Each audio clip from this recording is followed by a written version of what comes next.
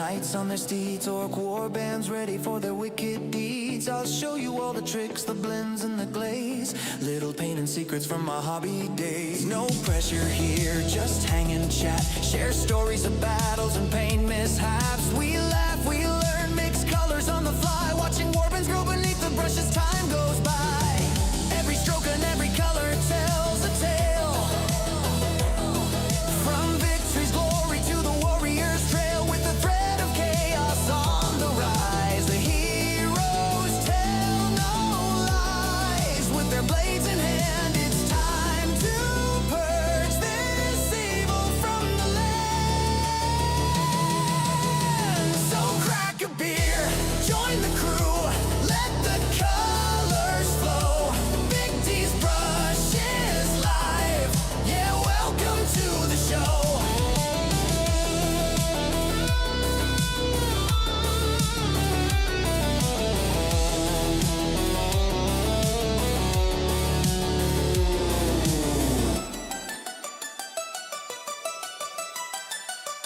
Let's paint!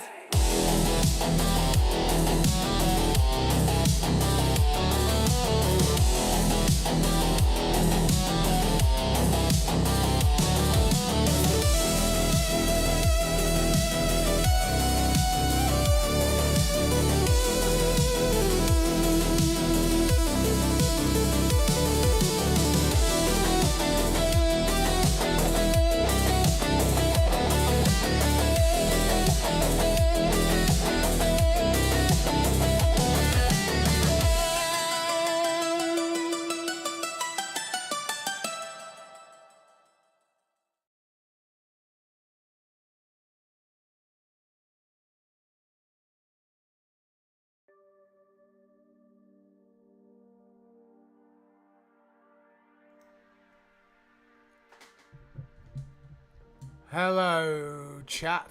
Hello, everyone. We are back. It is Wednesday, the 21st of January. It's 4 minutes past the hour. You know what time it is. It's BigDsBrush. Is that sounding good, broski? Audio's good. Fantastic. That's what I like to hear. I'll tell you what. This new microphone from Father Christmas is really coming up. Top bombing. So, Mad Eye. Thank you for joining us, brother. It's Wednesday, Mad Eye. It's Wednesday. So, it's time. So, let's have a second. Oh, yeah. Big love. Big love's in chat. Love all round. Love all round. So let's just check how we are on the. Oh, excellent! Thank you, broski. You read my mind. I'm gonna just put a big bosh, in the YouTube chat there with some love. Mad Eye with the old moist. It wouldn't be Mad Eye in the chat there without a moist. Oh, I want to say thank you for joining me, everyone. Yeah, it's been a while. It's been a wee while. It's been a while since I streamed last. I'm going to try and have an actual schedule at some point. I really am, guys. It's just with IRL work and stuff. My shifts aren't set days, and yeah, just sometimes you're just tired, and. When I stream, I want to have some level of energy. I want to have enthusiasm. I want to be able to talk. I want to be able to chat shit. I want to be able to, present to you, the information that I want to share as enthusiastically and animated as I can. And oh god, if I've had a particularly long week or whatever, 8-day stretch, 7-day stretch, 8-day, 9-day, whatever. We've all been like that, eh? We all have long days, hard days, long weeks, and sometimes you just want to put your slob clothes on, have a bit of munch, catch up on some YouTube, watch some streams. In my case, I've been watching a lot of Burnt Peanut there. Let's ride! Yes, so yeah, I didn't stream last night. I was gonna stream, but I didn't, and I realised it's just better to wait maybe one more day, get a good night's sleep, sound fresh, just sound energetic, really. So yeah. So I'm glad to be back. This is welcome to Wing It Wednesday. This is not going to be the official title for every Wednesday, of course, but I just genuinely didn't have Mad Eye back in 5. No worries, you take your time there, fella. I'm going to be here most of the night, really. Yeah, so Wing It Wednesday. It's not it's not going to be a reoccurring thing. I just won. It just sounded good because it's obviously Wing It Wednesday, WW. So and I don't really necessarily have a solid plan for this stream per se. I have plenty of what to talk about as in regards to the hobby and my plans in general. Again, I always tend to talk about, but again, it's all pertaining to the channel, the future of the channel, and just where I see the channel, going forward.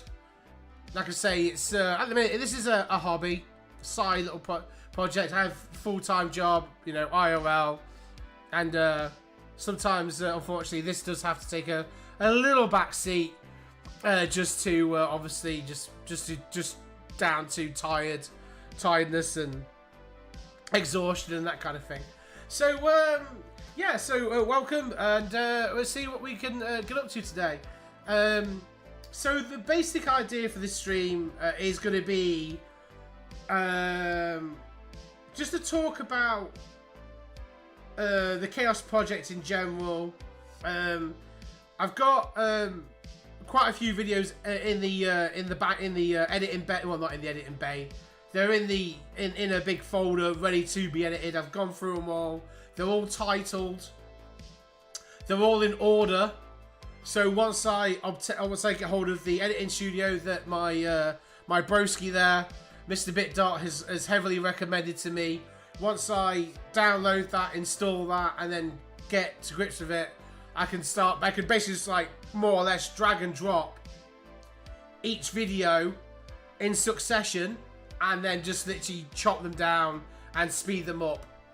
And then, do a little bit of hocus pocus in the editing thing. So I'm quite happy with that so far.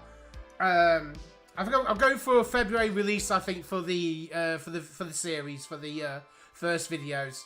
So I mean, what are we now? So we're obviously the 21st. So we've got a few about a week or so left of the month, which I think is enough time to get the first half of the first couple of videos done and edited, and then have the first one out ready for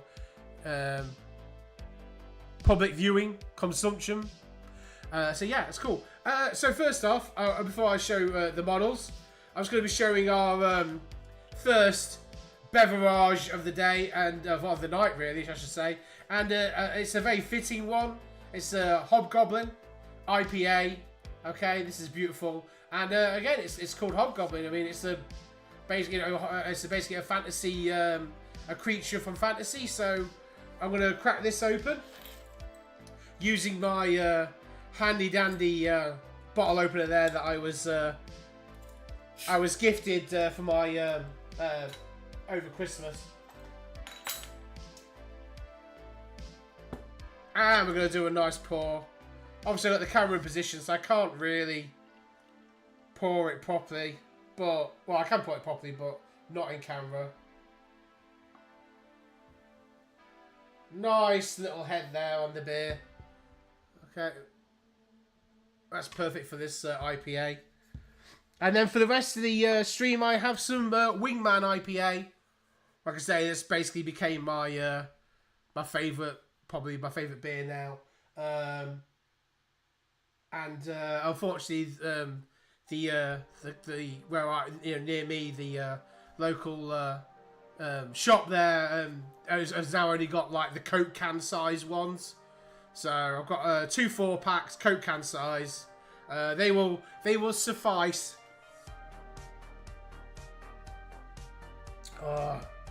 That is an absolutely beautiful IPA. I probably should have got 2 of these, but I didn't really think at the time, to be fair. And just to bring, you know, tears of joy there to Mr. BitDot. Literally, all day I've been absolutely fine. The second I go right, I'm gonna stream. I'm gonna go live. Well, I'm gonna get ready. I'm gonna go live. What happens? I start sniffling. So there we go. I'm gonna be sniffling and thinking, but I will blow my nose and I'll mute the mic, etc. Hopefully, it shouldn't be too bad.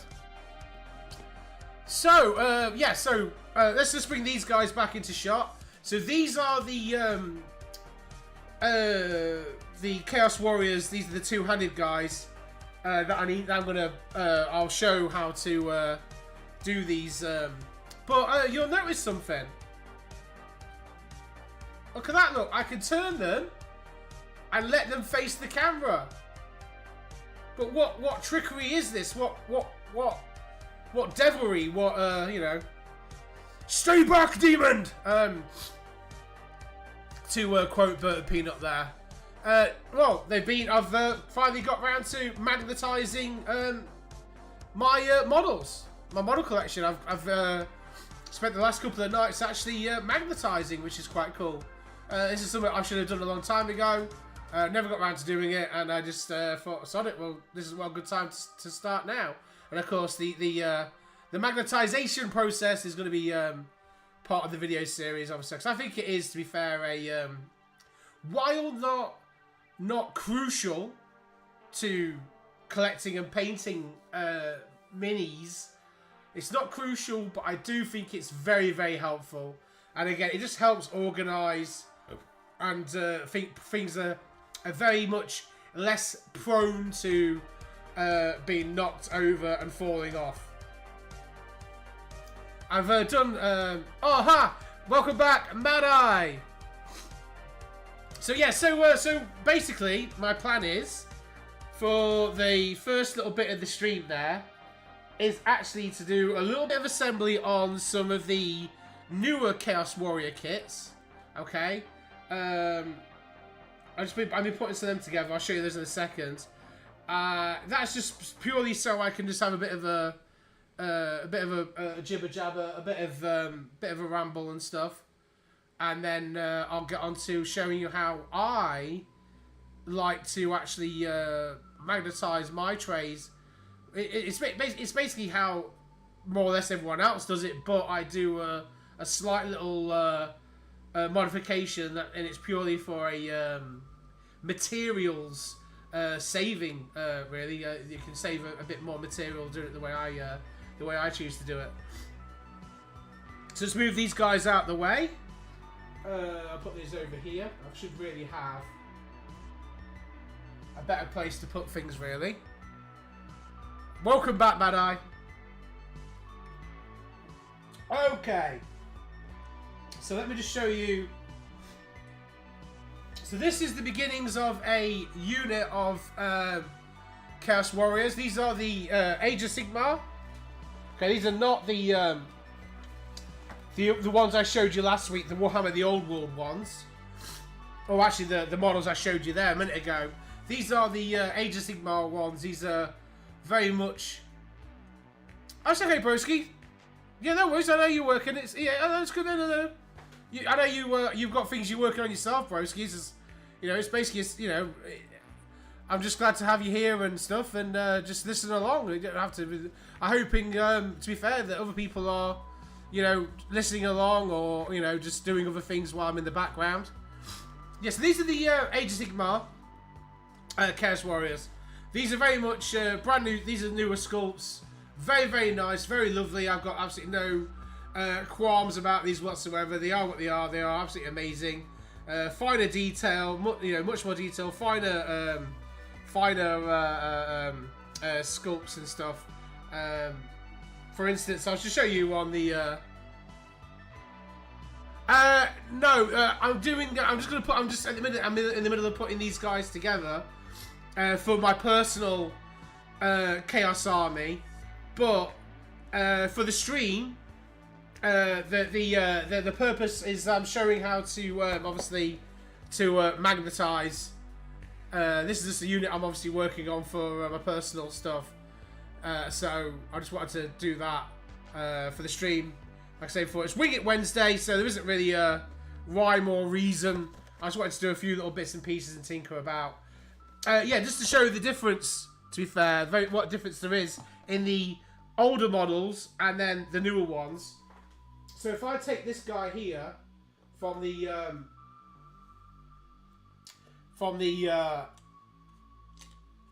Chaos Warriors, from the old world ones. Okay, so this guy here, and then I take the newer guy. So this is a standard bearer, this is a standard bearer, okay? They both look absolutely fine, but you'll just notice like things like the banner pole, okay, is much more. For this one, this guy looks like he's yeah, this one here is the newer one, bro. This is the newer. These are the Age of Sigmar ones. Very, very nice. Again, I got no absolute. There's no no qualms with these models. I think these models are fantastic. This is why I'm using these personally for my Chaos Army, and these would go really well with the newer the new Marauders that came out for Warhammer: The Old World. So they work really well. They work really well.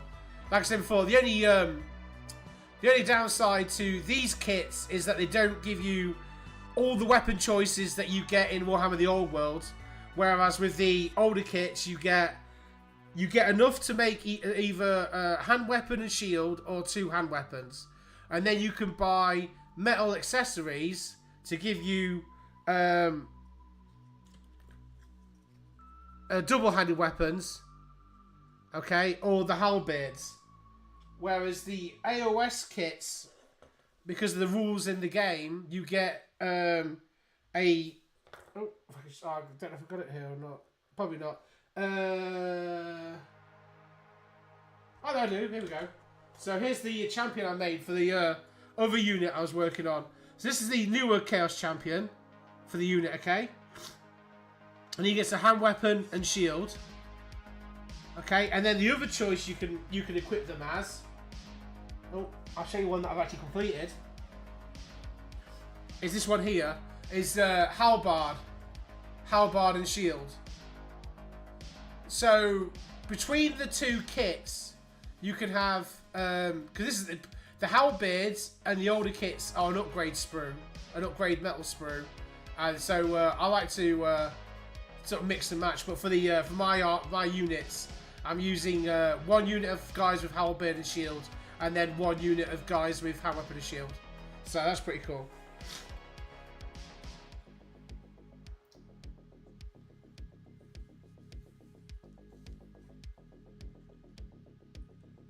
So let's put that back in there. So yeah, so I showed in that previous stream when assembling the models, like how kind of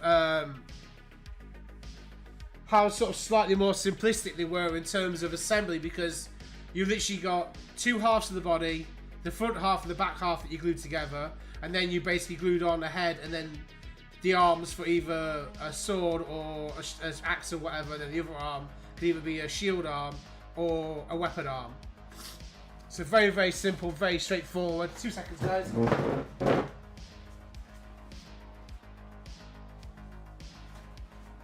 I just wait to get some kitchen roll quick, because I know my bro's going to lose his fucking mind if he hears me sniffle one more time. Okay. That's a bit better.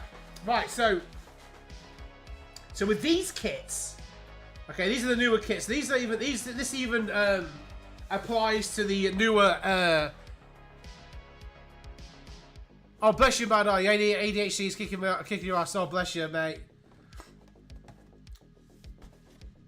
With the newer kits, essentially you get. So these are the instructions for the newer kits.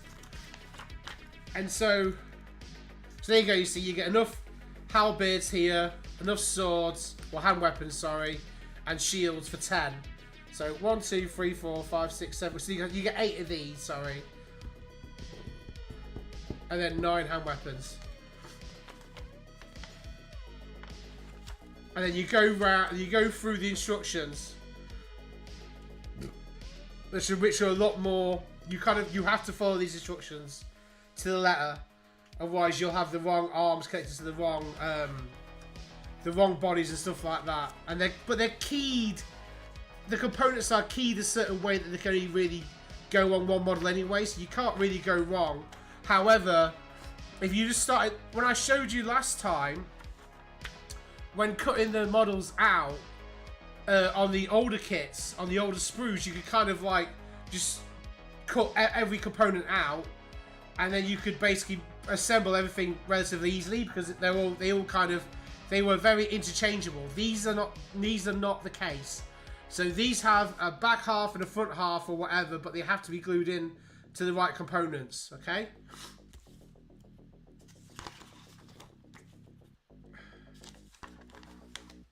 I've done a slight little... I found a spare head on the... So what I'm doing as well is I'm just trying to give this unit a little bit of extra character by...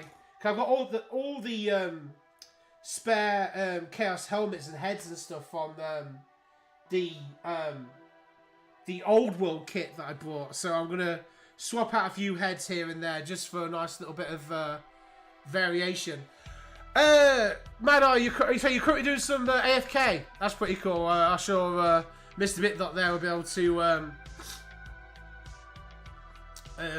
you know, obviously not sympathise, or sympathise, but also have a bit more of a connection. There we go. There we go. I knew that'd be fairly straightforward.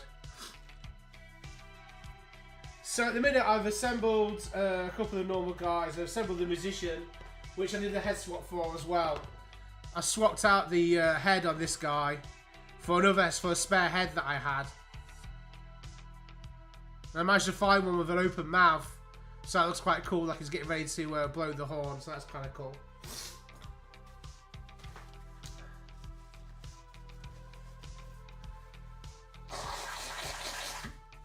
It's a nice background sound, but not when I'm fucking, for whatever reason, decides to fucking... Yeah, so, let's just clip out a model and show you how it goes together. So when I get... Now, normally what I recommend you have is a pen, okay? Cause this model only has 10 models in it. It builds 10 models, okay? So you can't go... This kit, sorry. So... This one is built. This guy is built. Okay. This is built. This is built. Built. That's the same model, but the variations. So I've done them already.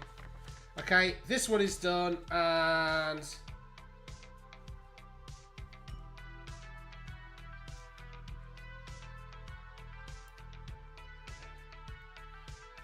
that one I'm doing now.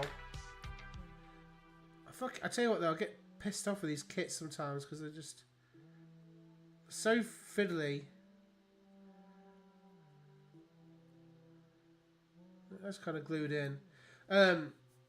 What I'm gonna do is I'll just the arm there's a bit wobbly. You'll see the arm there's a bit wobbly, so I might even be able to just pull them out. And there we go. So I've obviously not. It's not glued in very well. So what I'm gonna do. And I'm going to show you something, guys, because I was a bit of a wally last time. I was a big, massive wally with this glue, this super glue here. This is ages ago. I was showing you how to use, obviously, the super glue for stuff. And I was a complete wally. Absolute maniac, right? I have to admit, I had a proper, I don't know, just a lapse in judgment, brain dead, moron, moment, okay? Now... so I assumed this was just the lid. But this was a lid. You took the lid off and then squeezed out the... what this is it's a twist top. Okay? So at the top here... Because I wasn't getting... I thought... I don't like the way this glue... Because it had like a long... I'll show you quickly. So I pulled this off all the way. Okay? Like this. And I assumed that the glue basically ran down this bit here, and this was your applicator. When in fact, okay? When in fact, the super glue works like this. It's a twist top. So you twist it, and now you have your little open nozzle at the end there. So then you can just put your nozzle on the piece that you want to glue.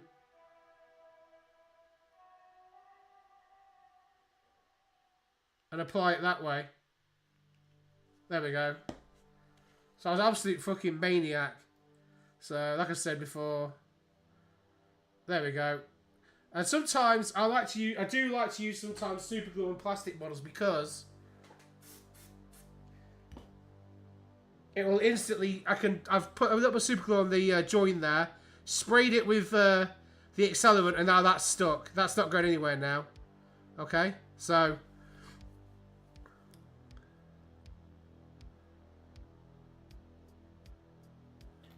I think I bollocks it up. No, maniac.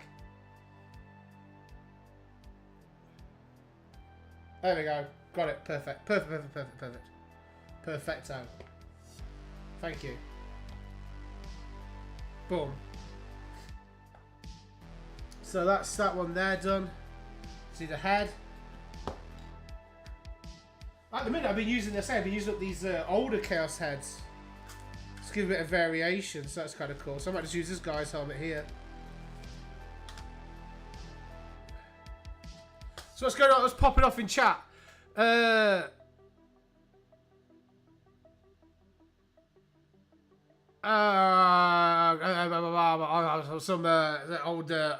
old school RuneScape talk there. Found out today my clan is oh, Jesus.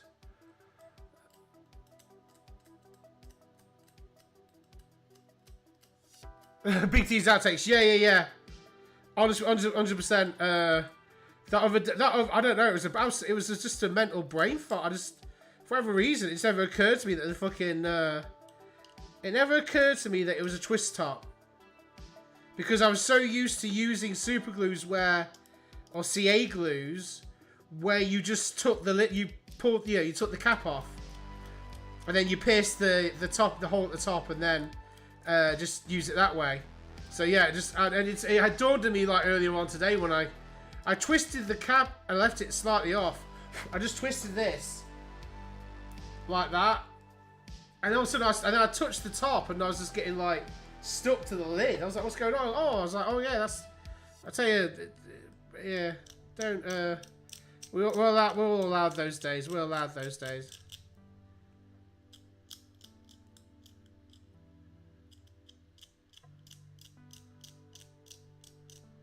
So I'm just cleaning up his head here. Okay, this is just a spare head. I mean, I could just use the ones in the kit. To be fair, I might just do that. I like a little bit of variation, but some of the reason why it's kind of cool actually is because if you decide to make your whole your Warhammer, the old world armies out of these kits, having the spare heads is quite good because, like I say, you don't get much variation in terms of the kits on these sprues. You kind of get like a head and it gets a couple of selection of heads, but you end up using the same ones or whatever. So it's good to have. Let's have a look at the which head is on that one. It doesn't really say. Basically says it lets you use whatever head you want, I suppose. This one here, look.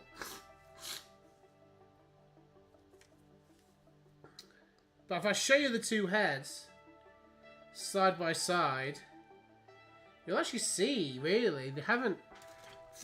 All it is that the detail has become finer with the development of technology. Because this newer stuff is obviously CAD, 3D rendered, sort of thing. So here's one of the older sort of heads, sorry, and then one of the newer helmets. You see, these are much more finer in detail than these ones, and slightly more finer in size as well. But they look really good. They look fine together.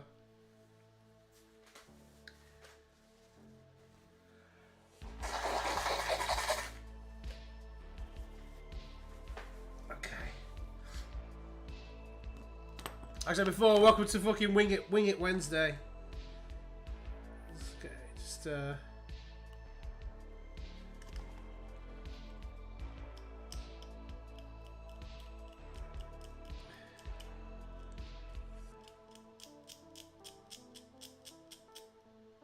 Oh, 100%. I think if you mean in terms of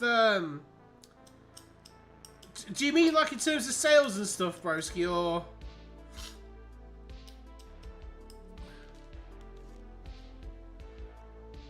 Because I think, yeah. Well, I think Warhammer the Old World is really sort of,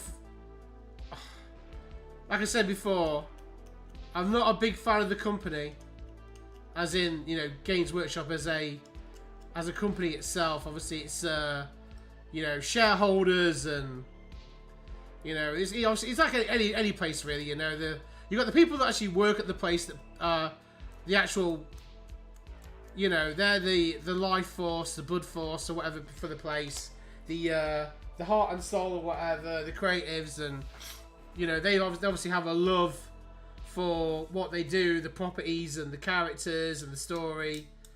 But unfortunately, you got,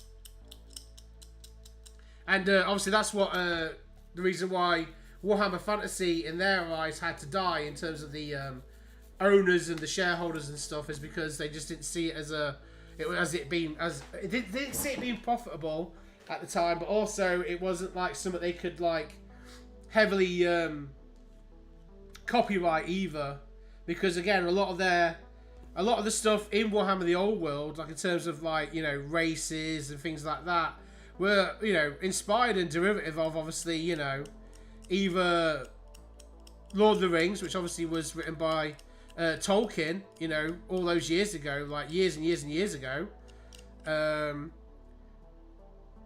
or you know, and obviously things like, you know, Dungeons and Dragons and all sorts of other fantasy novels and stuff that have been written all those years ago. So obviously they was heavily inspired by that when they came to produce Warhammer Fantasy all those years ago.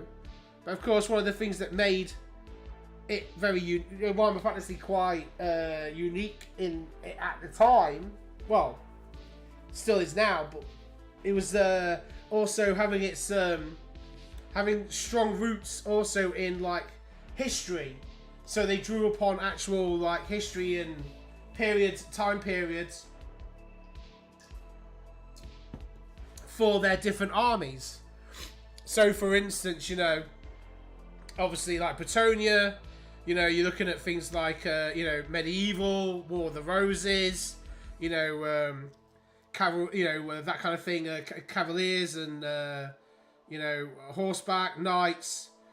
But also, you know, draws on, obviously, you know, King Arthur and stuff, obviously, you know, and also in some of the early editions of Warhammer Fantasy, I think it was Bretonia, I think it was the 5th edition one. They had like a little, you know, a little. There was a unit in the game for Bretonia that was basically like their take on Robin Hood, so the Legend of Robin Hood. So you had like the archer character who was Robin Hood, you had Little John, Friar Tuck, and then you had like basically like a specialist bowman unit that was like, you know, these you know, this little specialist like squad, this little unit of guys. So they drew on like all sorts of different things for their inspiration. Excuse me, but also had roots grounded in history. Empire very much, you know, again, it's based on history. I think it was like a lot of European, like Germany and stuff like that. They had, you know, pikemen and I think there was a unit called Landsknecht or Landsknecht or whatever. Basically, in these. They're basically the guys with the giant two-handed weapons, basically, in the you know, in the puffy sleeves and stuff like that. Those old style tunics and things like that. So you know, also there's even some of the what do you call it? more fantasy-esque races still would have sort of some kind of roots or some kind of grounding in some kind of actual history or whatever. So it was kind of cool. A lot of people. So again, a lot of people have so many different opinions and takes on what they think Warhammer Fantasy should be. Whereas you've got people who think it should be grounded fantasy, people who think it should be high fantasy, and blah blah blah. I'm somewhere in between. I really do like the high fantasy elements, but I do think it should also retain its roots in history. So like the clothing and stuff like that should reflect the time periods they're influenced by. But at the same time, I love things like, you know, all the dragons and wizards and the idea of them just blasting out spells and all that kind of stuff. So very I would say Warhammer Fantasy is very unique, a very unique game in terms of more so than Warhammer 40k in terms of its fan base, because even within most people tend to sort of will play Warhammer 40k as the editions go on. But you'll find, you did find with Warhammer Fantasy, and it still happens now, that you have a lot of people that will only play like the older editions of the game full stop. So I think I mentioned this before in my last stream. Maybe it was a bit later on into the stream though, Broski. I think you might have gone to bed by then. Where basically I was on about you have dedicated fan groups. So you have Warhammer 3rd Edition and fan groups, which is called Old Hammer, and they basically only play that edition of the. Go, boys, go. Fire away with your question.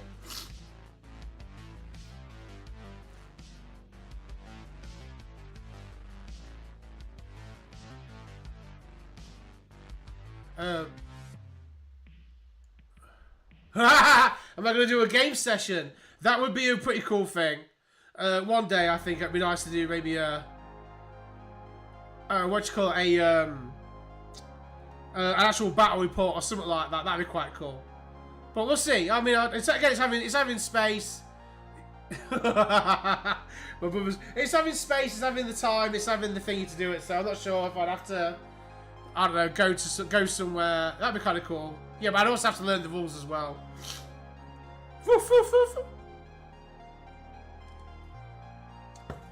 So yeah. So anyway, but basically, Broski, without obviously, I was rambling on there. Warhammer: The Old World, when they relaunched it, I talked to people like this before. That basically so I believe to this very day that Games Workshop, the main Games Workshop, they wanted Warhammer: The Old World. Oh, cheers, Broski. Thank you, bro. Yeah, they wanted Warhammer Fantasy, Warhammer: The Old World to fail. Okay, they wanted it to fail. And the reason why they wanted it to fail was because it was their decision to get rid of it in the first place and supersede it with Warhammer Age of Sigmar, which basically was the more trademarked and copyright owned, their own system in terms of like their races and stuff. So in that game, so their the Sigmarites and stuff like that, they wanted that, they were basically trademarkable, copyrightable, all that kind of stuff. So, and they were so certain of themselves. They were dead right. They did everything they could to basically tank Warhammer Fantasy at the time. They made it so, they overpriced the models drastically. They gave you less in a box. They give you like 10 models in the box, and you needed like 2 or 3 boxes for a unit. They charged you like 40 quid, so you needed to spend at least 80 to 120 pound on one unit in the game. It was fucking stupid. It wasn't viable, so people dipped out, right?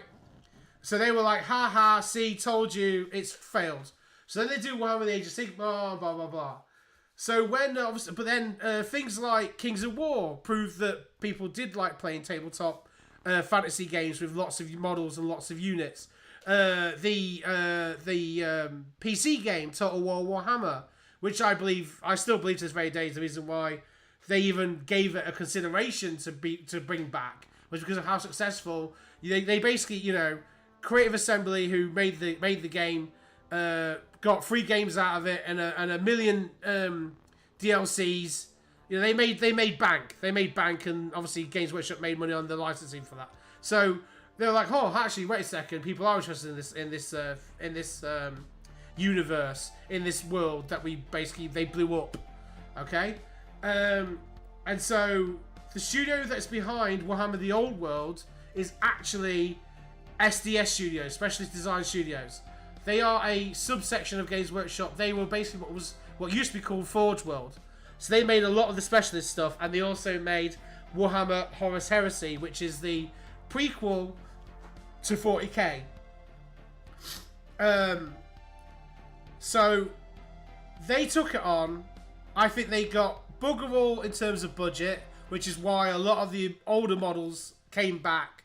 They had to, because they didn't have the money to make all new sculpts for everything, which was a shame, a big shame. But they made new sculpts where they could, like the model, the big bone dragon for Tomb Kings, the Lord on Pegasus Knight, the Pegasus Knight side, the Lord on Royal Pegasus, and new little units here and there, and new stuff. So, and then of course, but even with that being said, so even though the first 2 big box sets that were released for the launch was a Pretonia set and a Tomb King set, which had models dating as early back as 2000. Okay, those Tomb King skeletons are basically the same ones, broski, that we brought back in early 2000s, and even then they were hybrid kits because they used the old Skeleton Warrior main bodies that came out in like 96, I'm pretty sure, 95, 96. So they used the old bodies and they gave you an extra sprue with like some new weapons and new heads. And that was all. And then the same with the Bowman. The Bowman was the old bodies and then a new kit for the bows and the scalp and the quivers and things like that. So even back then, the Tomb Kings didn't get a whole new plastics for their kits. It was insane back then. So with that being said, models circa 2000, I'm pretty sure Bretonia was like 2001, 2002, because I know they came out after Tomb Kings, more or less. It still sold out. It did gangbusters. It sold out. You couldn't get the sets anywhere. The cards sold out. The dice sold out. Any resin models that they made, like the character models and stuff, they sold out. Stuff was just selling out left, right, and center. So it showed that people still, even though they were older kits, people still bought it. And of course, one of the great things is, and I think they were quite clever, SDS, because I think they knew that you'd have a lot of old boys, okay? Old boys of Warhammer Fantasy who wouldn't play. They had no intention of playing Warhammer: The Old World, but they wanted the older models to play Warhammer 4th edition, 5th edition, 6th edition, because they have their own little the hobby within a hobby. And obviously for a lot of that stuff, it was on eBay for hundreds of pounds. So it was harder for people to make older armies because they was getting scalped. Well, guess what SDS did? We basically churned out boxes and boxes and boxes of the older sculpts for certain armies that they could. And so they knew that even though if people weren't going to play Warhammer: The Old World, they would still buy these models because they were going to use them in their older games. And it was going to be a damn sight cheaper for the people to get them off Games Workshop than it was to get them off eBay. And that's why a lot of the made-to-order stuff that came out sold out. Like old sculpts, like really older sculpts, like classic sculpts, like really nice sculpts, classics. You know, then you had some of the new guys like basically turning their noses up at the older stuff. Which, okay, they're more used to the 3D modern CAD design, you know, creme de la creme. But you had the older boys who still prefer old sculpts, hand sculpted metal models, old plastics. And so they were making money off of that.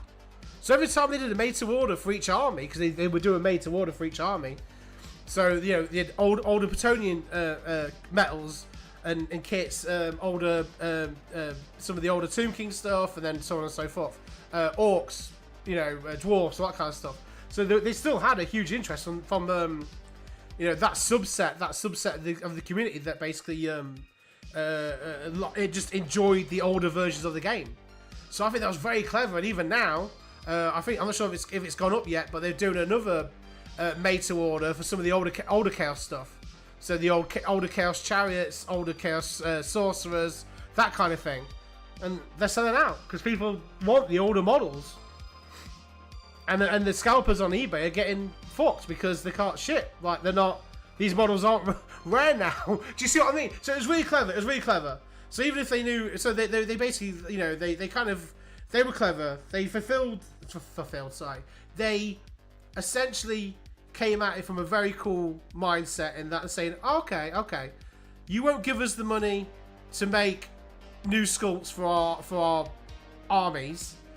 We'll just sell the older stuff, and then it'll sell. Because that's the thing. If they made, if they had made completely new sculpts for stuff, then the old boys wouldn't have bought any of the newer stuff for their old armies. You see, so it's still quite clever. It's quite clever.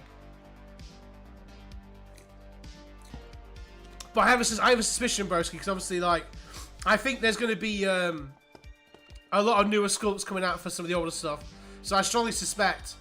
Because obviously Tomb King's got the new Lich Priests models and a cool new two new Tomb Prince models, one on horseback and one on foot, really nice new plastics, multi-kit, different weapons, different heads.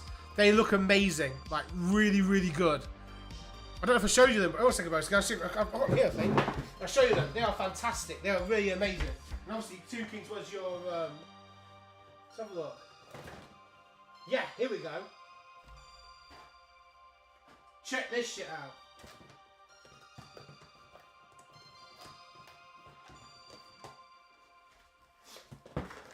Yeah, here we go. Ha! Yeah, check this shit out, bro. So this is what they can do now with the thingy stuff. I reckon we're going to be seeing some new. Tomb King's plastics soon. Some new units. Well, new sculpts for older units, should I say? New warriors and new bowmen and stuff. So this is the Royal Heralds. Sorry, I know there's a glare on there, but look at them.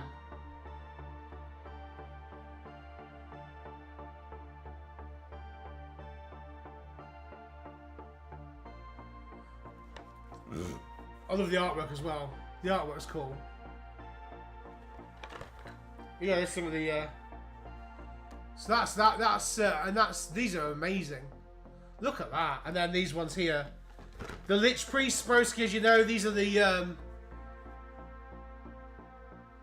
foundation, I think, for the. Because if these die, that's it. It's fucking game over. But yeah, so they look really cool.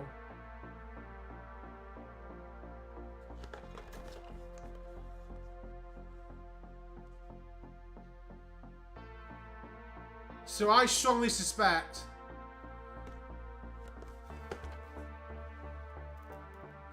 Yeah.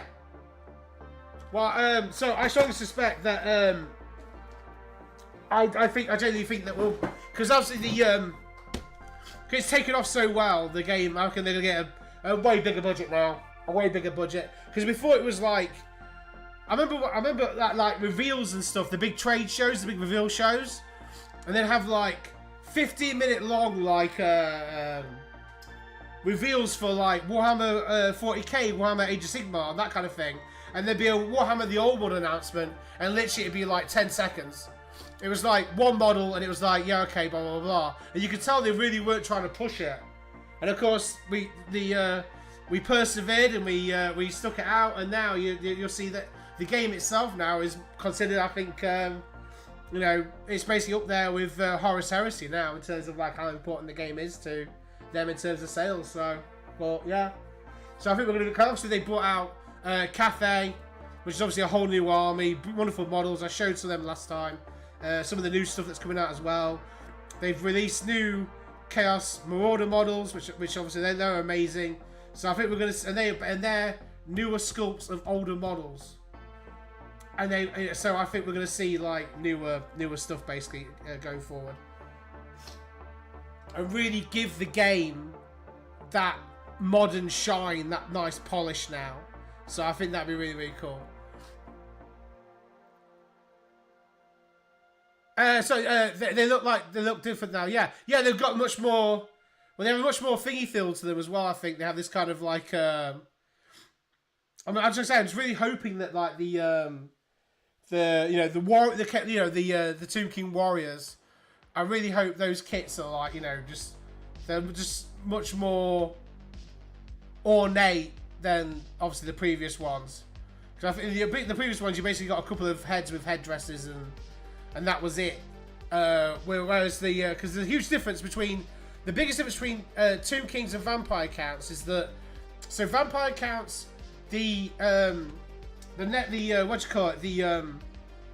Necromonders or whatever the sorcerers and that when they would rise the warriors from the ground, from the grave, right? So basically, they would be as is. Whereas with Tomb Kings, their warriors were basically entombed with them. So the Tomb Kings and the Tomb Princes would be entombed in pyramids, but then also their armies would be entombed with them, because they were their loyal army, they were their loyal guard, they were, so they would have like more ornate stuff on them, like more ornamentation, more stuff. So I'm really hoping that when they do get around to doing the new, just normal warriors and the bowmen, that they have more Egyptian looking, more headdresses, the sort of the collar type thing, the chest armor, all that kind of cool stuff. I think they would look really, really good. Okay, so that guy's figured on. I just got to. What I've been doing also is I've been gluing on a little bit of plastic to each bit of the to the foot there, because I like to raise them off the. You'll see here I've been doing it on these ones, and that's just to give them that. I showed it before. It gives you that little. This is like a 1mm thick piece of plasticard. So when I sit this onto the base and then sand around it, the sand actually like comes up to the plasticard and doesn't come up over the feet. So it actually looks like he's actually standing on the ground, not in the ground, if that makes sense. That's why I do that now anyway. But it's very straightforward. I just use the super glue there and a bit of 1mm plasticard that I just cut to. I cut lengths of 1mm plasticard and then just cut them to size as needed. I need my scalpel as well just to help me pick it up. So I tend to sort of just roughly measure the length there that I need for the foot. And I think he's sort of like on his tiptoes as he's walking. Not tiptoes, but he's the way he's. So I'm gonna just have a little bit there for his foot as well. So all I do is just dab a little bit of. You'll see there, it's kind of like he's like that. So that bit there will be touching the ground. So there's on the super glue here. It's seized up. Please don't seize up on me. That's one now. Now I know how it pretty works. You have to kind of just remember to use a bit of kitchen roll. Oh, there we go. Literally 2 or 3 drops of super glue on the foot there. There we go. That's enough. Take your scalpel. I like to use the scalpel to pick up the little bit of plasticard and just put it on the foot there, and then pull the blade down. That way it just releases itself from the plasticard and lift back up again. This super glue is actually really, really good. This, I think it's called Bond It. Yeah, Bond It. This is called Glue Monster Bond It This is fantastic stuff. This is actually better than the other stuff I used to use. And I love the applicator for it. Again, there you go. Look, tiniest little. You can see the thingy there, the little reflection where the little bit of super glue is. Boom, and then just we'll plunk that on the foot there.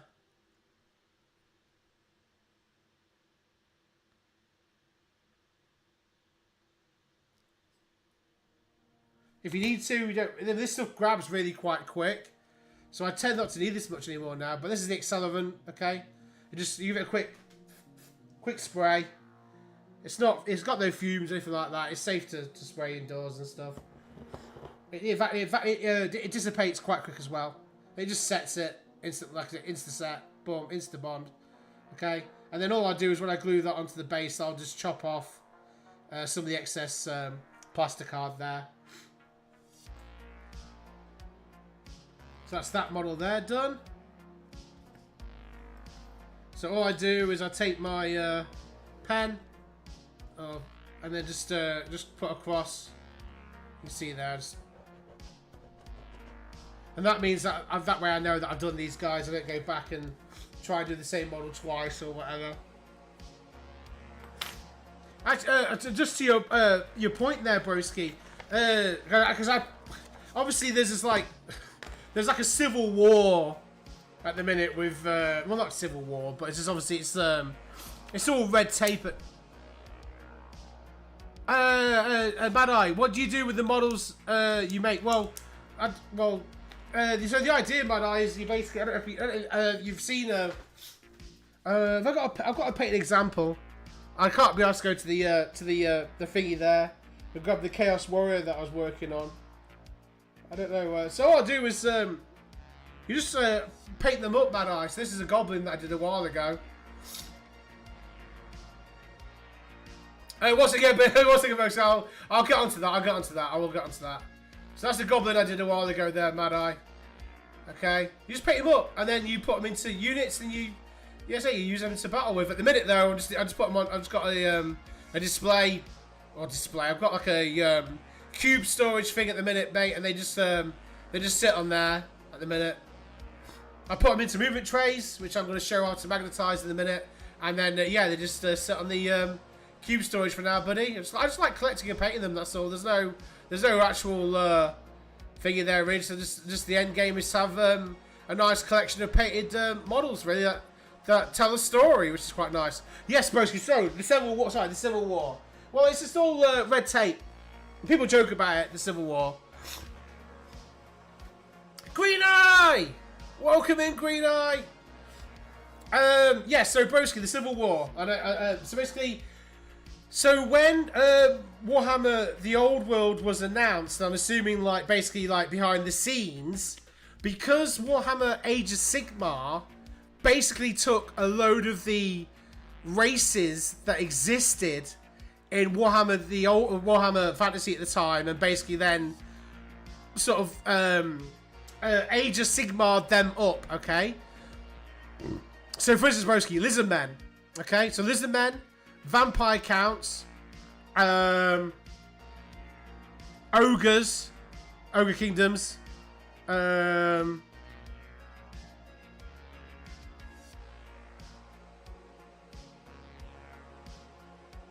some reason at the minute they're not allowed to use, for whatever reason they're not allowed to use Dark Elves, even though Age of Sigmar doesn't really have a Dark Elves army per se. But so basically things like lizard men, because Age of Sigmar has the Seraphim. Okay, so for whatever reason, they weren't allowed. So Warhammer the Old World, the development team weren't allowed to use lizardmen officially in their game. So they're not in the lore. I think they're mentioned a little bit. Other than that, they're not. Oh, Skaven as well. So no Skaven. There's no Skaven in Warhammer the Old World as an official playable army. Okay. Who as I say, thingy, yeah. So, and so basically, so Warhammer the Old World now has 10 armies. It was 9 originally. Now it's 10 because you got Cathay. So I think basically what went down, broski, was that they went, okay, you can have this, but you can't have that. You can't have this, you can't have that. So basically, so Specialist Design Studios. Oh, that didn't work. Go back. I'm sure I'll put it on loop. Okay, there we go. Yeah, sorry, Specialist Design Studios. So basically did best with what they could. So they only had 9 armies to choose from, basically, and they had to. Luckily enough, Games Workshop didn't seem to care about Bretonia at the time, anyway. So now we've got a really cool Bretonian army with some really cool characters and things. They didn't care about Tomb Kings, so we got Tomb Kings. We ended up getting Beastmen for some reason, which is quite cool. Chaos is chaos anyway, so there was not much you can really do about that. High Elves, Wood Elves. So Empire, Bretonia, Chaos, High Elves, Wood Elves, Beastmen, Dwarfs.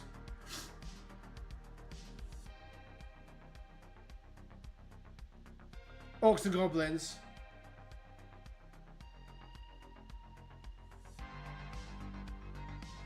Cafe. What's the other one?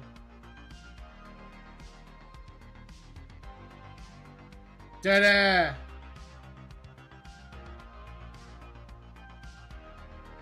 I've got all the army books anyway. I can't remember which one fucking the army was. But yeah, so basically fucking what do you call it? So that's basically what happened there, broski. So yeah, there's some armies that we won't see officially in the game. So basically, like, so Lizard Men will never be in Warhammer the Old World because it's an Age of Sigmar thing now, which is a shame.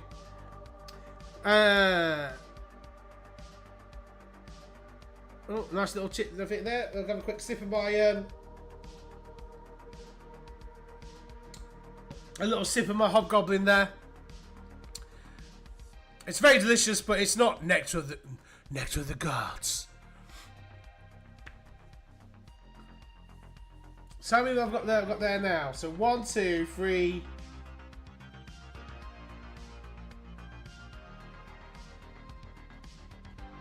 So ideally, I need one more model. Then we can magnetize the doodah.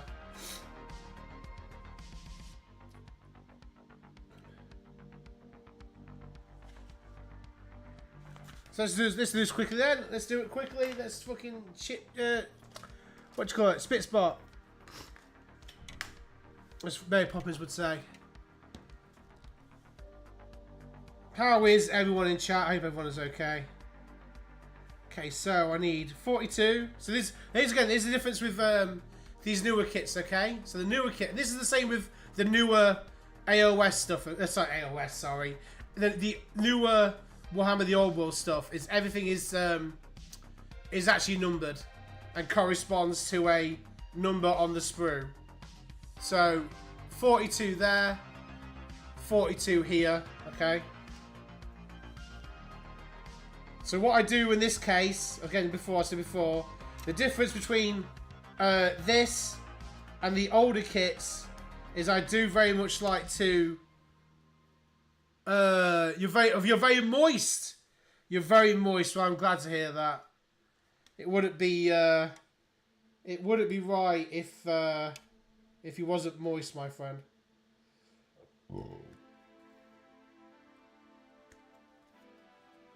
It wouldn't be right if he wasn't moist.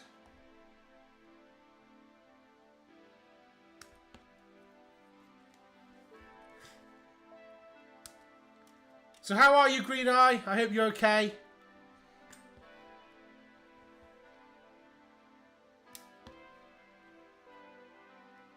It wouldn't be a stream without Green Eye in the chat. I am very well, thank you, Green Eye. Very, very well. I'm very good, actually. I was, admittedly, I said at the start of the stream. I'm not sure if you maybe listening or whatever, but yeah, yesterday I was a bit fatigued, a bit tired, a bit exhausted. So I knew it was the right decision to not stream yesterday, but I still felt a bit kind of crap because I didn't stream, if that makes sense. But sometimes you have to do the right thing and just step away. Like I said before, this is a hobby. Okay, it's not, you know, it's just a hobby. So if I can't, I shouldn't make myself. I shouldn't feel guilty.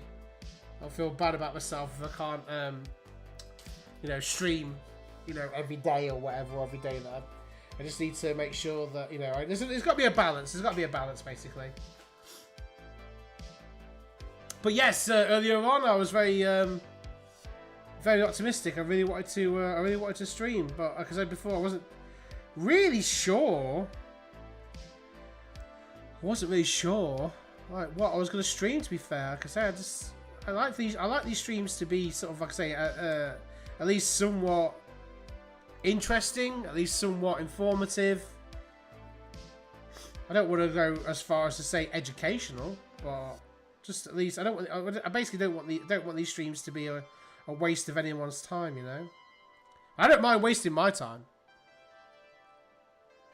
Oh, bless you, man. You're too kind. I mean, all I'm doing at the minute really is I think this is the funny thing. My bloody fucking stream, you know, BigDsBrush, the intro song. He's like, oh, you know, so let's paint. It's like, well, what have you actually fucking painted? Nothing.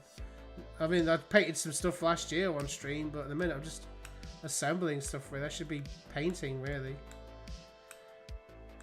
But there is a valid reason that I'm not, and that's because one, I'm limited for space in my setup at the moment. So here, where I am now, I'm very limited. I'm limited for space. I have a decent sized workspace. Don't get me wrong, but basically, I'm in assembly mode.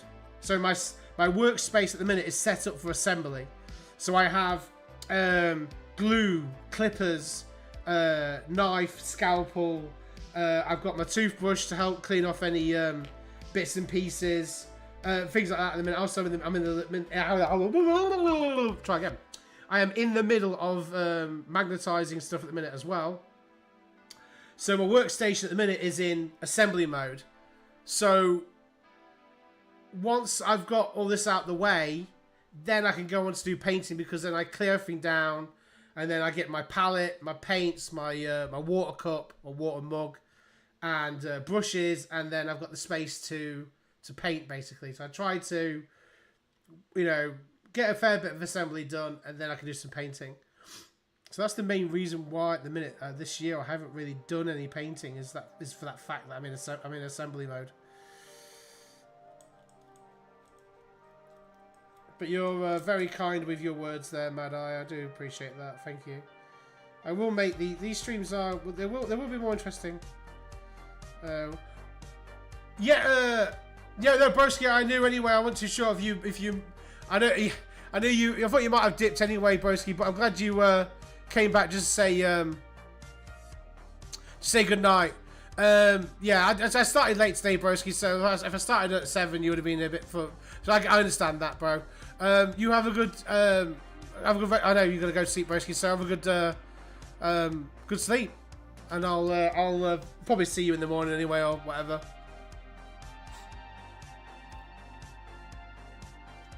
Good night, my broski. Thank you again for everything, and thank you for banning that bot earlier on.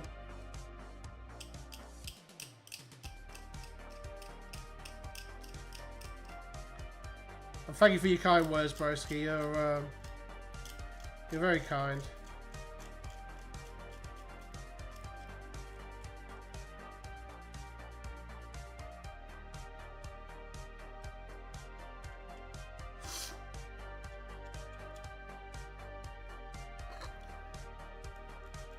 So you still AFK and then Mad Eye? Bosh broski, Bosh.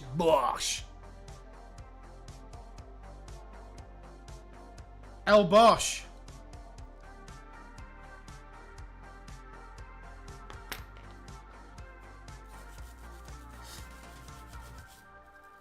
Are you Green Eye? Are you up to much?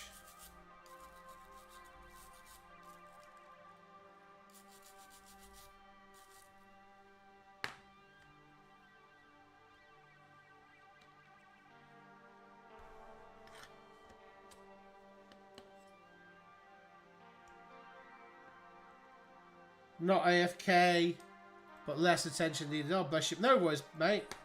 No worries at all. Where is... Sorry, 1 second, guys. Oh, there it is. I mentioned before in one of my streams about I have 2 different types of knives that I like to use. So I have a scalpel that I kind of use to do like removal of little nubs and things like that. But I actually like to use these kind of retractable blades for any kind of scraping.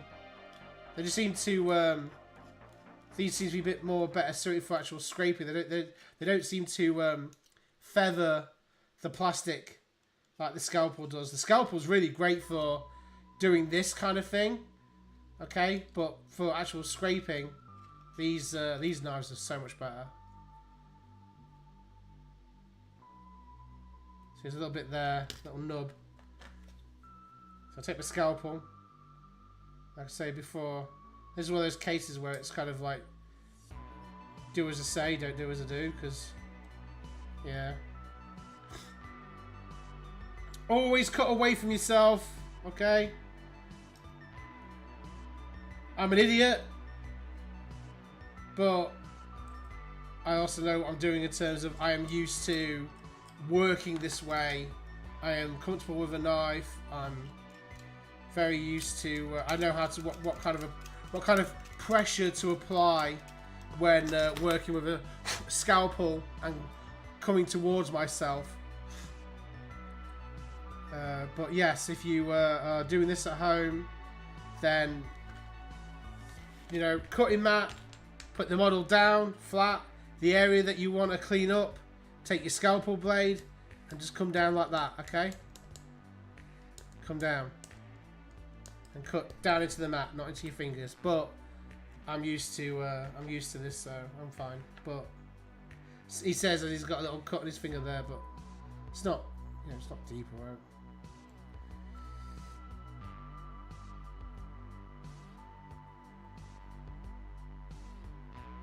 So those 2 bits there, they're done. The shield is done. Just gonna do the whole beard now.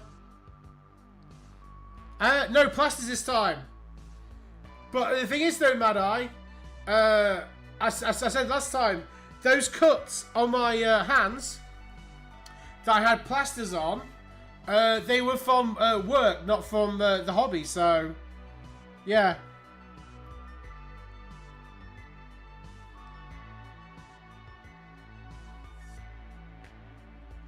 It's very rare that I cut myself actually doing this, the hobby.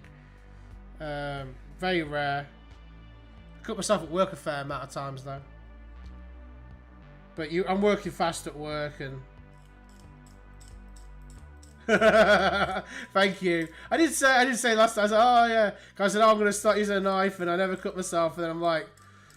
But I know you're gonna go, but you've got like 1 million plasters. I'm like, yeah, that's because I cut myself at work because I'm, you know, chopping so fast and prepping food and things like that. That I just go too fast sometimes, and I don't always pay attention.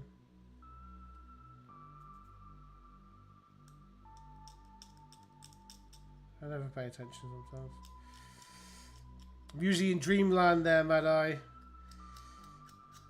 I'm working, but I'm wishing I was dreaming about other things, other places, better places that I'd rather be. I like to think about my happy place sometimes, bud. Makes the day go quicker. So yeah, I'm just gonna take this little nub off here. There we go.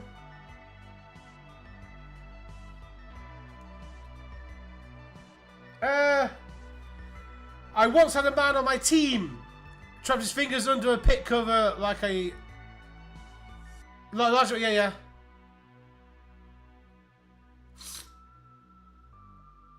Oh mate, I bet that was fucking nasty. Green Eye, I was AFK then. Mr. Bit.gone to land. Yes, he's gone to land and nod now, bless him.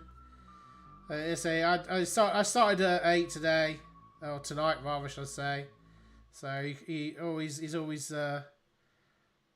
gone by 9, unless it's you know, as long as if it's a school night, he's gone by 9. Bless him. He did say goodbye to you, Green Eye.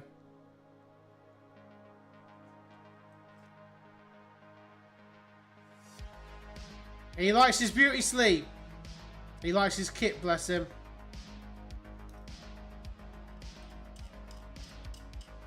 He's like a bear, Mad Eye. He's like a bear. He needs to hibernate. He needs to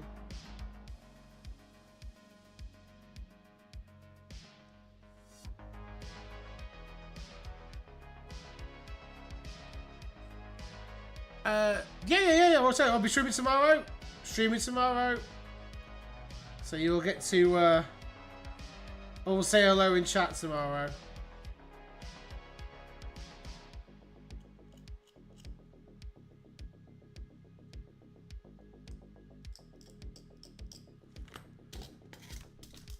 Ooh. One thing I will work on, I'll tell you now, guys, is a slightly better setup in terms of for filming and stuff like that. Okay, so that's that one.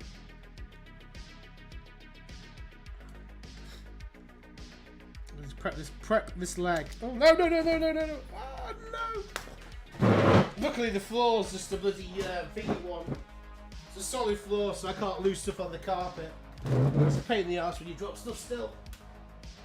Oh well, it gives me a perfect chance to go into the supply cache, the weapons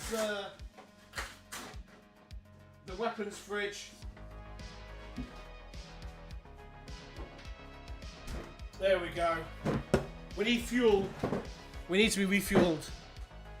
And I retrieved the leg as well. The leg pinged into. Luckily, I'll tell you now. The best. But look at this. Look. Bloody Coke can. Bloody thing.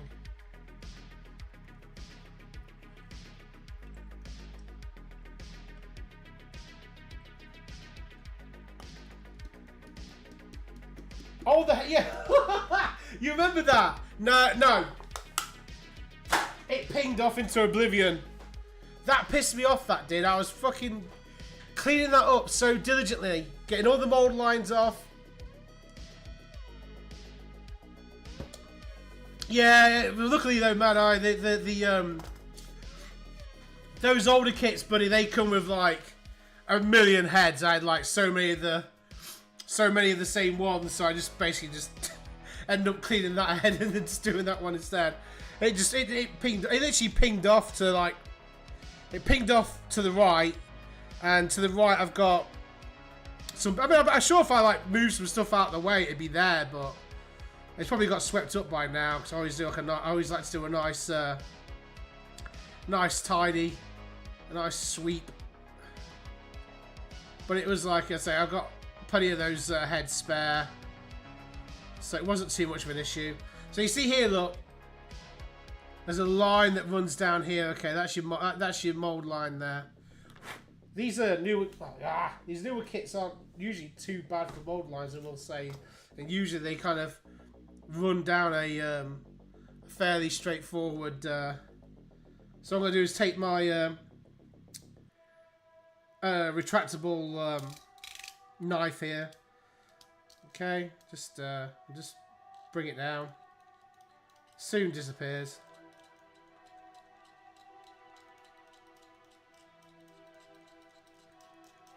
Beautiful.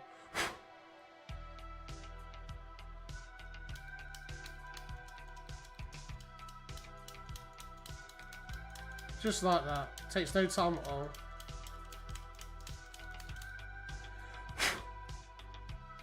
Thing is though, Mad Eye, I'm not gonna lie, I've put together so many models in my lifetime. Okay? The phenomena of Weird, but I really fancy it. Hey, you can't go wrong with a nice glass of milk, Mad Eye.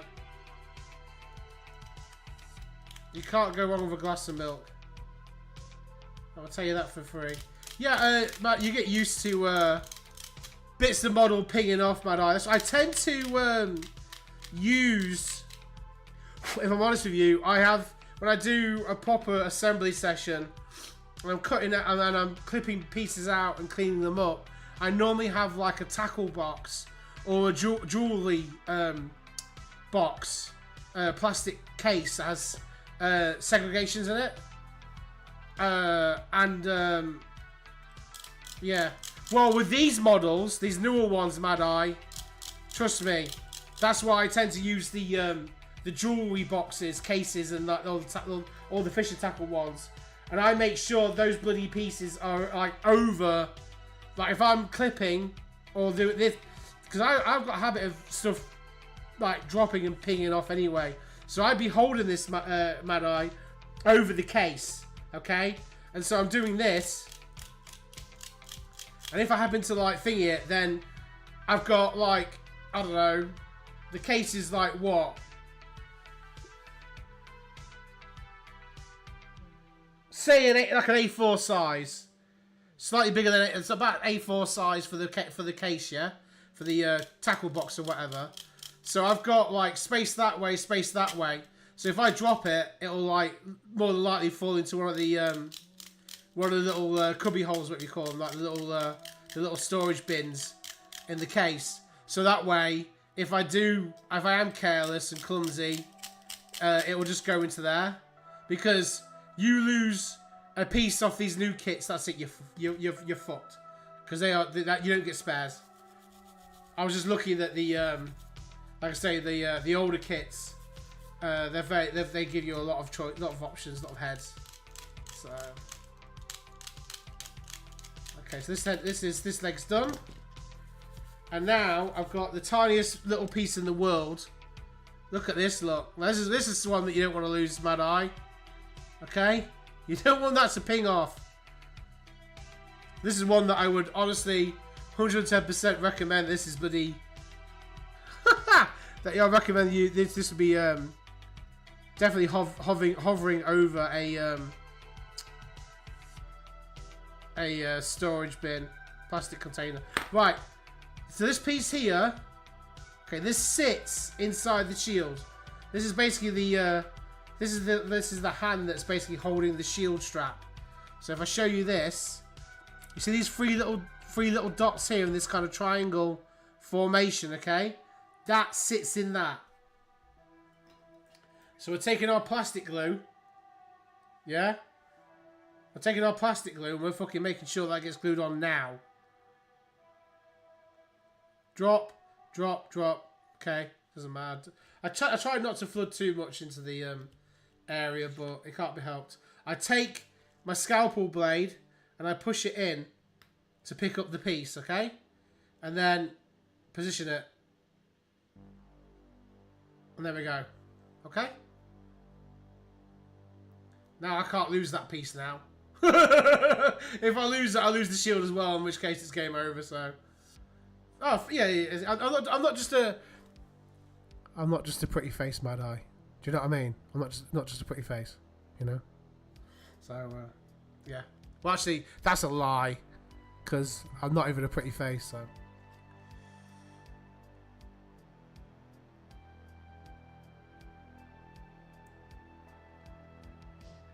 But that, yeah, so that will just set up there nicely, so we leave that there for it to, like I said, I mentioned before that obviously plastic glue is a weld. It basically welds.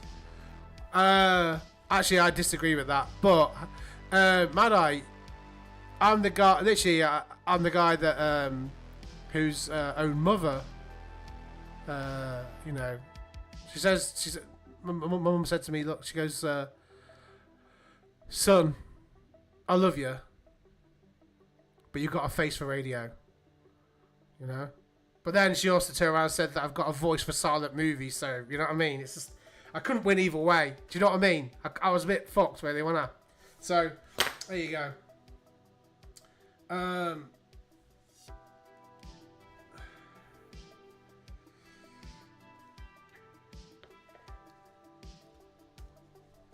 Just gonna take a nice little sip there of my beverage.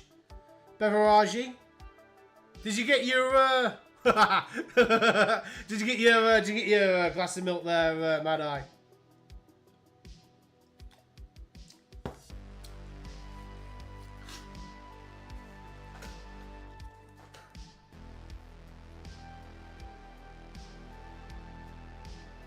Well, I'm on the old I'm on the Steve Weisers tonight there, Mad Eye. I'm on the old Brewskis. I'm on the old Steve Weisers.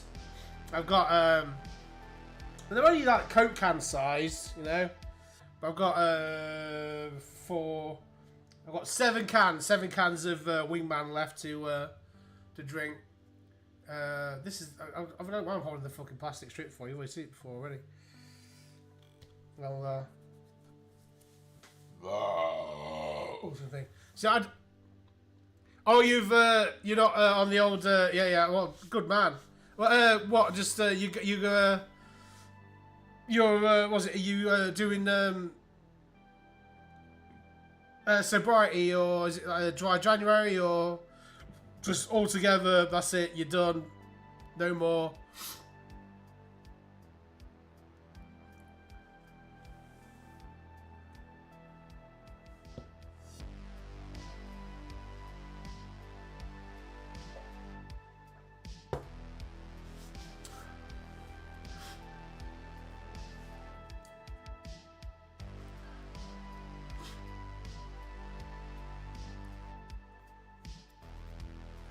I mean, obviously, if it's okay,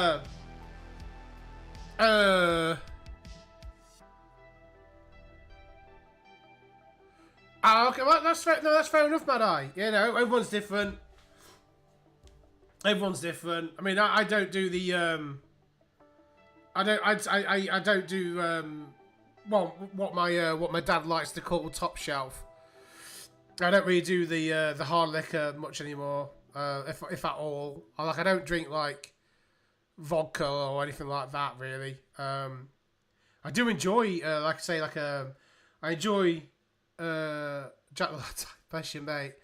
Yeah, I'm mostly I'm mostly like you know, lagers, bitters, ales. I'm on the IPAs at the minute. Very much so at the minute, but I never really do top shelf. That really, I'm not really that bad for that kind of thing. So I don't like have like hard liquor as, but I do enjoy some hard liquors, but I don't like drink them like loads. I like a nice rum, maybe a nice whiskey.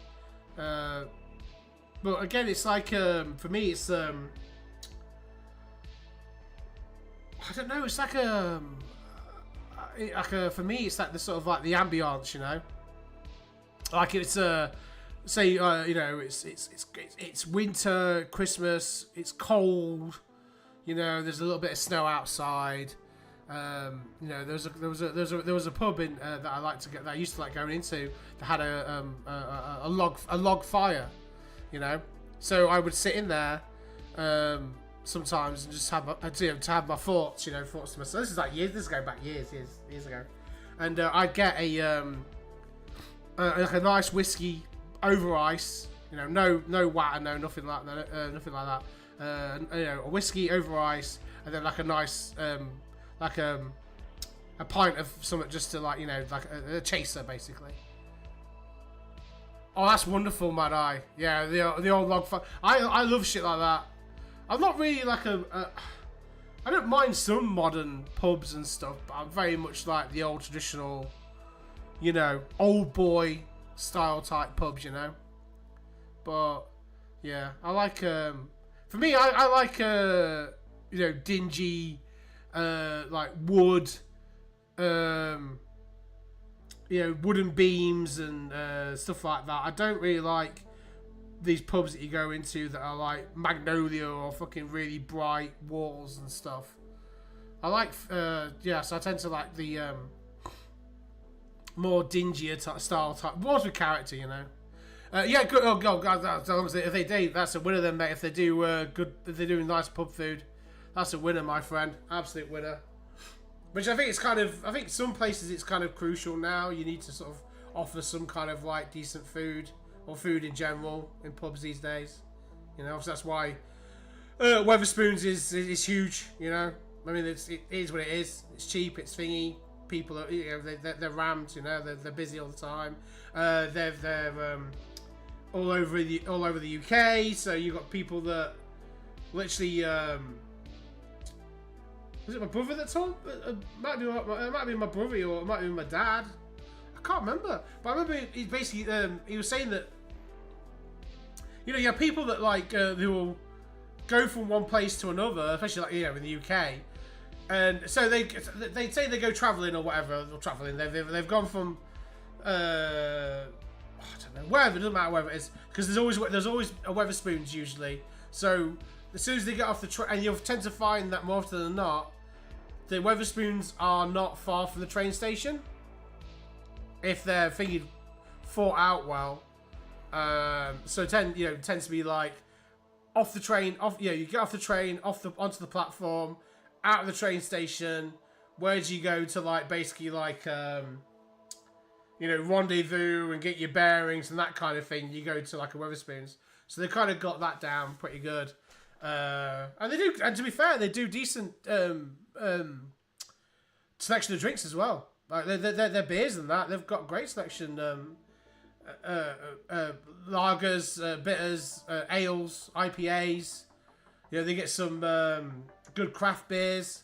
You know, that they rotate every now and again. Especially they depending on where you are as well, they'll get certain beers and stuff that's local to the area, and so that's really kind of, I kind of like that. It's kind of cool. But the food is what it is. The food is what it is. You know, it's not. It's just half it's all pinged and deep fried and stuff. But it's cheap and it's what people, you know, especially this day and age, mate. Now it's kind of like, you know, it is what it is. It's like obviously, one of the towns that's near us. Obviously, I can't give specifics, my friend. But I used to go to this. You know, I go to another. Catch the bus and go elsewhere because they had a Warhammer shop. Well, they have a Warhammer shop there now, but they had an official Games Workshop Warhammer shop, and then they'd have a local friendly game store as well. And so I would go there and I would go to Games Workshop, go to the thingy one, and I'd always go to the a pub that was there, not far from the bus station, and. It's funny because it's like it's a rock pub. It's rock star. You know, you go in there. It's that kind of stuff on the walls. The music on the on the jukebox there. This music selection is like kind of like rock and blah blah blah. You know, that kind of thing. And I used to. I like obviously my silhouette. My image is obviously like supposed to be like me. It's like wearing a hoodie and stuff like that. I like to wear hoodies. So it was funny. I used to go in there in my hoodies and stuff, and I used to like kind of like blend in, but I never knew. I like some rock music and stuff, but I'm not the biggest aficionado and stuff. Like I hear a tune, I like it, but I used to like blend in and just But it was good. It was good atmosphere, good beer. So yeah.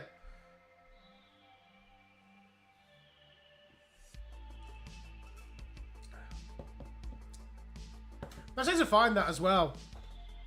This is turned into sort of like, the soapbox hour or whatever, but tend to find that a lot of places have have misconceptions with pubs and stuff, and I do understand that sometimes you can get places that are a bit rough and blah blah blah, but more often than not, you tend to find that pubs are, if you keep yourself to yourself and don't go in there and try and fucking swing your fucking dick about, and don't be an arsehole, and don't treat people with disrespect.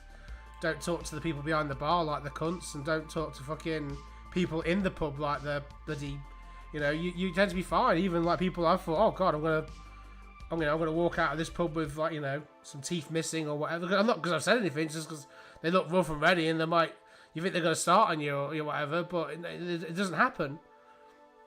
You tend to find that it's like if you live somewhere that is relatively small, it's the big fish in a small pond mentality. You tend to find you get started on more in your local place, if you're like in a thingy area, by idiots than you would do if you went out into a major city. You know, you go to that. It's very interesting. It's just a weird thing now, but obviously there was that weird thing they were trying to do about stopping like pub banter and stuff like that. I'm just like, it's just crazy. Like, I don't know. It's just weird.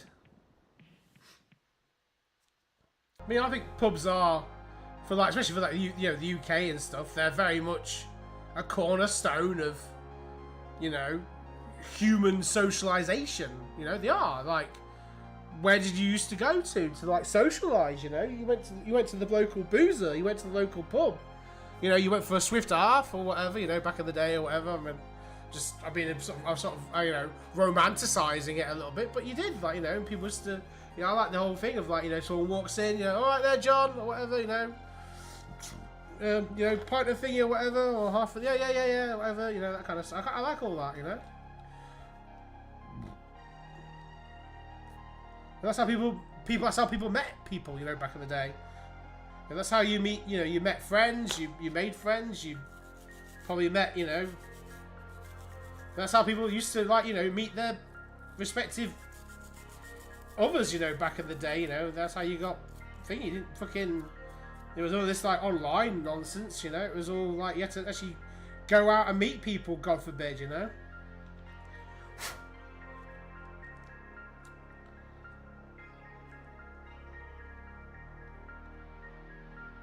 Okay, so there we go. So these two are there.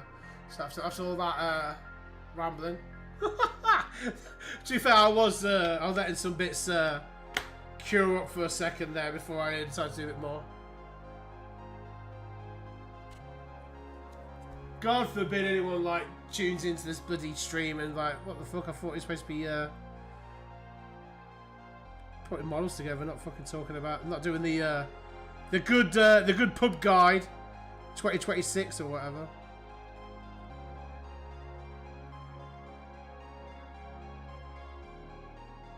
But I make no what you call it. I make no apologies. I do like a nice beer and stuff. I did try, to be fair. I was going to try and do dry January or whatever it is, but it wasn't gonna happen. There's no chance. No chance on God's green earth that was gonna happen. I just like a nice beer, you know. One of the few pleasures in life, like a nice, just, but like I say, like a nice beer, you know. Nice. I'm not talking about getting fucking hammered or whatever every night. Fucking. Like I said before, you know, I'm not down in like liters of fucking industrial paint stripper every night. You know what I mean?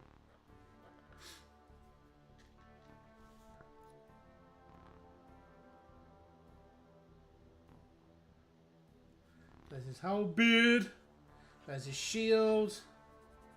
This is where I might use one of the other heads, because the head that he has is I like the more traditional looking Chaos guys with the horns and stuff, you know.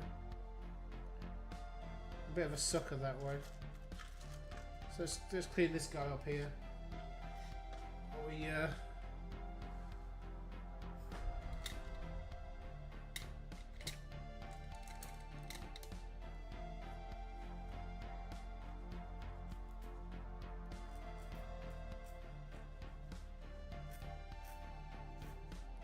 I used to like. I used to like the old, you know, the old sort of old school bravado, not bravado, what do you call it? Like this sort of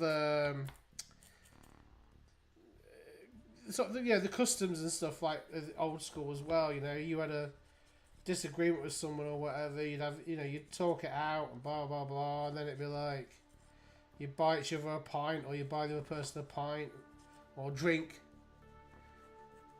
It was weird. That was like a really. It was like a what do you call it? It was almost like a sort of unwritten. Just using a file here to clean off the horns there. But yeah, like a really cool kind of way. I like that kind of unspoken. This is my, you know, it was like a way of putting the past behind you, you know. Cause, but again, it's like I kind of get it. Because it's like, well, you're buying someone you know, a drink or whatever. It's like share, you know, like the old school, you know, when you used to share food. You know, if you invited someone into your home, you know, to break bread or whatever, you know, obviously now it's kind of like thingy, but you know, back in the olden days and shit, you know, when food was, you know, it wasn't as fucking. Now we're spoiled for choice. You walk into a supermarket, boom, there you go. Obviously back then, you know, it wasn't as so to invite someone into your home and share food, to break bread, to feed someone, to put food in, you know, food in their mouths and that kind of. I like all that kind of stuff, you know. A sort of slightly sort of romanticized version of things. Simpler times.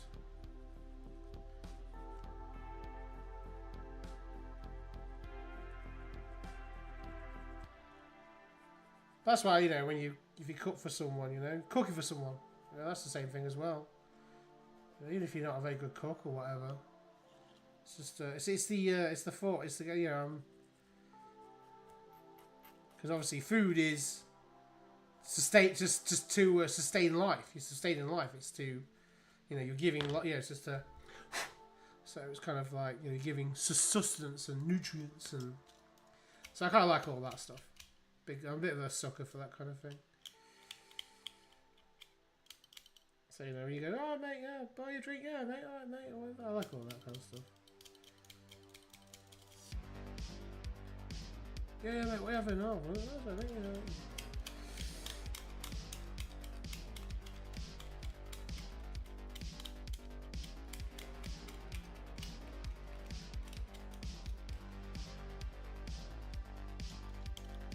How is everyone in chat? Is everyone okay? I'm just rambling here talking. The philosophies of life. BigDsBrush style.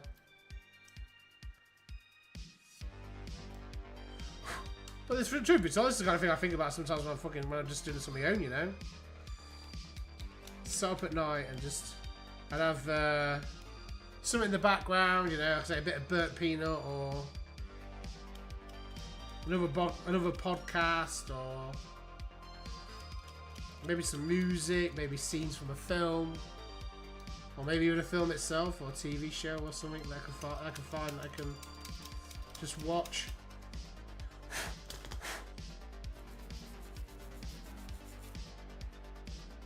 This is one of the older heads here. I've just got it cleaned up.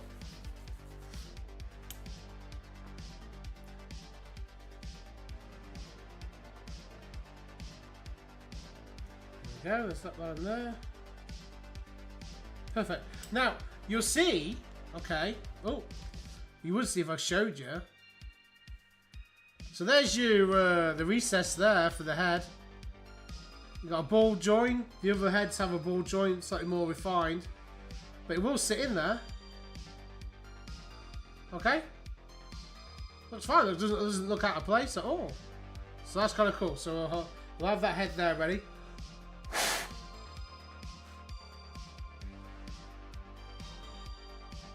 Okay, so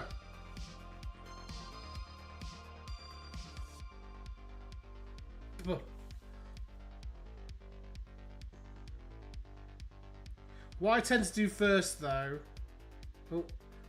is I tend to glue the weapon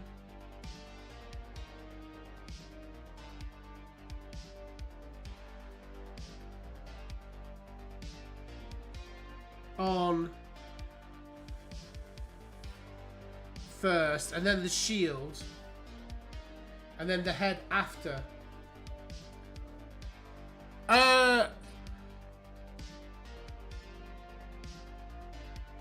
Oh, yes, mate. You take care, my friend. Thank you for stopping by. I really do appreciate it. You're a diamond there, fella, and I'm streaming again tomorrow if you want to pop in. Say it back. I'll probably do a 7 o'clock start tomorrow though. But yeah, I'll be good. It'll be good to see you, mate. You take care, and I'll be good. A good rest of the evening. Oh, that's cool then, man. It's great to see you, my friend. Thank you very much for popping by.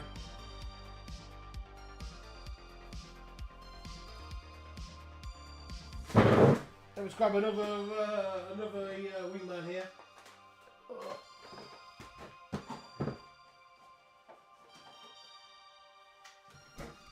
I should have a what do you call it, really?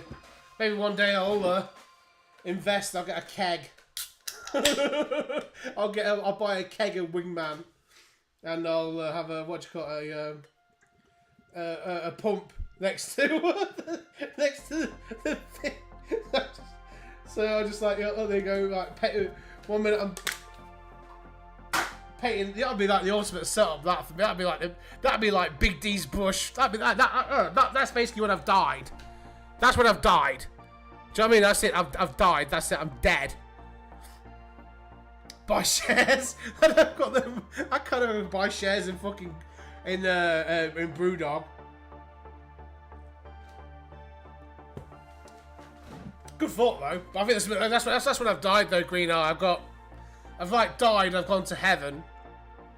And I have like a big workstation, okay, which has got like 2 states. I've got my preparations because when I used to have a flat back in the day when I first did videos, I had a 6-foot resin, a table you could fold. And it was really strong and sturdy, and it was 6 foot. And so, one side was basically like preparation zone, and then the other side had my painting side, and then that's where my camera. And then I had a webcam on a mic stand, so I could move it to the different areas. So I was doing like, but I mostly did painting back then. I didn't really do preparation videos. But yeah, to have like 2 zones, preparation zone, painting zone, so it's all there. So there's no like quote unquote cross contamination, or need to have to, blah blah blah. But then I'd have like a huge beer fridge. All the different cans, like all the IPAs and stuff from all over the world or whatever, and then I'd probably have like clamped to the desk, the what do you call them, the pulls, the old school, that'd be quite cool. But yeah, that'd be like when I've died and gone to heaven. Plus there'd be certain other aspects to that side of things as well. That would be, yeah, for sure.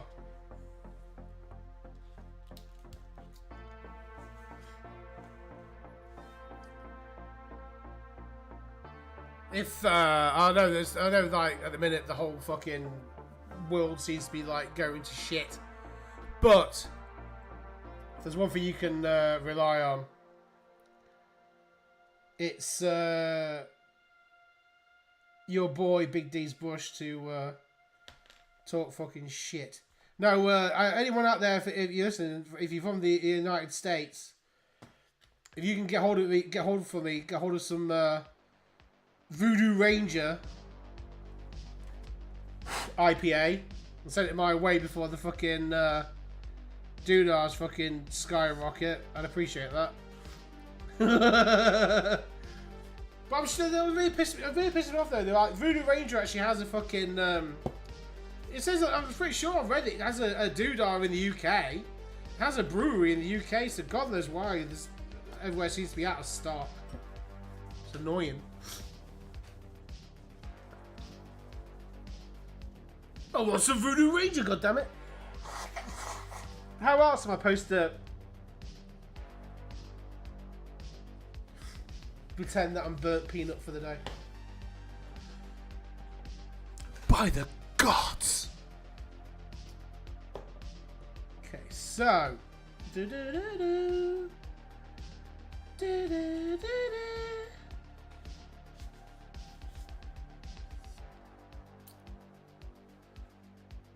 What are you up to, Green Eye? Talk to me. Keep me sane. Well, as sane as I can be.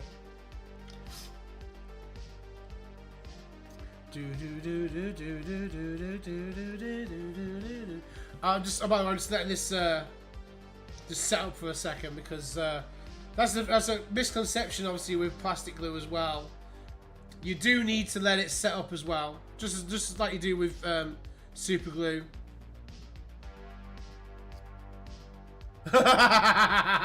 You're listening to me put the world to rights.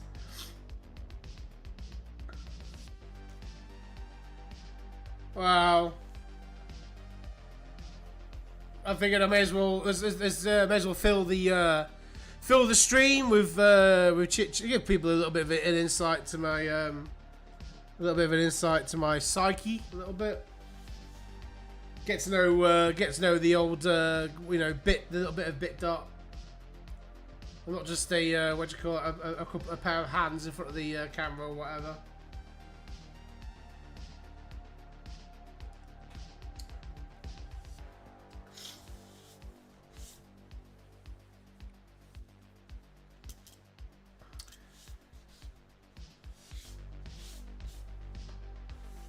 Like I say, just what do you call it, really? Fucking hell, just a bit.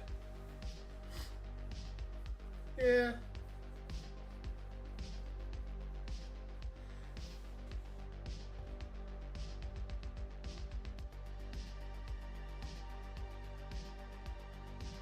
The simple pleasures in life. That's all. I never want for anything really. I like what I like. I know what I like, and yeah, I'm just a very simple person, really. And I enjoy the things I enjoy, and this is obviously what this is. You know, this is the thing. You know, this hobby, along with obviously like model trains and stuff. I really enjoy. But again, it's very, it's very tactile. You know, you actually something there. There's something physical. You know, and it's the idea of like you start with like a canvas. You know, like I say, like painters with canvas. You know, oil painters and so on and so forth. You know, they've got a blank sheet in front of them, and they just let their imagination run wild, and you know. So I just love this. I don't know. I'm a geek. Well, I'm a geek. I'm a nerd. Whatever it is that you think at heart, you know. I like all this kind of stuff. So yeah. So I'm very passionate about it. I just tend not to get to like talk about it much, really. You know.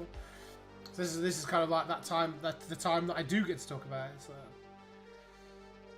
But at the same time, little things as well, like, you know, I like beer, I like IPAs. So okay, that's set up now. That's ready to rock and roll. So now the shield is glued on and the arm is glued on. Now the reason why this is important, I'm going to grab a base. I still need to glue the plastic card to the feet in a second. I'll do it in a minute. And the reason why it's important. So, okay, look at this. Okay, so this guy. So I'll try and show you the best I can at this angle. So when I put this, because these guys normally come on round bases, because I'm repurposing them for Warhammer the Old World, I need to put them onto square bases. So I've got these 30 by 30 mil square bases, okay, that they're going to be glued onto. Now, very much, I have to be careful. I have to be very, very, very careful with positioning, okay? So I'm not going to glue this guy onto the base. I still have to glue plasticard to his feet anyway. But I'm going to have a row of these bases on the movement tray there, and I'm going to have to try and position these guys on the base there, on the bases, so they interlock, fit with each other, purely because of their nature. They are much more dynamic. Get your words out, Daniel. They are much more dynamically sculpted and posed, okay?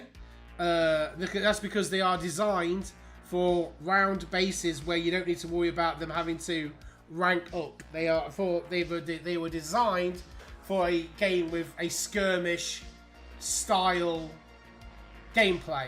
Okay, now they said Creative Assembly there because Creative Assembly were behind Total War Warhammer, which is the video game.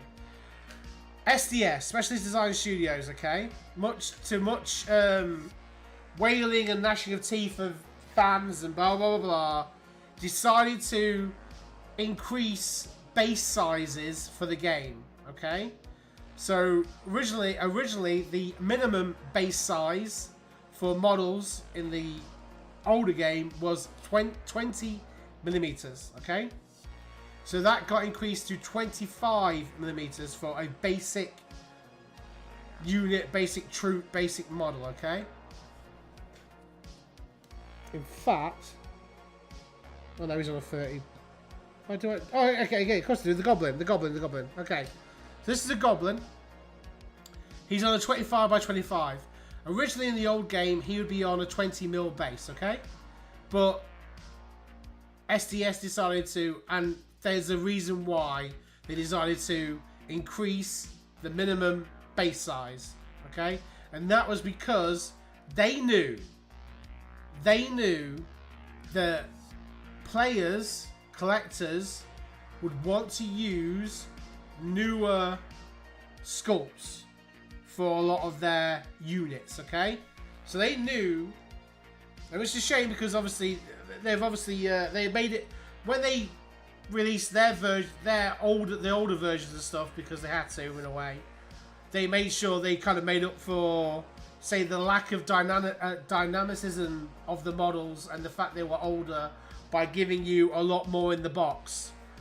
But they knew that people were going to buy the newer Chaos Warriors to then put on their bases for units. Now, Chaos Warriors originally were on 25 by 25 bases, which is what this guy is on. So can you imagine? Do I have? Please tell me that I have. Yes, I do. Okay, here we go. So here is a 20 by 25 millimeter base, okay? So can you imagine? Now he will glue on. Absolutely, the feet will glue on. But look how much less space. So you've got 5 mil either side now.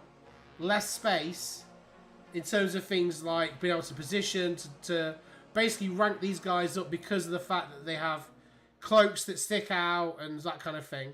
Whereas the older guys, so these guys, I'll show you these guys again, okay? Oh, it's looped, thank God for that. So it's looped, the music, sorry, I just wanted to make sure it looped because I've been getting some, not copyright strikes, but what do you call it? I've been getting a few copyright notices because it's gone onto like other tracks, synthwave tracks, but no action has been taken because I'm not monetized and it's not whatever it is. But I want to try and just see if I use this track, because I quite like having that continuity of each stream, having that piece of music kicking in when I start talking. And I don't seem to get any problems with this piece of music, so I'll anyway, that's just a by the by. Yeah, sorry. So if you look at these guys, okay, these guys are, the capes are flatter. They're much more designed. These are actually designed for what is called rank and flank, okay? So these are designed for units to rank up and rank and flank basically it means that it's the style like you can attack units in the flank basically. It's like, oh right, sorry, no, I'm talking shit. It's rank and file. Okay, sorry, it's rank and file. So ranks and files of things, and then rank. It's because you can attack in the rank and the rear and stuff like when in the game, and you get bonuses for attacking them at the side and at the back. Sorry, I'm talking. Yeah. So rank and file. So these are designed for rank and file, and they were designed for. These were designed in the very early 2000s, I believe. 25mm bases. So as you can see, these guys would actually fit on a 25mm base quite well and then rank up. So SDS did make the decision to put them onto Fit, and I just think I'm grateful, very, very grateful for the.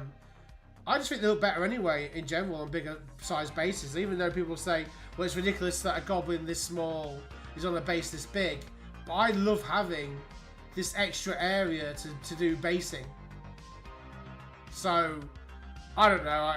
I think a lot of the annoyance came from some players who were using their old armies in the game, or wanted to use their old armies for the game, because then they thought they would have to chop them off the bases and put them on new bases.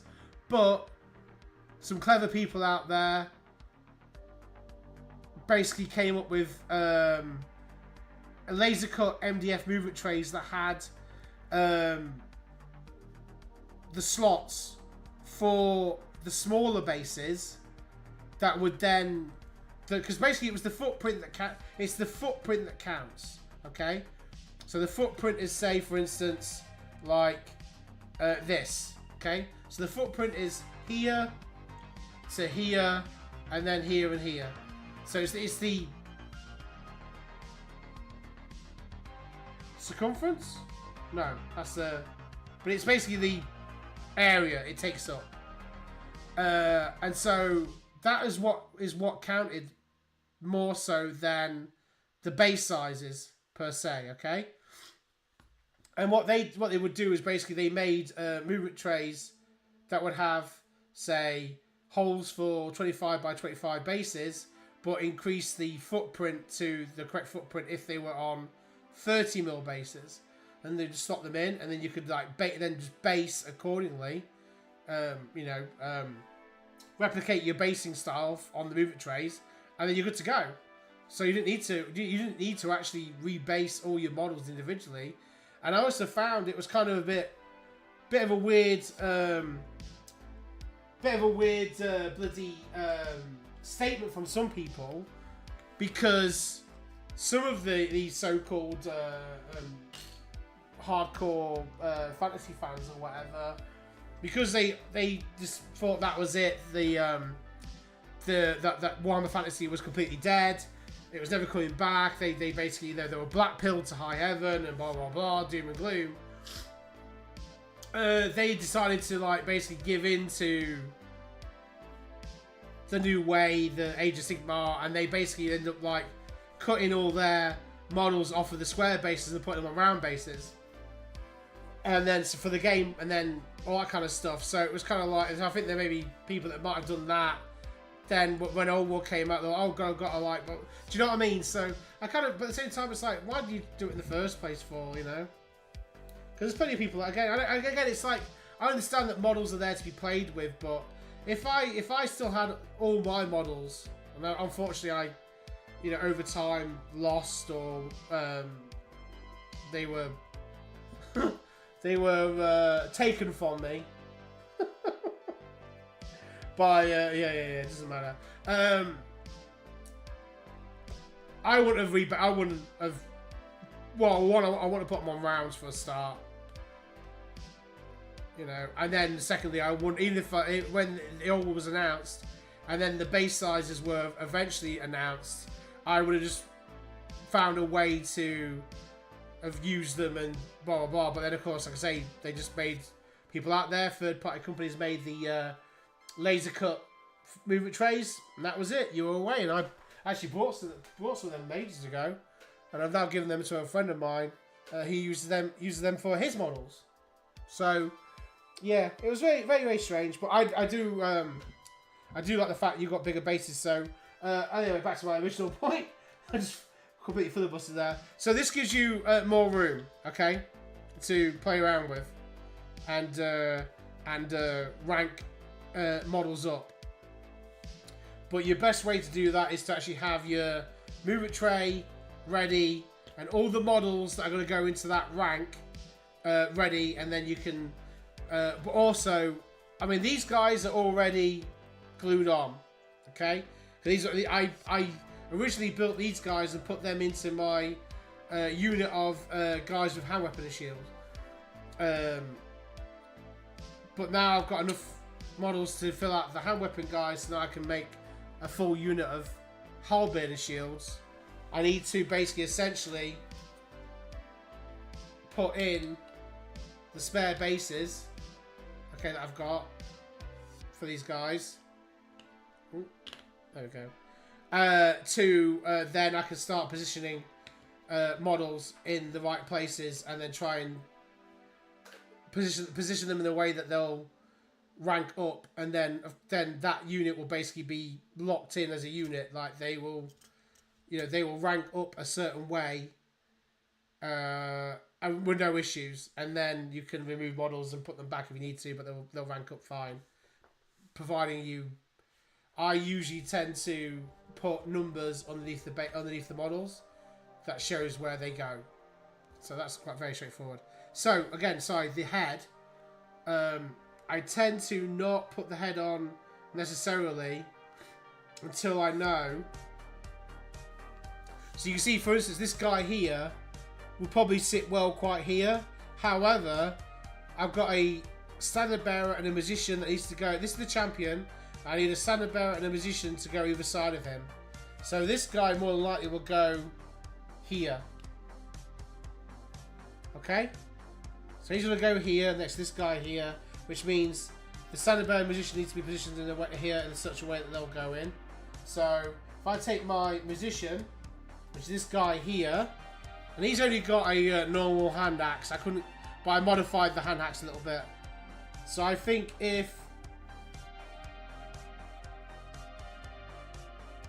hopefully, so he'll go somewhere like that.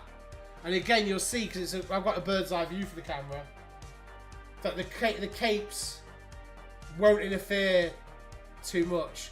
If these were on 25 by 25 mil bases, I'd be fucked. 100% I'd be fucked. There's no way you can do it. It just can't be done. No way. So they did the right thing to increase the base sizes by absolutely. I'm glad they did.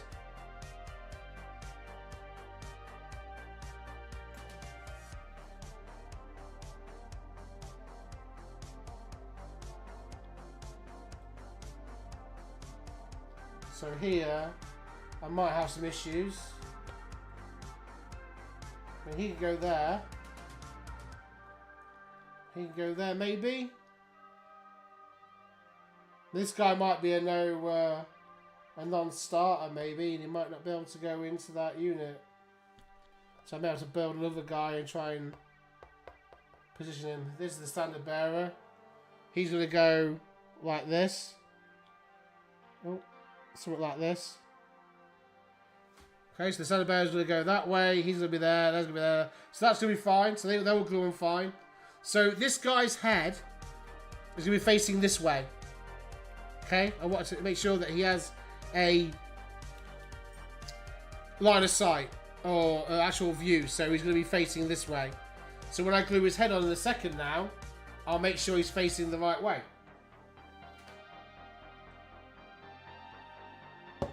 It wouldn't make sense if I glued the head on and have his head facing a completely different direction. It just you want the unit to kind of basically be facing the enemy, otherwise it doesn't really make sense.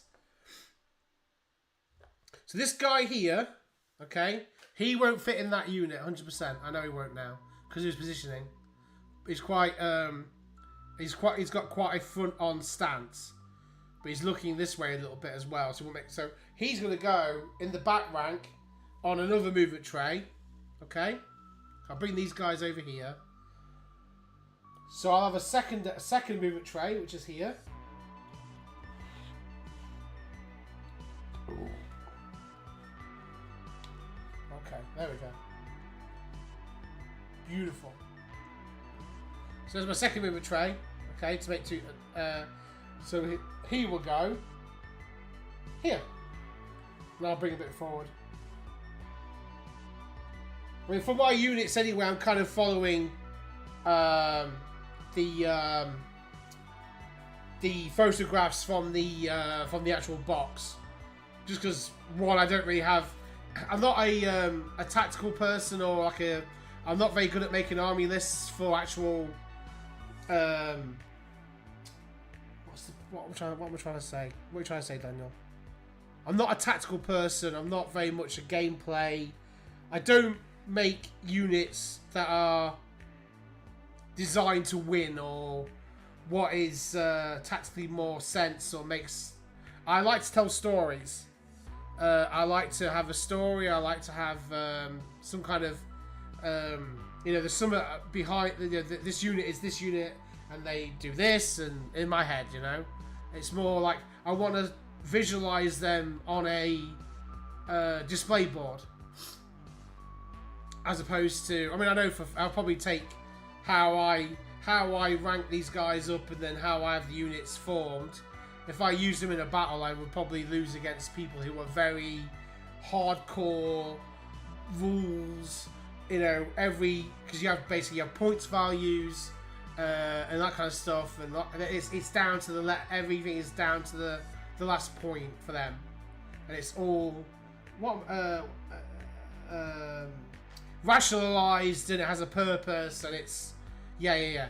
So I'm not that way. I like fun. I like to play for and tell a story. I like narrative play. I'm not really a big thingy person, competitive person. I'm just not very competitive in that respect.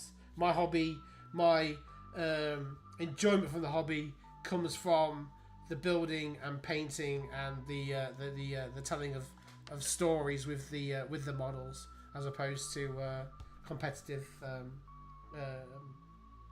aspects. So that's just me. I understand there's people out there who are absolutely amazing at the game. They know every nook and cranny, every aspect, every little tip and trick, and they'll have units that are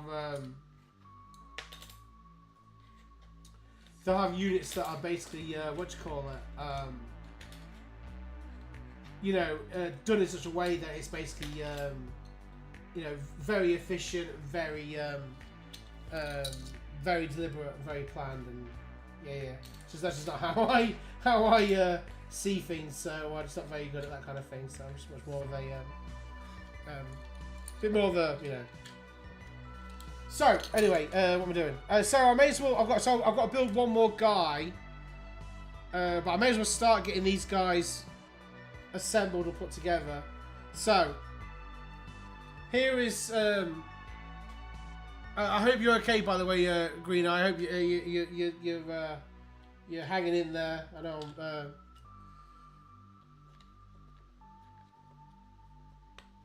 How many have I got on Twitch? I haven't really. I should have looked. Really, I haven't looked.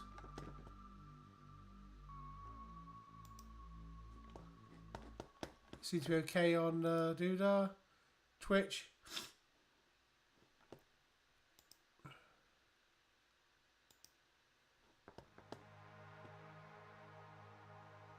Saying it's unstable.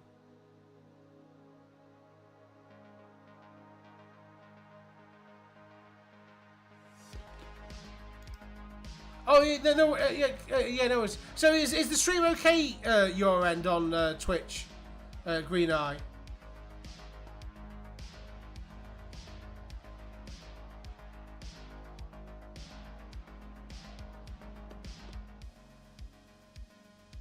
Okay, that's cool. It's just saying unstable on my side, but it's probably because I've got YouTube and thing at the same time as well. So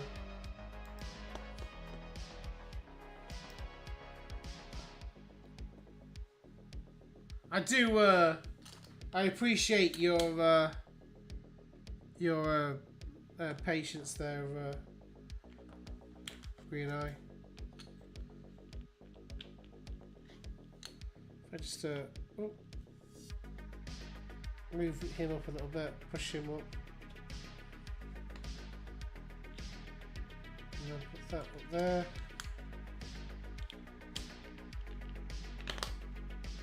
I think some of these movement trays do need breaking in a little bit. I will admit they need to be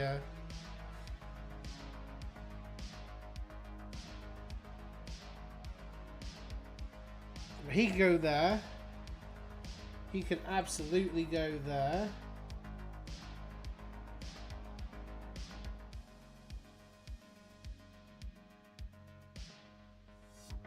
Oh, that guy's got a... I need to be careful because he's got a shield. So I may need to be careful with that one there.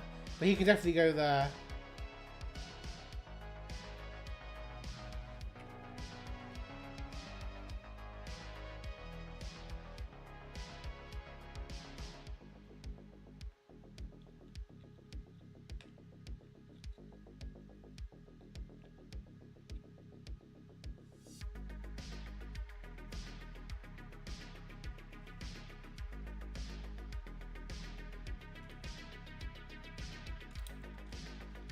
He was there, wasn't he? He was there.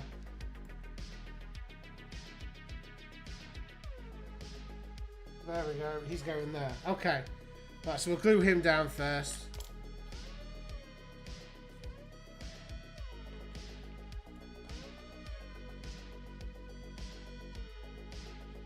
Actually, no, we'll stick him down first. So, we're just going to use a little bit of super glue. Okay, good night, Green Eye. Thank you very much for being in the stream as long as you have been. You have a good night. Get some sleep.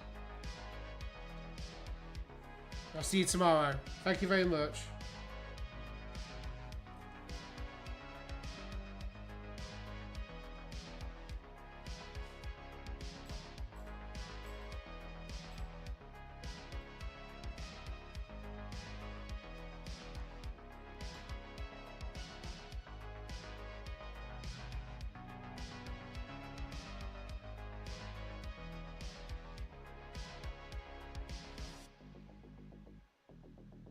Just 1 second, guys. We'll get myself a nice another refill. I think we'll get these guys glued onto bases, and then we'll get them magnetized.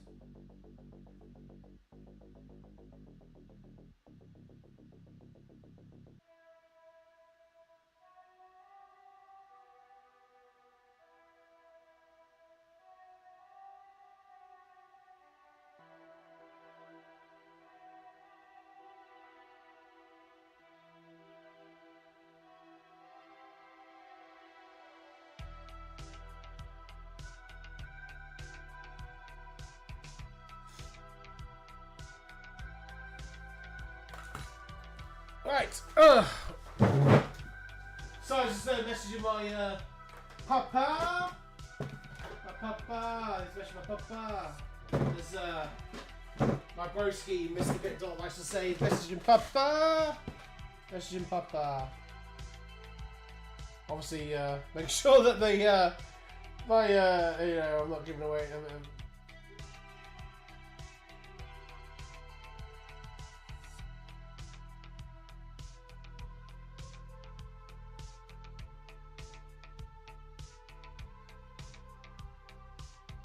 Give me 2 seconds, guys. I know. I'm trying to avoid dead air, but you know what? I said this before. I understand that I'm not a professional streamer. This is pure. This is a hobby for me at the minute, and I just want to have. I don't want to sound like DSB. I don't want to sound like Darkside Phil, but I do just want to enjoy this and chill. And if you swing by and you're watching or whatever, you know, just say hello, or if you got me in the background, you know. I know this is just basically me putting models together and all that kind of stuff. I do understand that, but I hope it's at least somewhat informative. Okay, so let's put some dabs of super glue onto the base here. I like to glue my models to the bases with super glue. Okay, boom. Okay, he's on. If you need to, if you want to, quick blast with accelerant, but you don't need to. This glue is actually really really good. Okay, so I'm gonna glue the musician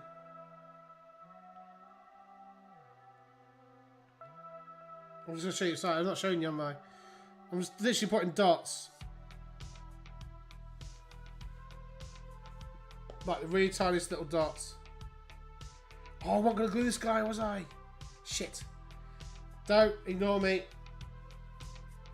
Just wipe the excess glue on my my scruffy trousers that I like to wear for when I'm doing. I need to make sure this guy's a shield, or I'll make sure that it doesn't interfere with the musician there. So we got this guy, and I think he is gonna go.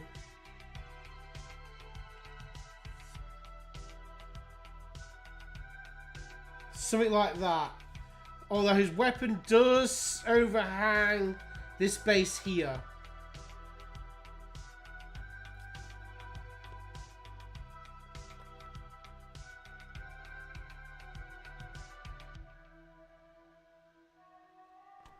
This guy I can glue pretty much here. He should be okay. Even with this guy's shield on, I think I can glue the musician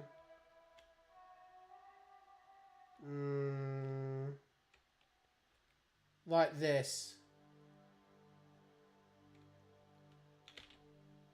It's a bit fiddly. Again, we're using models that aren't supposed to be ranked up. So you are going to have to be a little bit patient. And they will. Okay, so I think that might do it. I think that should do it, because I don't think that shield's gonna come out any further than it should. I don't think he's like holding the shield out very, very like far. I'm gonna crack open this beer. If anyone else is watching, anyone else is out there, say hello. Don't be shy. Come in, come in. The water's fine. Again, the stream not sponsored by, not sponsored, but this is a beautiful. You have what you call it? Burt Peanut talks about Voodoo Ranger. Voodoo Ranger, that's his the nectar of the gods. Well, I think Wingman is pretty much close. This is a sessions. It's a sessions IPA, which basically means it's basically suitable for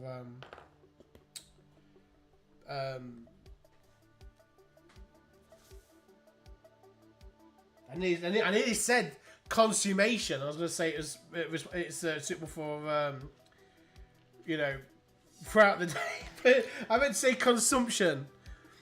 So this is basically you're sort of like the lower APV, so it's basically better for you know, when you're having a few jars, you know, when you're out with your mates or whatever, and you're having a few beers. It's much more suited for that kind of thing because the APV is quite low. But it's still a delicious beer. Okay, so again, remember how your models are going to be positioned on the base there. You've got a flat foot, then you've got the front of the feet there, the tippy toes, as so to speak. So we're going to glue the flat piece. I need to be careful because I nearly put I put super glue on my tongue earlier on today when I was gluing stuff, and what do you call it? I got a weird film of there we go, of super glue on my tongue. It was like that was really fucking. It was weird. What's the oh crap. Yeah, I was like but luckily, because when you I don't know what it is about your tongue, the super glue didn't really stick to it. It just sort of like peeled off in a layer. It was very bizarre, very interesting to say the least. For a second there, I was talking like that. I was like, ugh. That was okay in the end. Scalpel. take your use your scalpel. To, oh god, I'll show you. Scalpel to put your bit of plastic card on the end there. You need the tiniest bit of super glue. And oh shit! Make sure this is relatively straight. Make sure you the plastic card. I'm not showing you anything. I'm not showing you jack, boy. So that plastic card there lines up here where the foot is going to touch the base.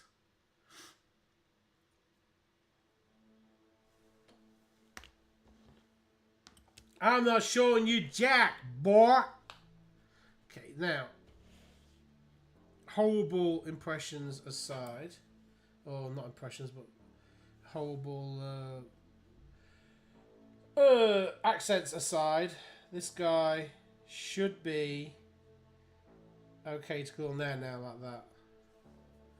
He's basically this model here. Do it again. So this model here, this is why the bird's eye view works quite well, to be fair, for this kind of thing. So this model here, when positioned correctly, and this is why this is also needs to be, when we do this, after this, we're going to take these out one at a time. We're going to number them to make sure they're in the right rank, in the right position as well. But they should only go in one way anyway. Oh, sneeze for me. That's me. Right, so let's just get this glued on quick. So we're going to put a dab. Oh, helps you take the thing off, Daniel, you idiot. I think I might need to pierce. I don't think that's going to stick on. I'll be very surprised. Yeah, that's not it. There's nothing there. So the best tool that a modeler can have is a paper clip. Okay, and just stick it down the nozzle, push it down, and block it. There we go.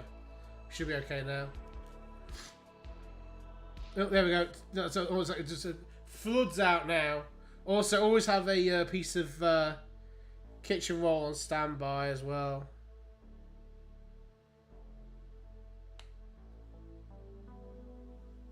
Okay, there we go. That's perfect. It's not. It's again the way these models are done. Look at so the top down. You see that he basically takes up the whole of the base, but he's actually his legs are positioned basically on the. If you broke it, you know, it's on the basically on the right hand side. Like his feet are basically on the right hand side of the base.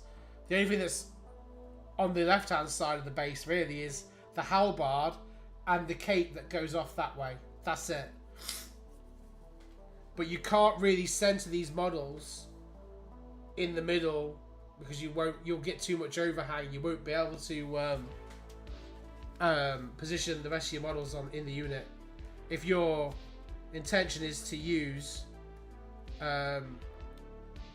these new AOS models, which I am. So I'm just again, you have to kind of be kind of a bit more mindful. But as I said before, on the side back blowing my nose on camera. Hey Susie! Hello Susie! I'm good, thank you. So I'm just whittling away there to myself. It's good to see you. Are you okay? You chilling? Sat down. How are things? How's your new $6 million what do you call it?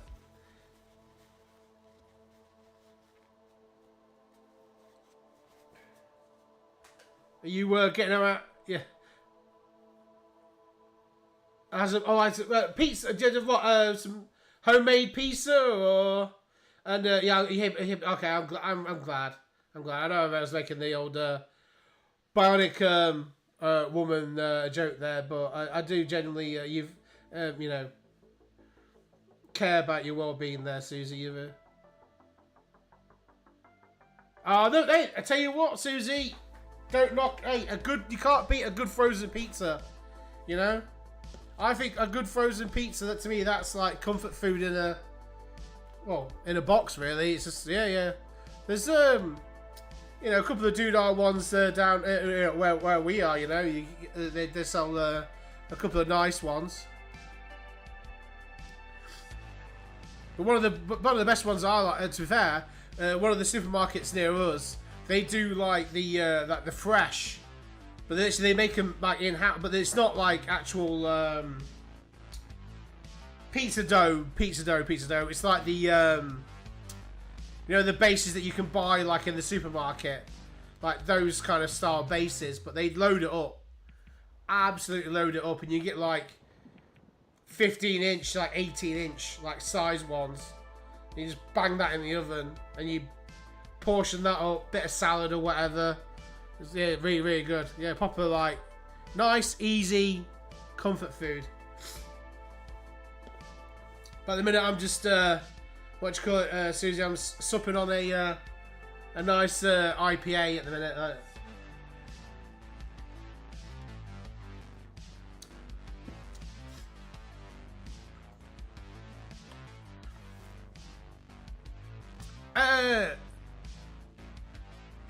Yeah, the fresh meat. Yeah. They're really good. Like I tell you what, one thing I don't know if I've probably sort of mentioned it before, but maybe in one of Ricky's or bit.streams, that I would get like the vegetarian one, but then just go to like the deli counter and just buy some like you know, some salami, some pepperoni, some chicken or whatever, just and just throw it on, and then yeah, just bang it. It was beautiful. Like you got a nice, good selection of veggies, a little bit of meat on there. Great stuff. Oh yeah, it's actually really good because they have like the deli counter. They have like the salad bar as well. And you get like a big like plastic see-through clamshell. They're different sizes, but you just get like even like the extra large size salad.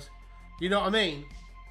But I remember back in the day when you I'd go self-service, and it was when you could sort of get away with it. You'd like, you know, you'd hit like it wouldn't weigh it or anything like that. You just hit like small salad. And you end up paying like, you know, it's like it's like a little bit, you know, it's not even that much of a difference, but you hit small salad, pay like a couple of quid less or whatever for it, and then like walk out and no one was like none the wiser.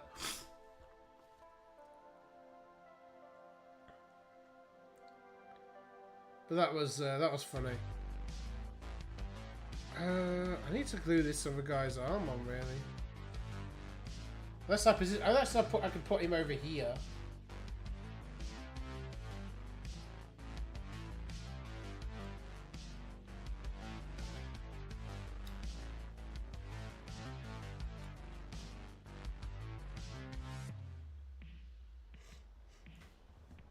So I think he'll go there. So do you have any plans for tonight then, Susie? Well, I say tonight, it's what is it here? So it's 10:35 in at night on the 21st of January for anyone out there in the UK. Obviously it's a bit cold, a bit miserable. So obviously depending on about whereabouts you are, obviously in the US there, Sue's not sure what the time is there, but if you have any plans for the rest of your afternoon, rest of your evening.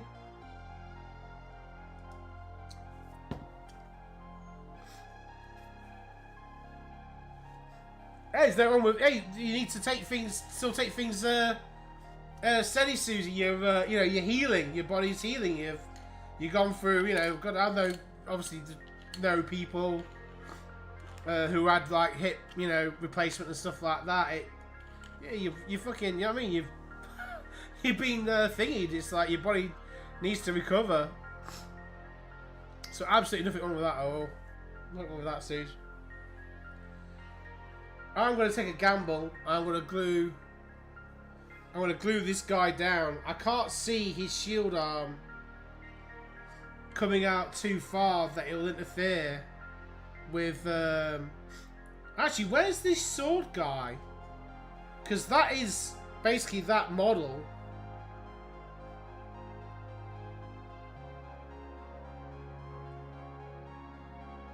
Move him out the way. Put another base in the way. Ah, you see? There you go. Some lateral thinking. So he's basically in place of that guy. I think he's a bit more positioned that way though.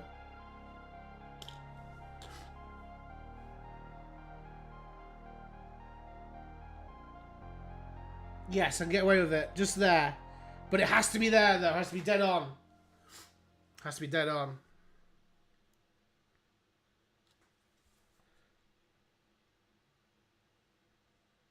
So I dare see probably, what do you call it, Susie? You know, you got the old, do you do like physio and stuff then?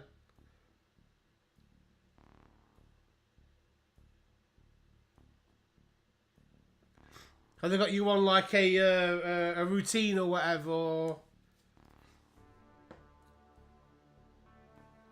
I remember years ago I fucking knackered my fucking ankle.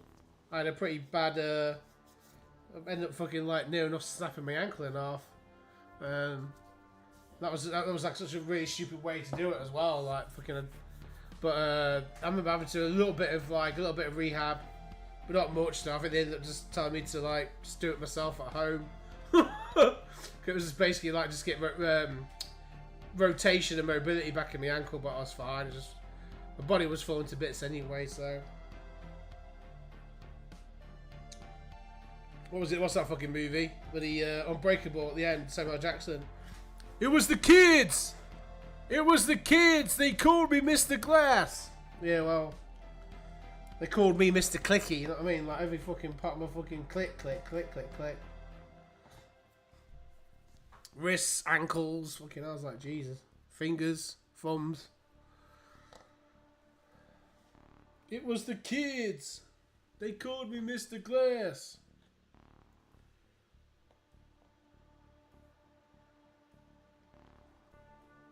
I think what I might do while I'm at it,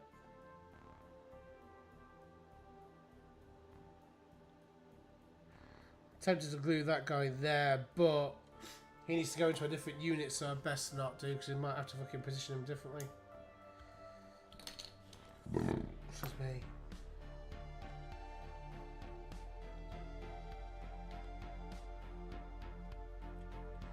Do do do do. So I think that's going to be... So I'm going to have to glue that one on there. And then we'll have to play around with the...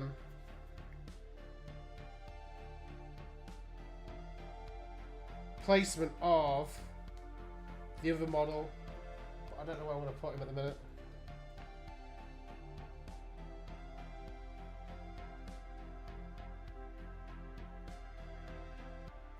Okay, he's secure. Secure.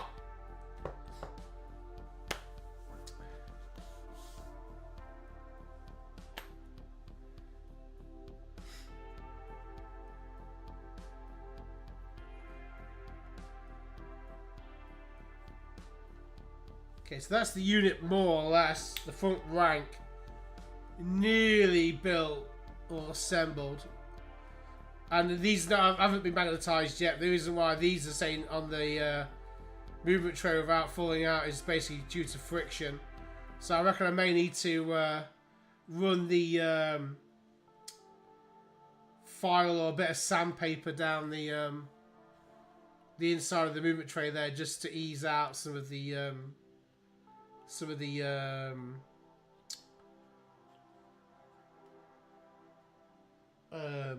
material. So I'm trying to think of a word there.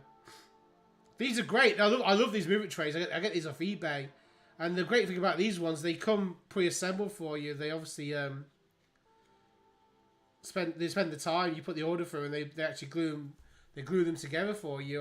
The previous ones that I've gotten in the past have come with like two pieces. So you have the what do you call it, like the bed, the bottom half of the movement tray, and then you glue the edging on yourself.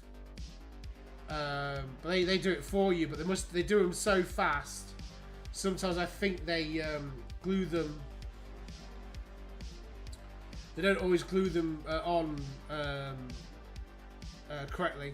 But these ones, it's just, but bearing in mind that the more layers you add on, and by that I mean primer and then actual paint, you're adding on like millimeters, like whatever of a mil of actual thickness to the bases there with paint.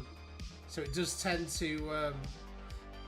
So I like to run a little bit of sandpaper or maybe a file.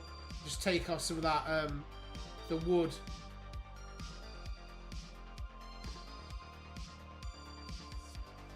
This guy here, I'm gonna need to glue the shield on.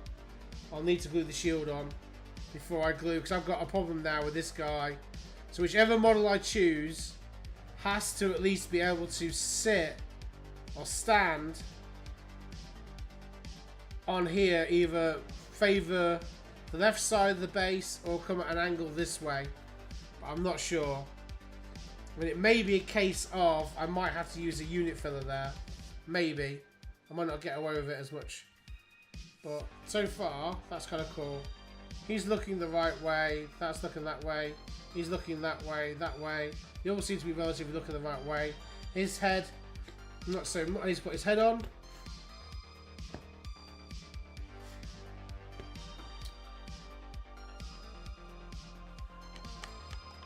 So there's the head there. The one that we did is going to clean up a little bit.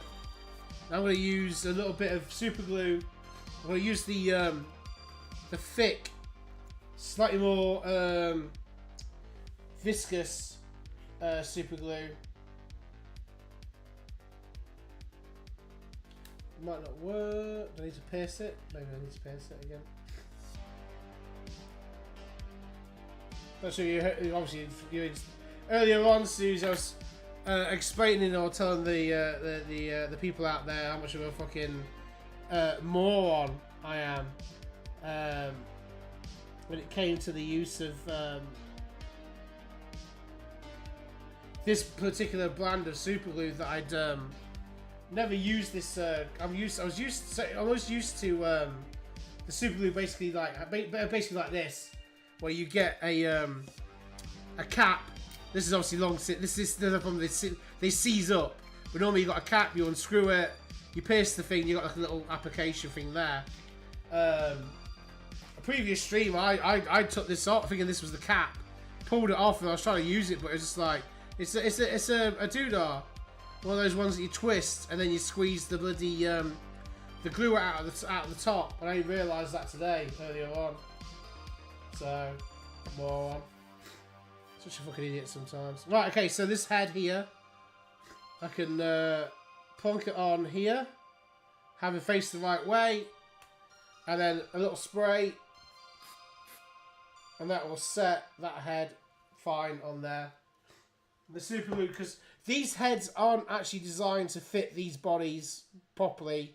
They do tend to need a little bit of persuasion, so a little bit of the gap filling super glue works a treat, okay? And that's because, again, I'm using the older heads on some of these bodies just to...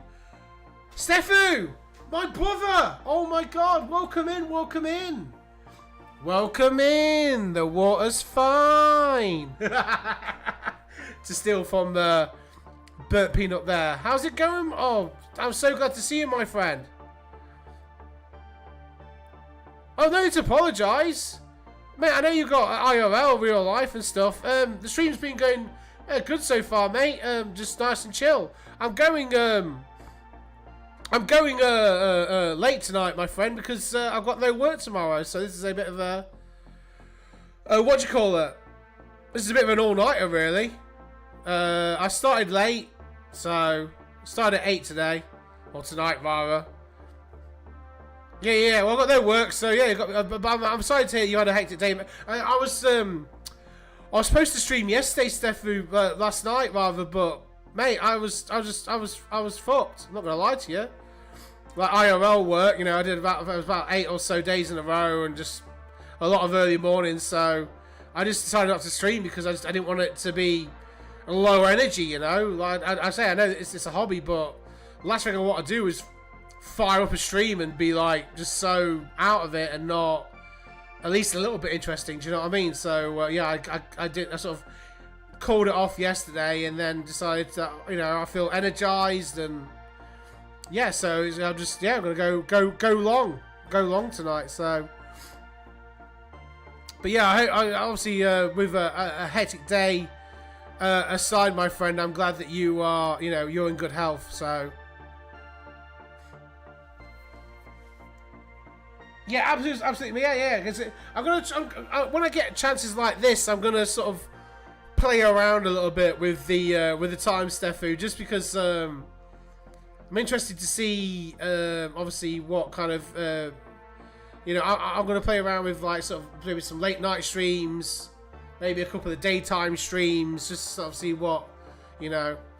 But yeah, I'm just playing around with it still, my friend. I've got, okay, it's still a hobby at the minute. It's not, obviously, it's just I've got, you know, when you got full-time job IRL, this, you know, this is nice to do, but sometimes unfortunately it has to take a back seat in order to you know, just to sort other stuff out. So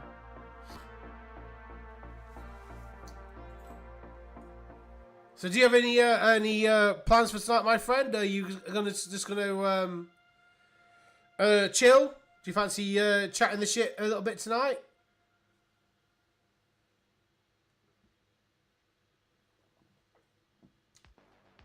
Oh, absolutely, 100%. Yeah. I was thinking there, like, work can just do you in. It can do you in 100%. So that's why I just yeah.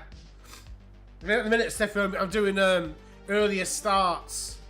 Well, to be fair, like we all are. Whoever does the morning ends up doing earlier starts, but I do the majority of them because we've got a contract at the minute with some people, so we're having to make sure they're fed and they need to be fed early. So yeah, so by the time I get back, usually it's just like, but it was just I was really looking forward to streaming, but yesterday, but I just, again, it would have been crap. It would have been a crap stream. It'd have been about 2 hours, and then it'd been, do you know what I mean? So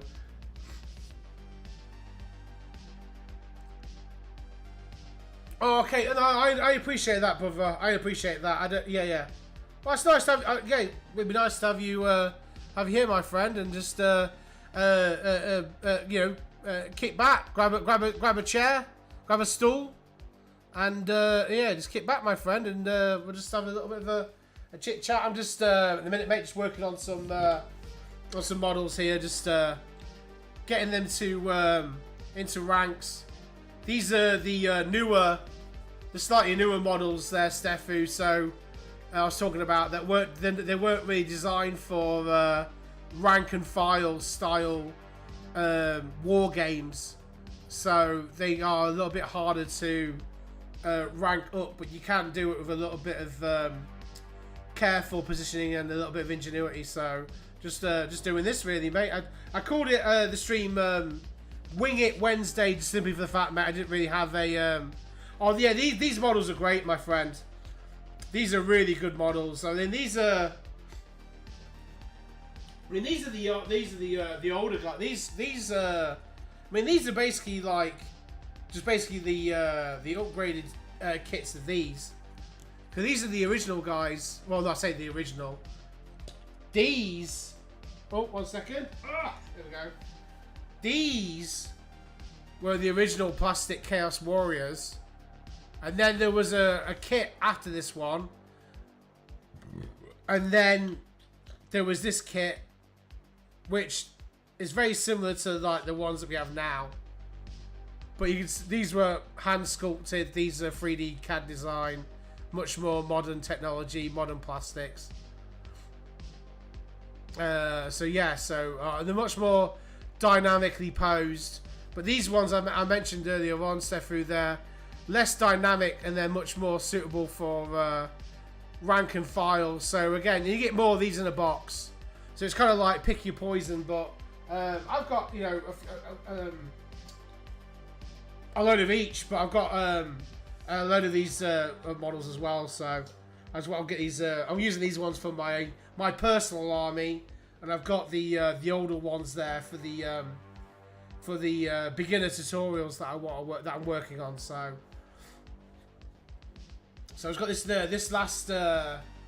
last one here to fill there, Steffi, with a model that I would need to play around, and I've got like a sorry, is that so? Well, these ones are already there. So 1, 2, and 3 were already there. So 1, 2, 3, 4, 5, 6, 7, 8, 9, 10. So I've got 4 more models to assemble from the kit there, from the kit. So I even got round, Steffi, I mentioned it earlier on, I've got round to actually magnetizing the models now to the movement tray buddy. So now I can turn them upside down now, and they won't fall out now because they've been magnetized.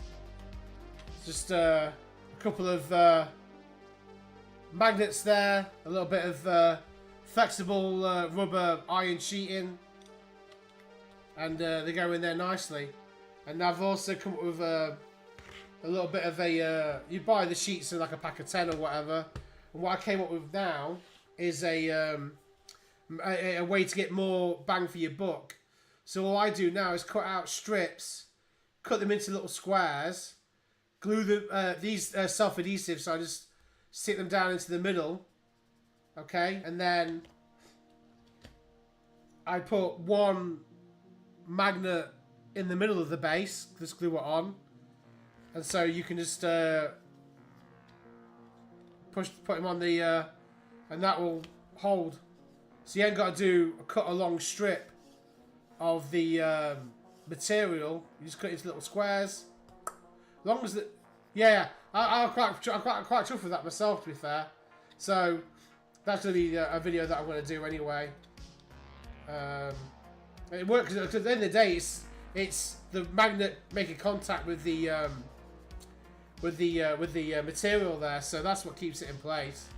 It's not the length or anything that's determined by it. So, and also what I like about doing it this way is because the flexible rubber sheeting, I think it's like 0.75 millimeters. Okay, it has a bit of a height to it. There's a bit of a thickness, obviously. So when you put your model, if you do a long strip and you put your models on top, the base will sit on top of that sheeting and will make a little bit of a lip. Very, very slight, but it'll make a little bit of a lip. So when you, I base the. 1 second, Steph. I'll show you, buddy. I've got an example. I've got an example. This is the. These are some chosen. These models here are called Chaos Chosen, but it doesn't matter. The principle, the unit for the principle is the same.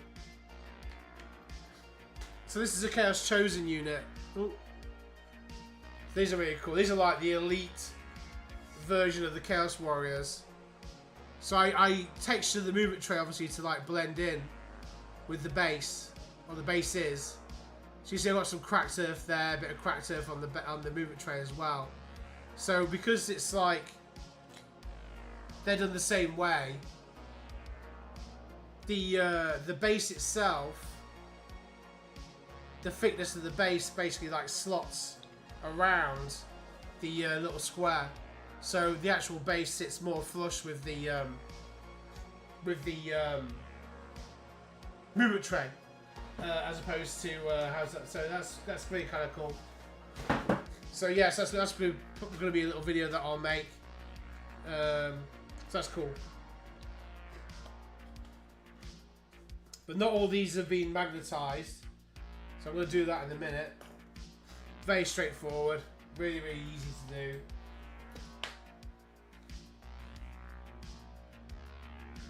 Oh, I can't wait. I've been playing around with. Did I show you I'll show you the rough. It's the rough one, Stefu. It's one of the older ones. Two seconds, mate. I'm not gonna do that.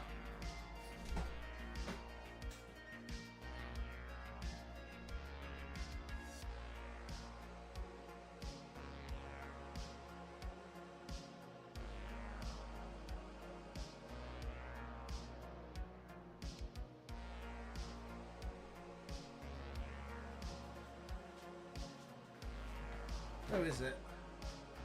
Okay, here we go. This is it. I've got him. I've found him. It's not... I'm going to add some more highlights and stuff to him when he's done. Sorry, to it for the final one.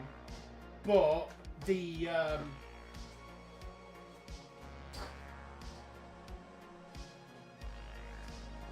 I might boost.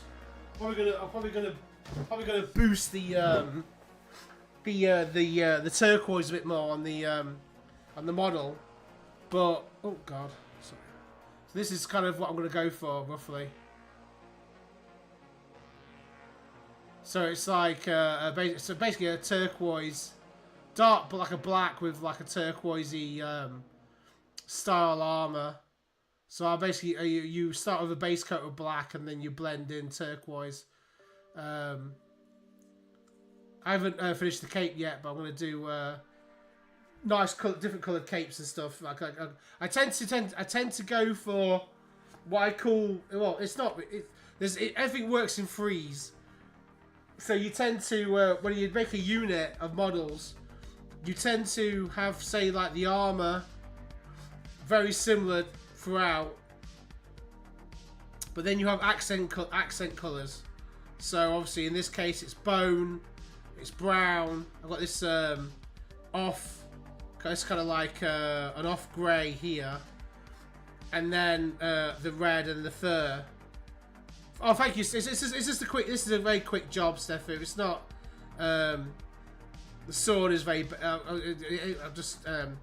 So I'm going to transpose this basic scheme onto these guys, but I'll probably have the turquoise be a lot more predominant. But this is very subtle. So I'll choose 3 different colours for the back of the cloaks. The fur will be, there'll be 3 different colours for the fur. So some of these guys will have brown gloves. Some might have black gloves, and then some might have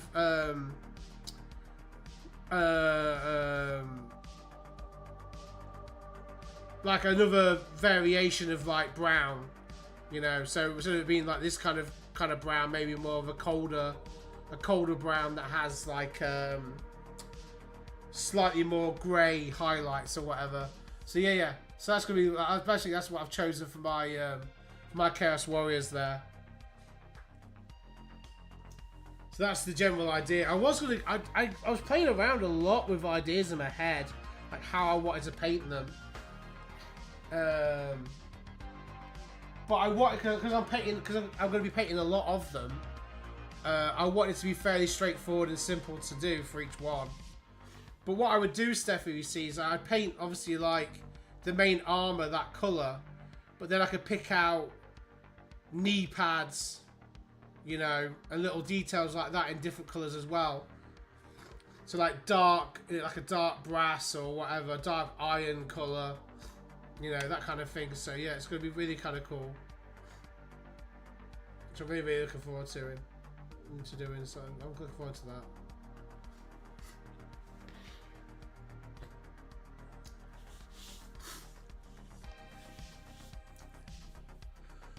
Let's see what's going on the old doodah. So double check over on the old over on Twitch there. 4 viewers, it's wonderful. Thank you very much. I appreciate anyone who's watching, anyone who's lurking. So we've had a new follower 6 days ago. Obviously, this is since I streamed. That's ZBrush Princess. So thank you, ZBrush Princess, for your follow. That was 6 days ago. I really do appreciate that. I'm not sure whether or not you may have caught my stream towards the end there, or whatever. But thank you for the follow. I do appreciate that, and I returned the follow in kind. So thank you very much if you're out there, if you're listening or whatever. Yeah, it was not. I was saying, to be fair, so I had the other 2 guys on the Twitch side of things. So I had Joey. Let's get it right. So let's get the names right. I had Lord Christo. I had Joey C1, and now ZBrush Princess. So thank you very much for the follows there. That is just very, very much appreciated. So yeah, we're growing there, Stefan. Of course, on the YouTube side of things, Stefu, brother, again, thank you for your subscription on the old YouTube, the old red site, as Mr. BitDot likes to call it, the old red site. I have a feeling that once I make actual edited video content for YouTube, I have a feeling that might pick up a little bit more than say than from the streams. Just opening the door a second, guys. It's getting a bit warm in here actually. I tend to get warm quite easily. I'm not gonna lie.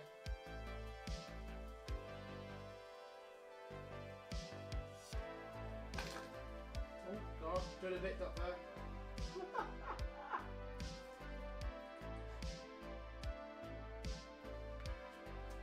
That's better, letting the air in.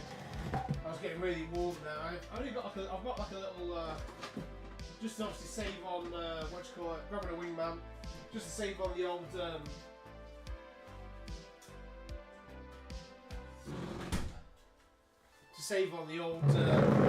on the old bills there. I like to, I've got like a little, electric.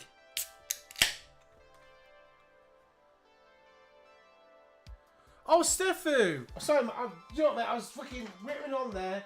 I was opening the door because I was warm. I was grabbing myself a bloody beer and making sure I'm feeling. Mate, that really, you know what? That really, I think. I hope you realise that is completely mutual as well, my friend. It's definitely been a very interesting. Last year was very interesting. Oh, there we go. So I'm wearing what do you call it? I got these really cool Bluetooth earpods some time ago from just for someone who's like really like, so good to me. And I forget when I go to push them back in my ear because they do slip out. If you tap them, they stop the music. So mate, seriously, last year was just so thingy. Like when my brother, he started obviously a little bit before thingy, but when he took the dive, the big dive there into streaming, and I think it was kind of weird really because obviously I was just like obviously another. I was like watching him at work. I'd be at work early in the morning, and I'd have him on my phone, and I was like watching and listening to him, and I was just sort of seeing this this thing just happen, you know, this wonderful thing happen where all of a sudden like there was just these just a wonderful group of people, you know. What would be the right? I want to say like transpire in terms of like how it all. It was crazy. Like 1 minute I watched my brother literally stream to like 2 or 3 people because he was streaming early in the morning because he was trying to get over his little bit of stage fright or whatever, first time nerves, that kind of thing. And just to see his community grow the way it did was really, really good. And to be a part of that was just and then to be so interesting to see it happen. And then of course to then get to talk to certain people and to get to meet you, Stefu, is obviously which is I'm going a long way about saying it, but just being like there in the chat and just sort of like saying hello to people and stuff in the past and blah blah blah, and then being a mod, etc.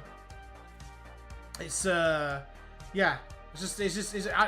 do think again it's that whenever people talk about the internet, they talk about streaming, they talk about content creation, they talk about, and people always seem to focus on the scandals and the drama, and I know that gives views and it's interesting and stuff like that, but it's also the good that comes out of streaming and content and the internet in general, in terms of like how you get to meet new people, nice people, good people. Do you know what I mean? And so it's yeah, it just needs to get overshadowed by all the crap. But then it's like but the actual true testament to you know, streaming and whatever has been a positive is obviously, you know, like again, like how much it's changed my brother's life, so to speak, you know, in terms of his aspirations, his goals, his demeanor. You know, again, if you go back and watch the first streams, he sounds like a different person now. You know, it's just great. It's just huge. It's brilliant. And then, like I say, getting to meet other people. Yes, he does. That's the thing, because like I say, I'm sorry. I'm dancing. I'm basically like just thinking my own way, man. I'm rambling in a way, but I'm trying to say to you, buddy, is you know, you said there, it kind of like thinking me a little bit, because you say, you know, it's a special place in your life, and now what you know that is the same. The feeling is absolutely mutual, mate. Like getting to meet you, well, online, talk to you, obviously conversations with each other, and obviously modding for BitDot. Yeah, it's been a big part of my. It's just like other sort of weird little, not weird, but I'm trying to, obviously you have like, it's just that other part of your, like that part of your life now that's there. Do you know what I mean? Like one minute it wasn't there, and now it is. Does that make sense? Is that kind of very interesting?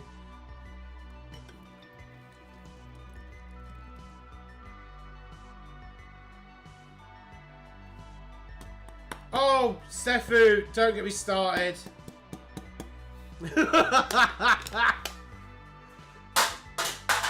Oh, that's just me trying to get the beer cans into the recycle.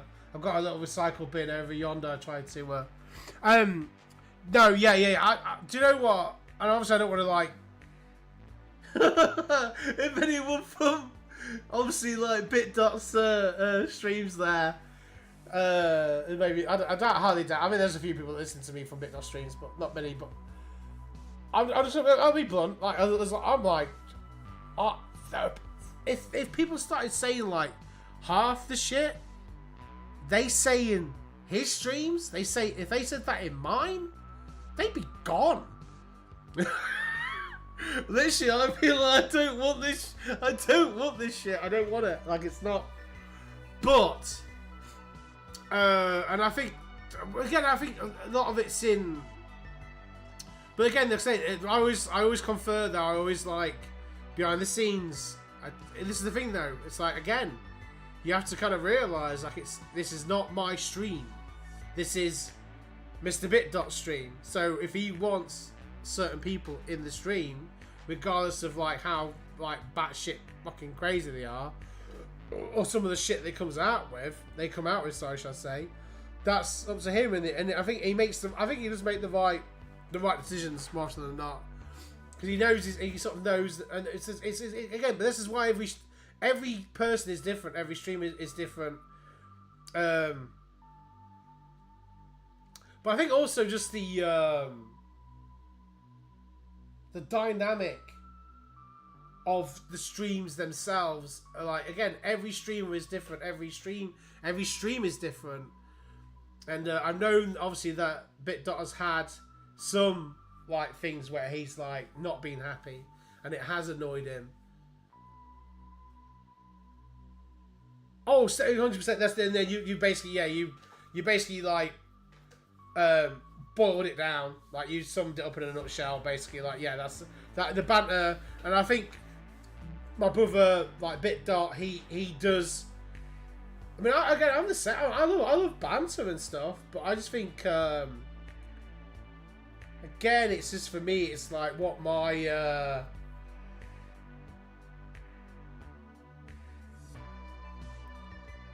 tolerances are versus like what his are. But again, as long as they're not saying fucking vile,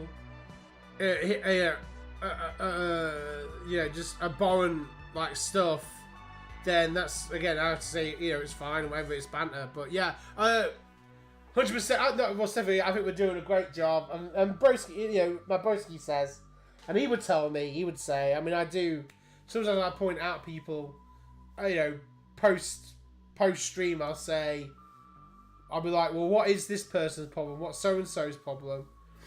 And they'll go, no, it's okay. This is how they are, but they're behind the scenes. They're really nice to me, and they just have this kind of like trolly persona when they're online or whatever. But behind the scenes, they're actually really supportive. So in that case, I'm like, okay, that's why I always tend to bite my tongue. But with some people, you just can't. I can't bite my tongue. I have to understand. I need to understand them. Like, what are you actually? For me, it's like, why are you here? Do you know what I mean, Steffu? Like, why are you here? So, like, with my brother's stream, it's like, well, why are you here? Like, you don't like RuneScape. You don't really talk to my brother, or you don't really talk to you bring up really random weird things in the chat that no one else is talking about. It's just kind of like, again, but this is the thing though, Steffu, and that's the sort of slightly other, oh god, what I need, is the parasocial, the parasocial aspect to the whole thing, Yes, you do create a symbiosis, you create a thing, blah blah blah. It's just I think when people start really like oversharing and stuff, and they start like almost when viewers and stuff like that start using the streamer as a surrogate, whatever, surrogate dad, surrogate mum, surrogate brother or sister or girlfriend or some weird shit like that. It's like, that I kind of like, again, it's like, people I care about or whatever, people, I say care about, people who shows respect and who shows thingy, I will, but when you have like, especially, again, some shit throws me off, Steph. I don't want to talk out of line, Steffi, but I'm like, I've literally I had to start asking like certain people, like, how old are you? Because like, you're saying a lot of things that sound like they're coming from someone that's much younger than what they are. Do you know what I mean? And we talked about my brother especially said he doesn't want like really young people in the chat because just the content alone is obviously they shouldn't be in there. It's like a lot of shit that gets said, and then we had that person pop in that was all about bloody that's it. Yeah. I mean, obviously we had an example of that Steffu, and obviously they just said then I'm off or whatever. But it just it throws me off and confuses me because it's like you're talking in a way that adults shouldn't really talk, and that's the thing that throws me off. And oversharing, it's the oversharing, yeah. And I don't like harassment either.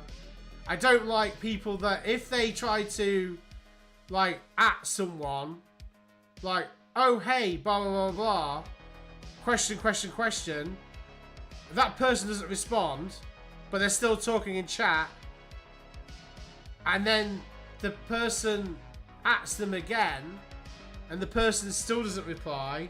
It's like, get the hint, they don't want to talk to you about the thing that you're asking them about, because it's either too personal or they're just not interested, And it's not to be horrible, it's just the way it is. Like, people aren't in streams, in chats and stuff to have like personalized, conversations and things with each other, really. I mean, there has to be that kind of like a slight division. And so, or they might not be comfortable, I'm here to escape.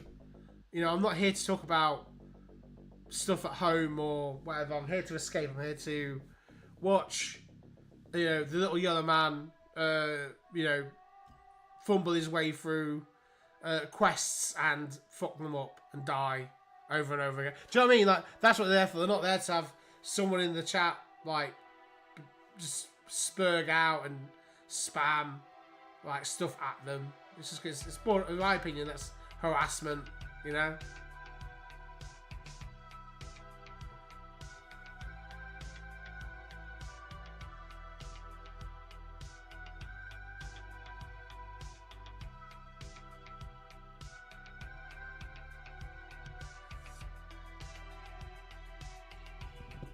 Whoa, Stefu.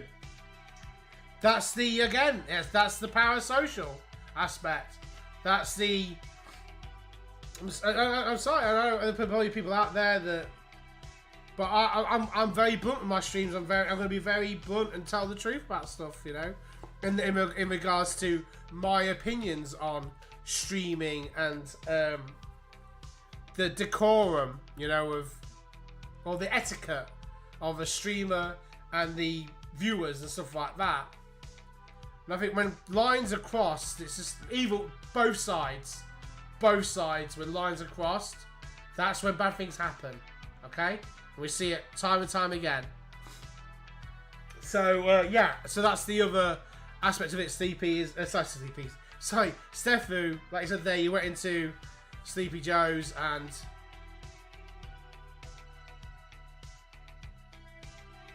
No, exactly. The streamer says, "I don't like this. I don't like that. I don't want this." But then this, but then, of course, and then you what you call it? You. End of the day, if you're a streamer, sorry, you're a mod for a streamer, you are going to be under a lot more fire than the actual. You're kind of there to sort of take the slings and arrows really in place of the streamer, but the viewers should understand that you are enforcing the streamer's rules and you know, expectations. You know, I don't want this, I don't want that, I don't want this being said. And obviously you can put in the list of banned words, and then that's the thing as well though, you put a list of banned words in and they still try and fucking get around it. So it's like, so you are being malicious then.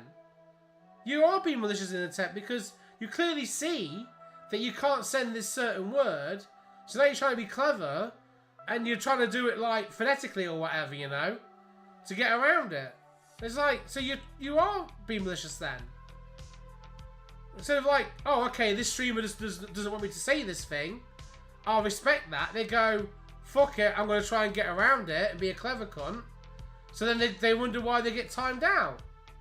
Or they get banned or whatever, you know? Well, I thought that, Stephanie. Like, look, a streamer's stream is a streamer's stream. So in my opinion, I always said this to I said this to Mr. Bitdart, my broski. I said, you think of it as this.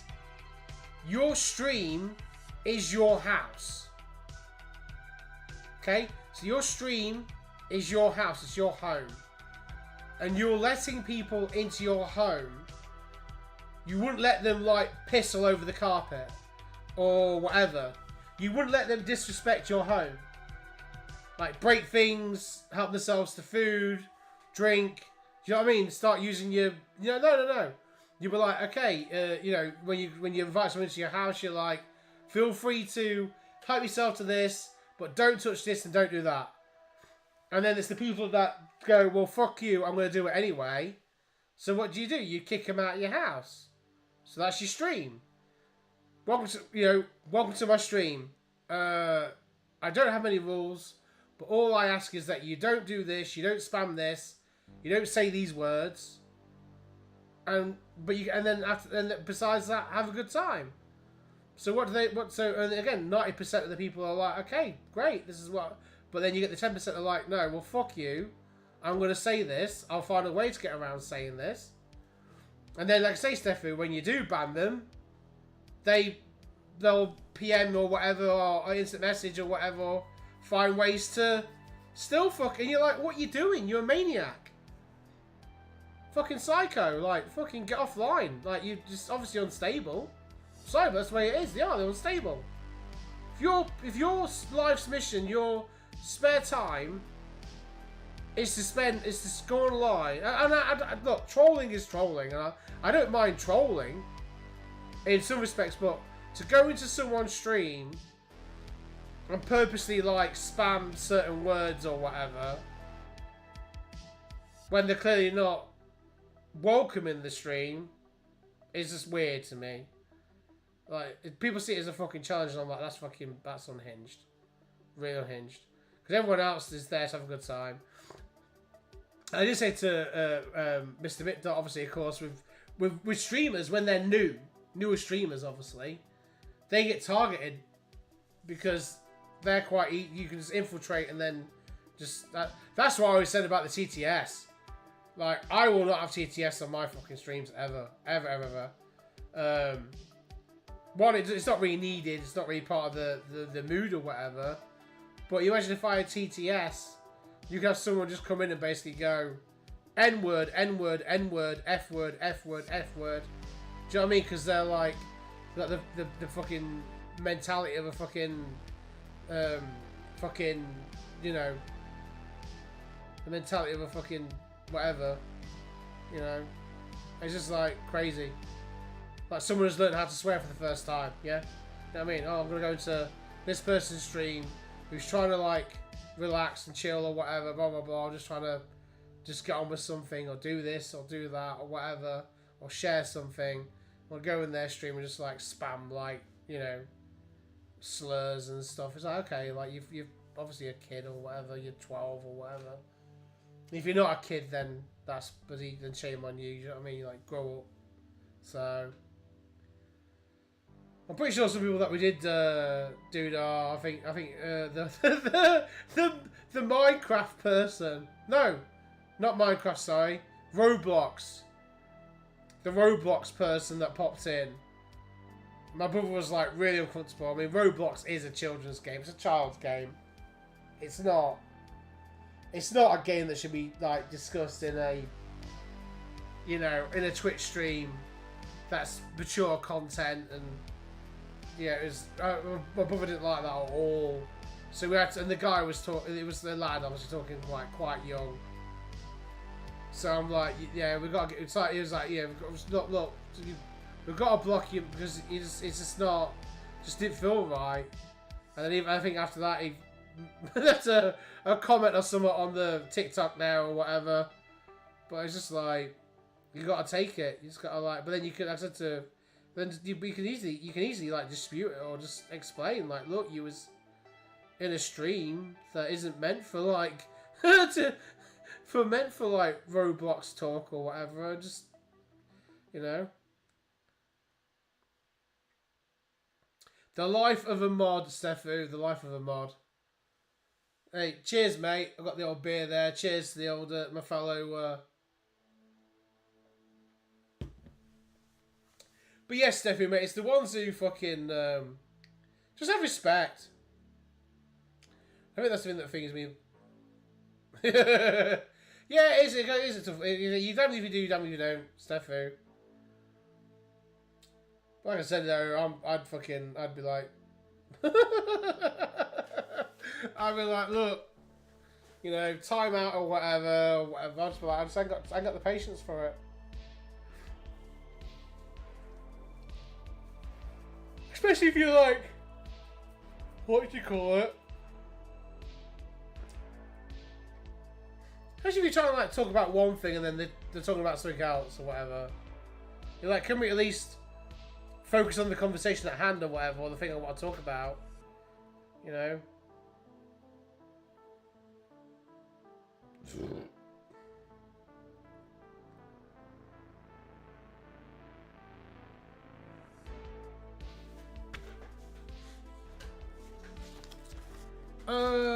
Let's magnetize. Let's magnetize. These should be dry now. But yeah, Stefu, we're a bit fucking. Hey, you're damned if you do, damned if you don't.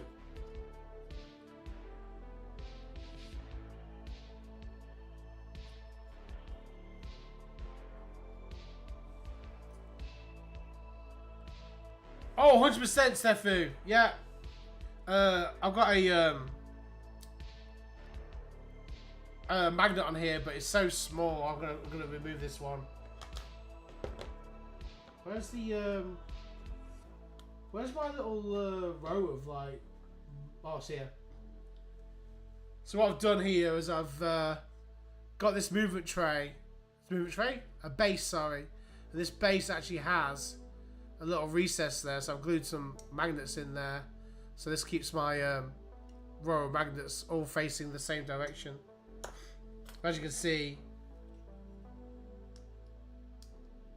that magnet is smaller than these ones, so I'm going to replace it. So I'll use some snippers. There we go, it's gone. And the magnet is pinged into oblivion. But yes, Steffi, I agree, mate. Best case scenario, everyone is basically... But it never happens that way, and there's always someone who's like, oh, how many tangerines can you fucking shove up your fucking ass? You're like, what the fuck's that got to do with this quest? Like, what the fuck? Do you know what I mean? What the fuck is going on? But then my brother likes the randomness. And to be fair, I do kind of piss a little bit, but I'm still like, are you here for fucking RuneScape? Or are you here just to like say the most absurd thing ever? Do you know what I mean? Which is fine, but I don't know, I just think it's a bit freaking...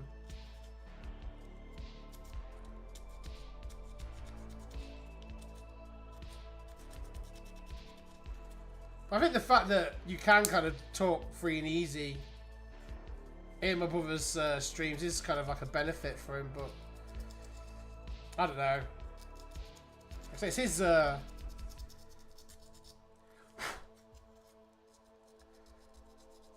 thing that gets me though, Steph, yeah, it's a bit of a fucking playground. I think the thing is me the most, I think, about the whole thing is the fucking, what do you call it, the TTS. If that, there's a amount of people that get so pissy over the fucking TTS if it's not on. And it's like, so I'm like, so what? Are you just there then to hear yourself fucking... You're just there to hear yourself talk, you know? So to speak.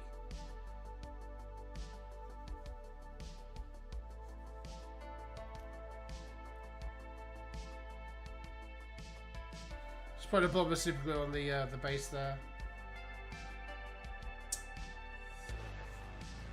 Now I need to glue these magnets. I want to make sure I glue them. This top bit goes onto the glue here, because I basically use these. That way it keeps. Although the polarity of the magnet isn't really crucial. There we go.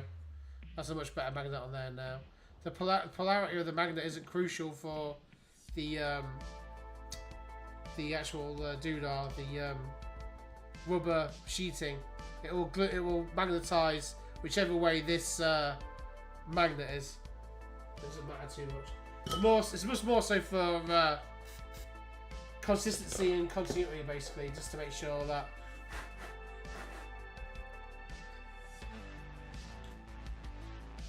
There we go.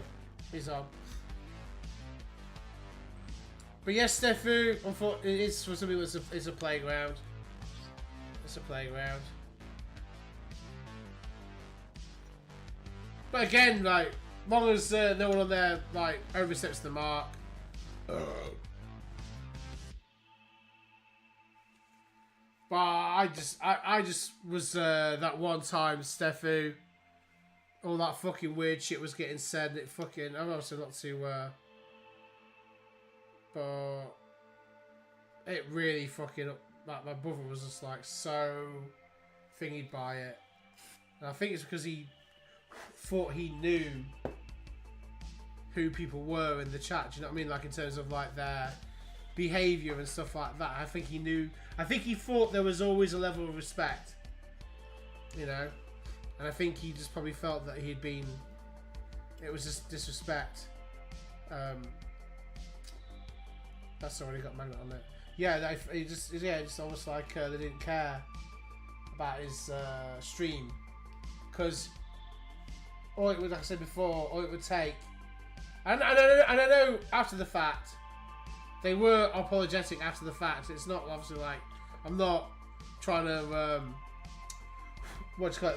beat a dead horse or bring up the, but to me that was the best example of how selfish I think people can be sometimes. It never occurred to them that my brother could have lost his stream, his ability to stream, or you know what I mean, because of their fucking senseless shit, thoughtlessness, like the shit they were saying. Like, why the fuck are you saying that in the stream? Like, why the fuck?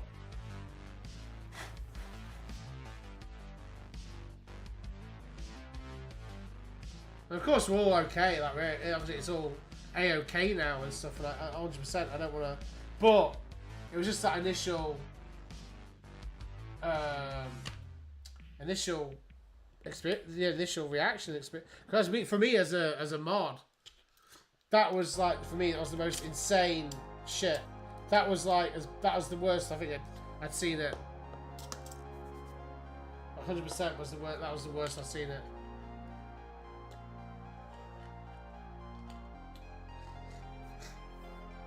That was just like, that was literally like no fucks given territory with some of them. And they're just, I was like, wow.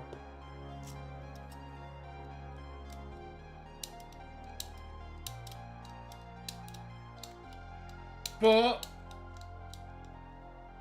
stream after, fucking hell, really good. So again, good days and bad days, and I think that just happened to be. But they've been thingy since then. So just one or two people that tend to be well, that was a little bit. But again, I think they were.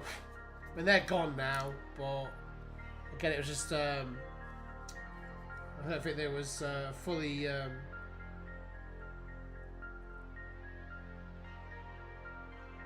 So you can't really see much. I'm just gluing. I'm just pulling. I'm bringing it closer to me, just because it's just easier for me to control where the glue's going. I'm just basically repeating the same process over and over again. Base, super glue, magnet. Sit it on the super glue there. I use the thick super glue. Quick spray with accelerant. Started to, you can see it there. That's the accelerant there. It evaporates quite quick. That's not going anywhere now. That's on there for life.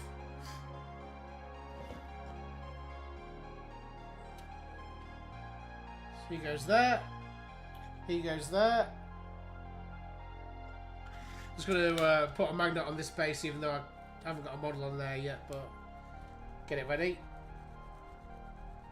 I tend to flatten down the numbers there a little bit. Oh, Sefu, mate. Yeah, it's off, buddy.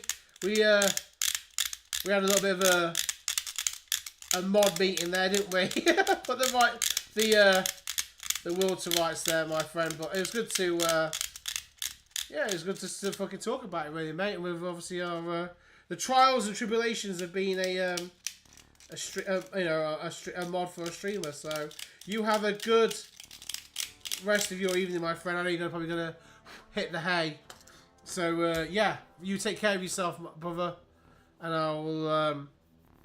I'll see you in the next stream. I'm streaming tomorrow, mate. So if you pop in, probably stream about 7 o'clock tomorrow PM, UK time. So yeah, please stop by, mate, if you can.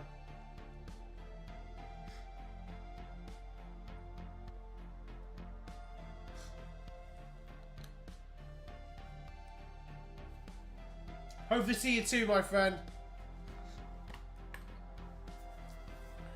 Catch you later, brother.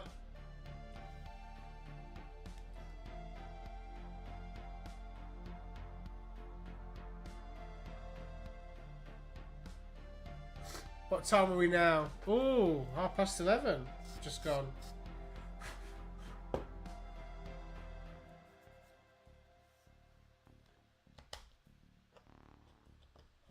really want to get this unit fully done. So do I carry on streaming till it's done? Look at that, look! Look at that, look at that! Bosh, bosh, bosh! They are all magnetized now, and that base there is magnetized, ready for the other model. So I'm wondering, do I assemble a model now and then glue it on? I still have time. I still have beer to drink. Let me just have a quick look-see, look-see. A little peep never hurt anyone. A little bit of peeping.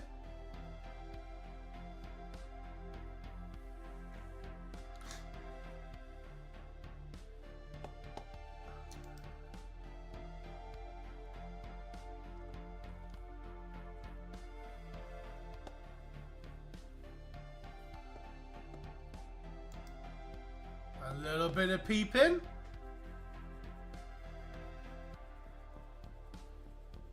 So let's have a look. Let's have a look. Let's have a look. Have a look.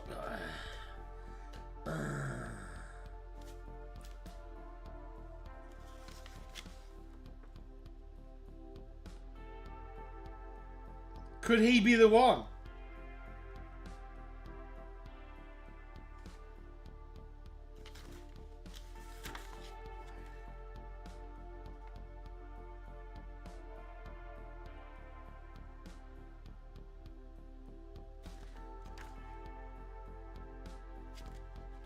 Do you know what? Let's build some more Chaos Warriors, and we can add them to the.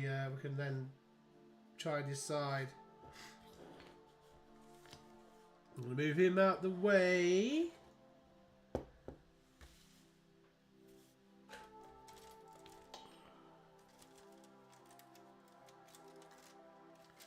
So we are now building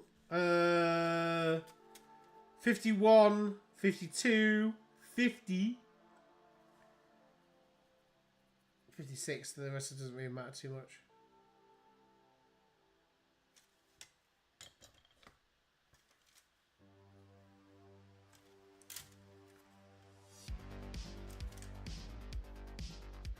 I hope everyone out there is okay, you're listening and chilling. There we go. There he is. We found him. So 51. Oh, God's sake. There we go. So 51, 50. So these are going to be all pretty much for the same model here.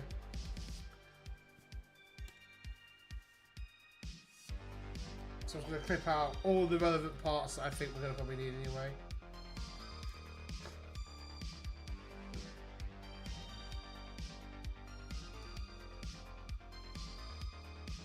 If I just move this out of the way, I tend to, I clip quite close to myself, I'm not going to lie.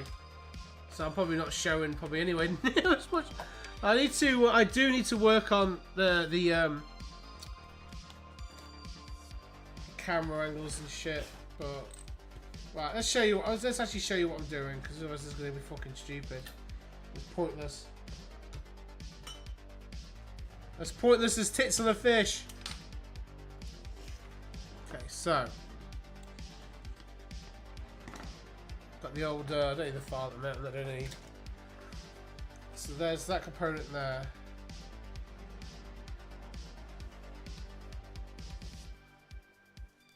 There we go, that's better. So it's just gonna carefully knit.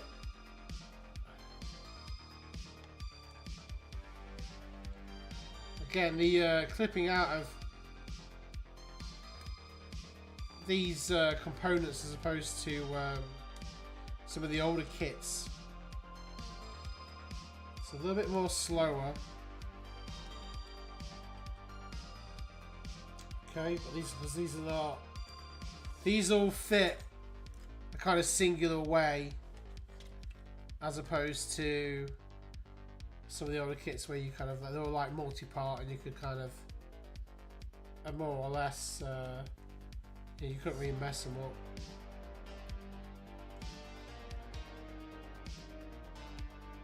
the way these are done is obviously like there's certain halves of the bodies and legs and things like that. This thing here. I'll just put this over there and put that here. I think that's better. A bit more room. I'm not doing any actual any painting at the minute, so well, I won't do any painting tonight anyway. This is assembly mode.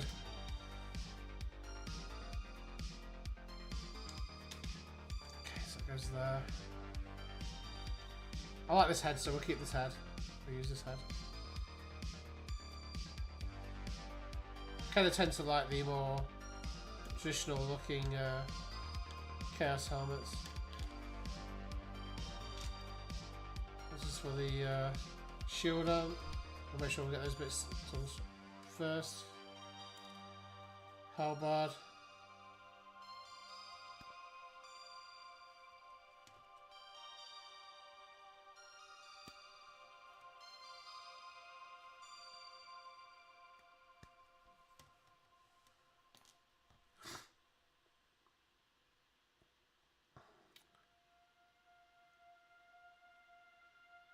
Perfect. These are pretty much all the components I need.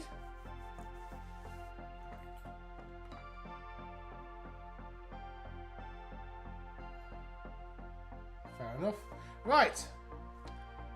I need my Kniffy, and another Kniff, and then plastic glue. Which this is one of the times where I like the actual Citadel or Games Workshop, because the application needle is actually a lot finer. Let's just grab another bit. And then we'll close that back door. Well, I say back door. Well, the door that I've got open, obviously, to the door I've got open that goes out to the main corridor or whatever.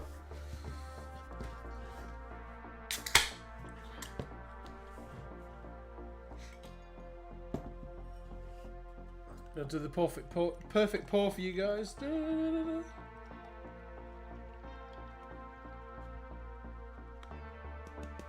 I really like the Crown of Command podcast there.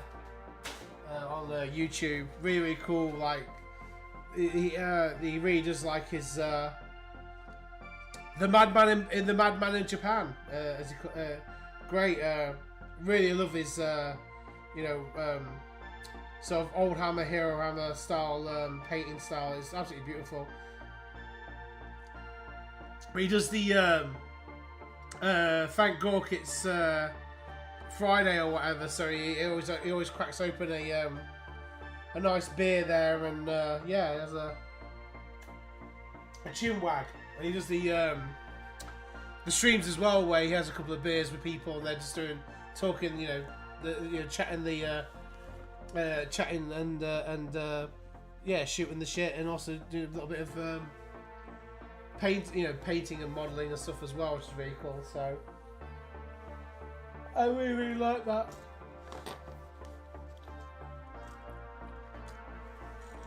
I know that obviously everyone's sort of like opinion of like the hobbies and stuff is different, but for me, I love the whole. Well, some people call it like beer and pretzels, don't they? But I love, for me, like this. For me, the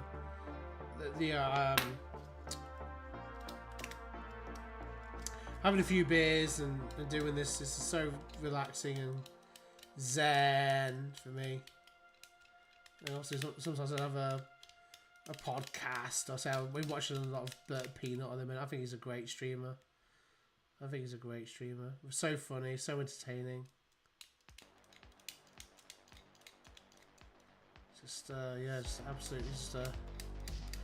I tend to not gonna lie, guys. I tend to if I'm doing actual modelling and stuff, I tend to like not watch stuff that has anything to do with what I'm doing. You know, it's only when I'm like not doing hobbies that I'll then watch. You know, like I mentioned before, Crown of Command. I'll watch Jose Jose Da Vinci or Da Vinci. I don't want to mispronounce it, but amazing. And all the guys, all the some like hobby stuff and whatever.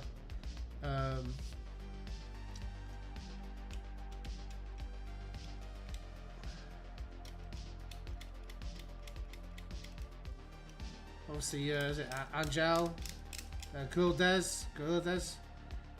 Obviously well known now, but he used to obviously do all the paint the models. He was the most well known one for Infinity back in the day, and then yeah, he made his fucking YouTube channel skyrocketed. He's got his own. He's reformulated the Vallejo paints. Obviously, the only criticism I have about the Vallejo paints really is just the dropper bottles. The nozzles are awful on them. Other than that, the paints are great.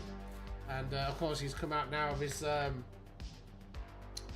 true metallic metal line of paints. That's just fucking taking the world by storm. Absolutely. And plus with the painting guys he's on as well. These are absolutely amazing. Just again, I think he's another Spanish. So, no, I don't think he is. I know he's a Spanish painter, just like Jose. They are fantastic. I love watching them too. They're great. I always kind of wish, back in the day when I was growing up, I wish Mike McVeigh, back in the day when he was, early 2000s or whatever, 94, when he'd come out with the his the Hexbox, the original Hexbox paints. I always wish he had done obviously back in the day it would have been a VHS. I would have loved a VHS tape of him like showing you painting techniques and showing the new paints and stuff. In sorry guys, I've got the knife just got his work. There we go. The knife dropped and he stuck into my leg there. Oh, that really, I think a lot of people have some daydreams of that, like not dreams, but if Mike McVeigh had done a VHS, or even back in the day, like John Blanche had done actual VHSs for Games Workshop back in the day or whatever. That'd have been amazing, absolutely amazing. I know we had the obviously White Dwarfs and things like that, and then obviously Mike McVeigh had written 4 painting guidebooks, guides sitting on miniatures, heavy metal guides sitting on miniatures, which is probably one of the best introductory learning the fundamental painting guidebooks out there. The Warhammer Fantasy Battle Armies one, 40k one, and then the modelling guide, conversion guide was what he did as well. But I would have given, oh god, I mean, the closest thing we've gotten to a Mike McVeigh tutorial now is actually on YouTube. Unfortunately, it's the only one that sort of exists. I used to have a series of videos, that I think they came from the when they launched their own game, which was Sedition Wars. Remember the name of it now, Sedition Wars. Because again, I was out of the loop for so long with this kind of shit. Like I never really, when I'd become really well known into the, when I became known of the sort of community at large and things like that. I missed obviously some of these Kickstarters and stuff, so I missed that Kickstarter. And one of the backer pledges was to have a DVD to go with it to show you how to paint, to assemble and paint models in the box. Now, Mike McVeigh did an introduction and he did the assembly, but it was his wife who did the actual painting. So, yeah, he did an assembly on one of the oh, just like the normal troopers. I can't remember what they're called. So he did that, which was kind of cool. But they've been privated or taken down. I kind of wish I downloaded them, but I just forgot to back in the day. I would assume there was always going to be there. And his wife's, don't get me wrong, his wife's an amazing painter, and she took like she has a nice, very calm, like talking explanation and stuff of stuff. Yeah, but the only actual vocal, visual, audio, you know, Mike McVeigh tutorial that exists is on Student McVeigh, and it is for assembling resin miniatures. That's it. That is the closest to a actual guide that we will get. You know, a video painting guide.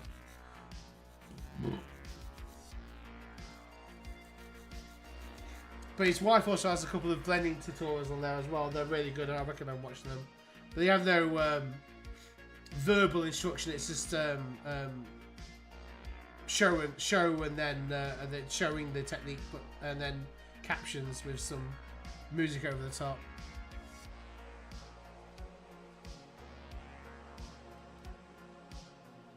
There's a little bit of a doodah there. I'll get the old. It's a square file. I need the rounding one. Okay, here's a rounding one. I like to use these rounded files. They're not too.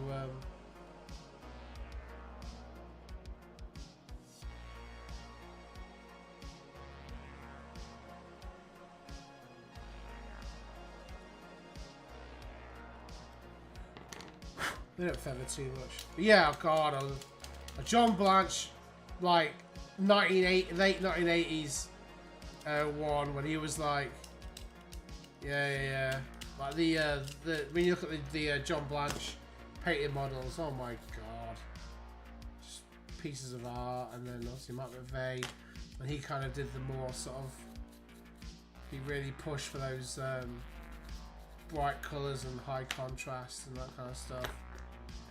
Can you imagine having like a Mike McVeigh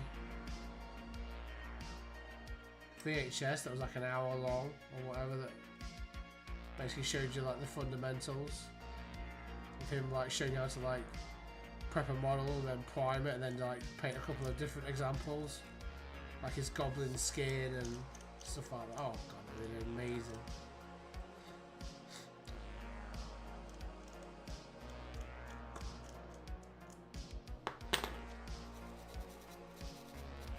There's so many talented people out there, you know, amazing. Just, yeah.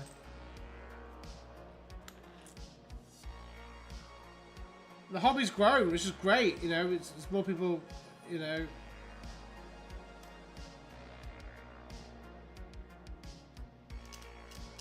I kind of always hate this, like, notion that the hobby was exclusionary and shit.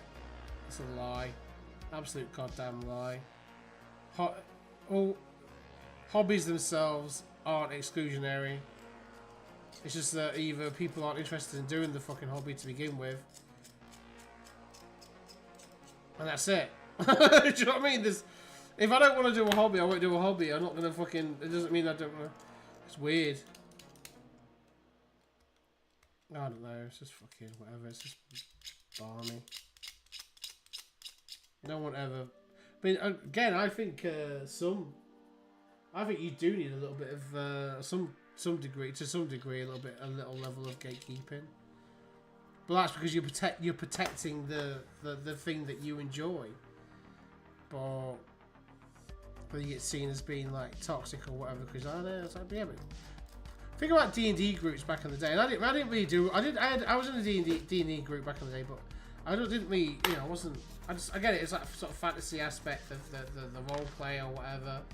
All right, but if I was there to enjoy myself and just get into the role and play and, you know, be a geek, be a nerd or whatever. Just fucking and but then you have people there just there to basically be an arsehole, just cause disruptions. So again, it's like, well, why are you actually why are you here? Like, why are you wasting your time here? That's the thing, though, isn't it? That's more the case. It's like, well, I'm trying to save you a finger. Like, why are you fucking here? Like, go do something else. Like, go. I don't know. It just sounds fucking bad, but they clearly don't want to be there. They don't want to have fun with you. They're not interested in just being arseholes for the sake of being arseholes. Oh, I went to the fucking nerd club and I fucking disrupted the whole thing. It's just like, okay, well, good for you. Like, you're a big boy now. Hold on. It's always usually the fucking thing. So imagine if you went to... can you imagine what would happen if you fucking, like... Again, not to be so typical, but obviously, like, you think about the, people that, like, the guys that are into the sports or whatever. Like, the football guys. In the UK, we don't really say jocks. But, you know, you imagine, like, the, you know, the UK... Whatever, you know, if you're in America or whatever... So your jocks, your football guys or whatever, or your American football guys. Over here we've got like football, we've got what you call soccer. But can you imagine going to one of their matches and fucking running on the pitch and grabbing the fucking ball and just running off or whatever and calling them a bunch of fucking sad bastards or whatever? It's just like, oh, the soon kick off, you know what I mean? Like, oh shit, get him, he's a fucking... Probably get the fucking shit kicked out of you as well, but that's the point. It's like we have our space, they have our. That was the whole point. You know, you had different groups and stuff for that reason. You know, everyone was happy, but now it's like, oh, you know, it's like, okay then, let's see what happens to that thing. Oh, and it's ruined. There you go. You was never interested in the thing in the first place. It was just because you couldn't. It wasn't because you couldn't because you wasn't allowed to. It was because you couldn't because you didn't have it in you. You know, you couldn't relax. You couldn't, like, you was too you know, thinking to make a fool of yourself, which is what you do when you do like RPGs and stuff like that. You know, you're making a fool of yourself. But the same thing as, well, it's not. It's a different kind of making a fool of yourself. You know. You're making a fool of yourself in front of other people that are making. I mean, it's like a mutual, a mutual thing of like, oh, we're all gonna make fun, you know, make a fool of ourselves, but we'll all do it together, and we're not gonna be thinking about it like. But I don't know. I just think some people are just so. Did I? I'm sure I probably told this story before, but I'll say it again. Just gonna. Filling time, but the time that someone showed me, sent me a link that they had, because they're good people, like good person, like they're a good lad, like they know I'm into Warhammer, yeah, they know I do Warhammer and shit like that. But bit too much fucking glue there. But okay, it's a mad screen. But they'd on the thing called Lad Bible. People have shared some YouTube video or whatever it was, a time lapse or something, of someone building a diorama. Okay, and I'm talking like intricate, homemade, scratch built stuff. Okay, and literally comments were things like, "Sad bastard," "Bet he hasn't got a fucking, bet he hasn't got a wife, bet he hasn't got this," or whatever. It's just like, but then it's like, what you call it? So some of the comments like, well, they've got a wedding ring on. I know I've watched his videos. He's got like a family and stuff like that. And it's just like, but I love the fact again. I was like, well, what? So was it shared? This is the thing. So was this shared in a macho football, big, you know, lads and lads and that kind of shit, which is fine. Purely to. Was it shared just to like take the piss out of someone for doing a hobby that they don't do? I just didn't get it. Or was the person just maybe trying? Just didn't get it. I'm like, why is this being shared? Because usually not be funny about it, but usually that kind of thing is usually you know, it's just usually girls and shit or whatever, or the best goals or the best scores or whatever, and it's just like. So did you really just share this person making a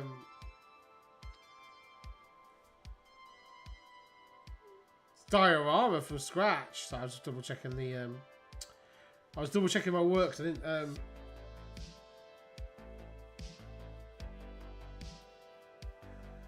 Didn't cross off the one I'd already built. So I was like, huh? Yeah. So you just shared it just to like try and get a right or whatever. Like, I don't know. It's just weird. Like. So that's why gatekeeping kind of exists. You know, I hate the term.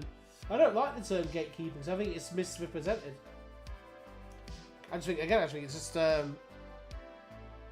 protecting a thing that you enjoy. And I think anyone and everyone should be welcome to do something to do the thing if they want to do it. 100%. Of course, fucking come in. Like, the more the merrier. Like, I don't agree. You know, sometimes but I think it's just there's a couple of reasons, right? So take for instance, right? I'm gonna say something now. You can like, you know, this is but okay. I'm quite into steam trains. I like trains. I like trains in general. I like to go on trains journeys. I like to go to heritage railways and things like that. But of course, there's a stigmata with liking trains because then you associate it with being, you know, train spotter, anorak, nerd, you know, that kind of shit. And so because of the thing of that, well, it's kind of this sort of like weird, like kind of like self-imposed. It was almost like something that was like a self-imposed humiliation ritual or whatever you want to call it, because it's like, well, I like trains, so I'm already put in a category of I'm a train spotter or whatever. In America, they call them foamers, because the idea is that they're so into trains or whatever that they foam at the mouth and whatever. Again, it's like but then I see people, like I said this before, I see people go crazy over, you know, football, a guy, you know, someone scoring a goal, a player transfer. I see people like literally have, like, take out their emotions on another human being because their team didn't win. Right? So, just saying, like, so which is more pathetic is just taking an interest in a piece of human engineering, which is what steam trains are, and diesels, of course, but human engineering, like a history of human engineering, especially like so in the UK, they're part of the that's why the heritage, because part of the you know, the country's history and, you know, all this kind of stuff. So having an appreciation and enjoyment and sharing that with the family and, you know what I mean, all this kind of positive stuff you get from it, or making someone else's life a misery, or going out and getting pissed and smashing things up because your team didn't score as many goals as the other team. See what I mean? See what I mean? Like, strange, weird, like, what? So who's more sadder? So, whatever. But that's just my opinion. I think it's quite sad that people go, right, fuck it, I'm gonna, you know, go out and kick the fuck out of someone because my team is, what? Eh? Huh? Who? What are you talking about? So, meanwhile, some poor son just wants to take down the fucking, you know, the number of a train or whatever, you know, take pictures and stuff. Or they're the sad ones. So that, you know, just, yeah, whatever. Fucking insane. But again, this is the point: is it's so train spotters and stuff tend to be, as the, you know, protective of the hobby, and model railway people tend to be quite protective of the hobby and stuff like that. They can be quite, you know, you have to join a club, and but again, it's just because they're protecting the thing that they enjoy. It's not. It's just yeah. They don't want someone to come in and just start taking the fucking piss out of them.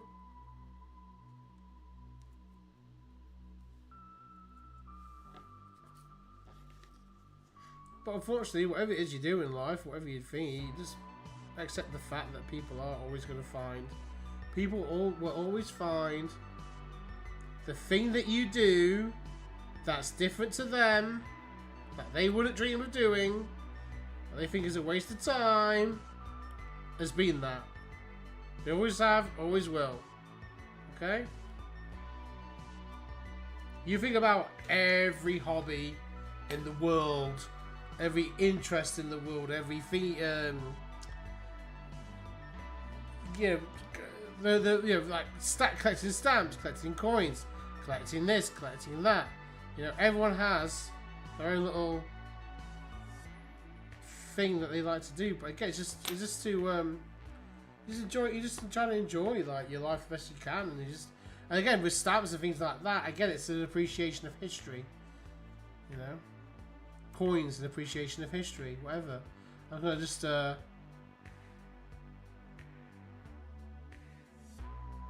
put the old glue on there. Okay, flip this over. Oh god.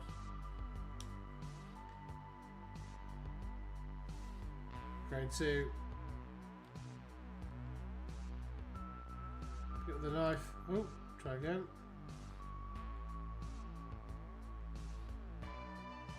There we go. Boom. Okay. That's in place. You're not gonna lose that. So yeah, I always say never be thingy, but at the same time we should maintain the right to protect the hobby and whatever hobby it is that you enjoy, that you love.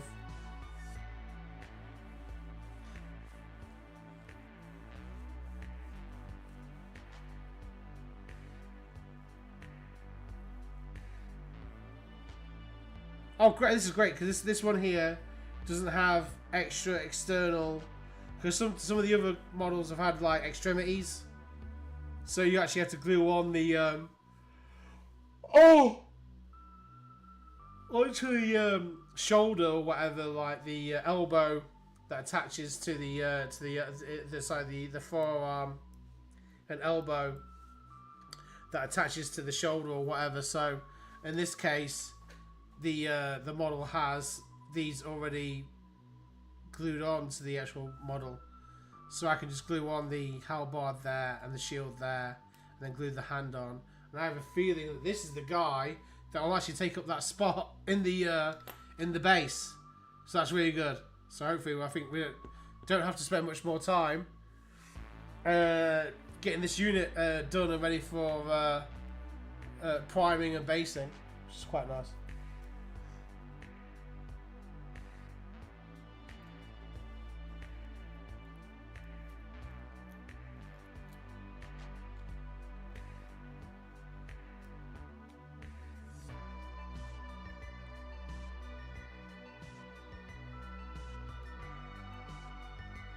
Anyway, I always find it interesting though, the what do you call it? The ridicule. That kind of sort of like, in a way, kind of like really does show the extent of like what do we call it? I'm trying to get the proper word. I'm not like how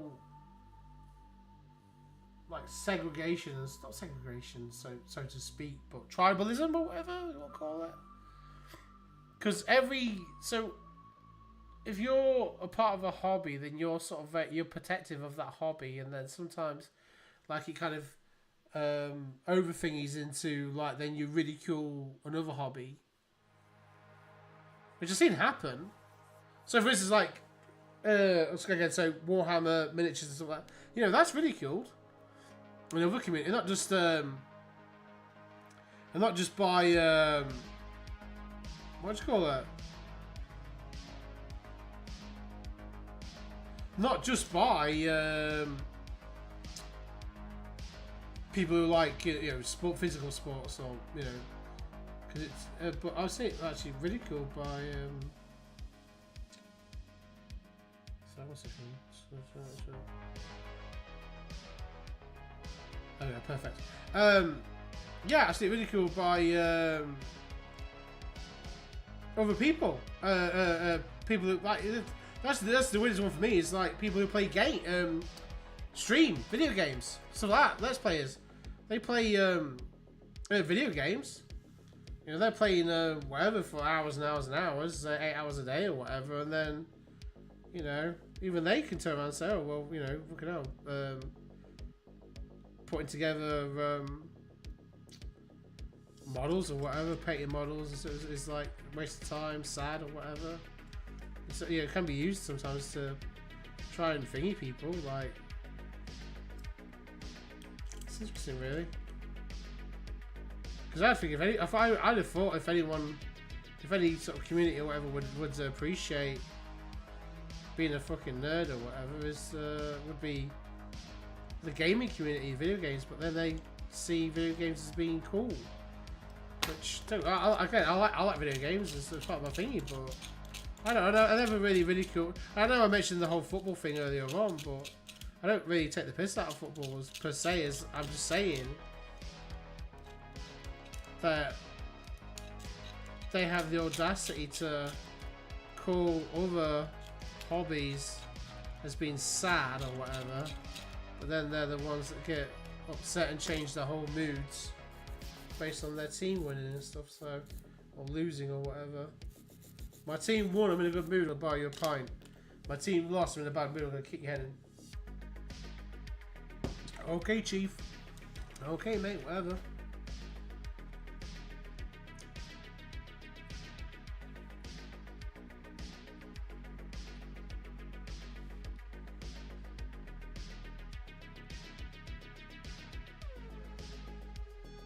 And there's the thing though, because you'll get told, but you don't understand. You don't get it. No, I don't. You might. I don't get it. But guess what? Guess what? You don't get.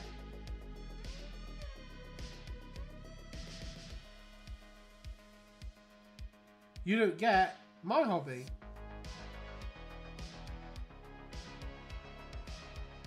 That's not right. You don't get. So I'm trying to make sure I'm listening to the right fucking place.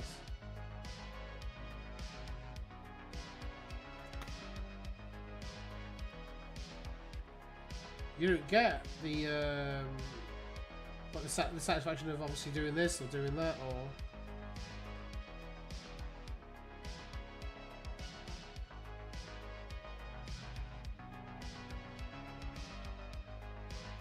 is it the wrong X?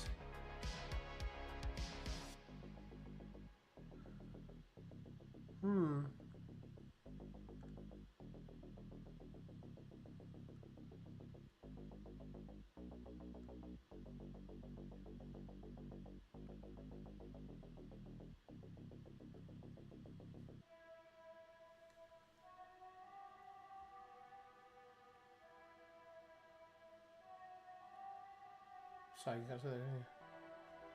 No, it's right. It's the right one. It's the right halberd.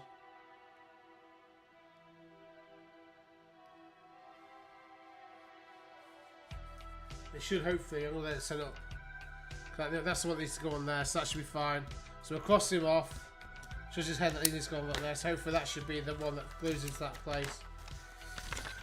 So at least we're with 3 more guys to build. But I do it off camera and off stream, so don't waste anyone's time, because it doesn't look like anyone. We've got probably time. We're winding down. This is probably the longest I've gone on the stream. To be fair, just quarter past the hour. I think I'll definitely want to get this guy glued down, just so we can sort of. So what I'll do is I'm going to cut a couple of pieces of plastic card just to go on the guy's feet. The base already has a magnet already on it, so I don't worry about doing that. So we'll take. I don't really know how much plastic card I need for this, but take that there. Let it set up.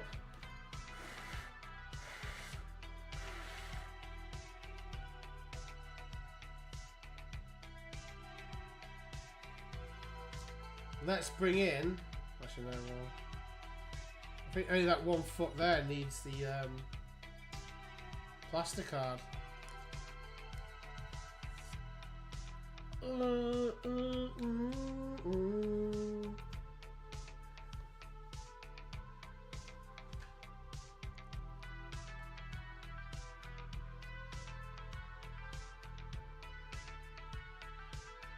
There we go, more than enough.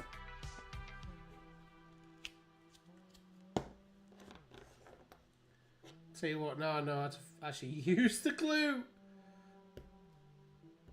It's 100% the... Oh, that one's coming away.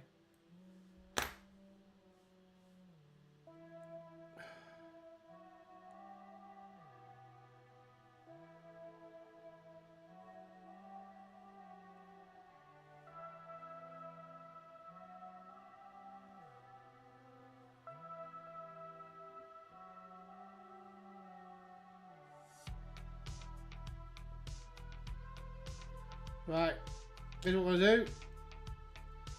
This is why sometimes, I'm not gonna lie, super glue is the best option. Drop on that. Line it up in the right place.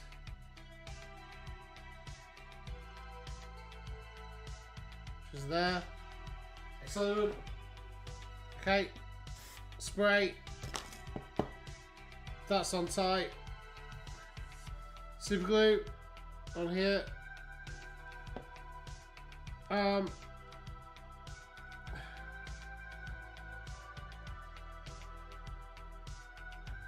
here.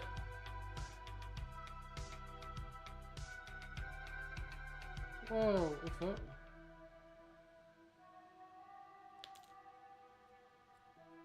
Ha! Because I sprayed it, it's already fucking set out rock hard.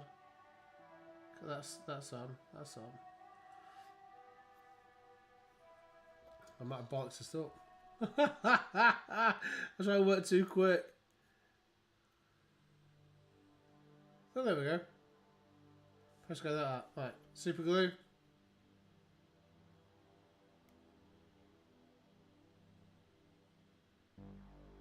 Okay, there we go.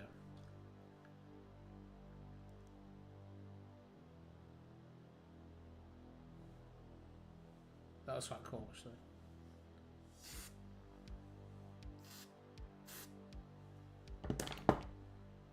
Okay, solid side. That's where super glue has actually come into its own.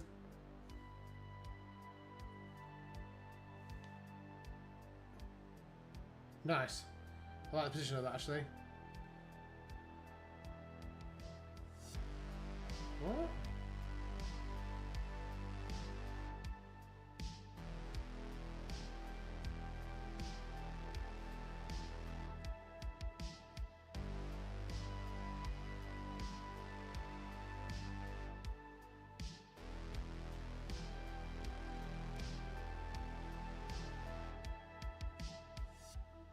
Okay, there we go.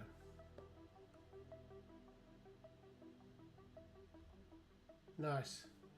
No, nice.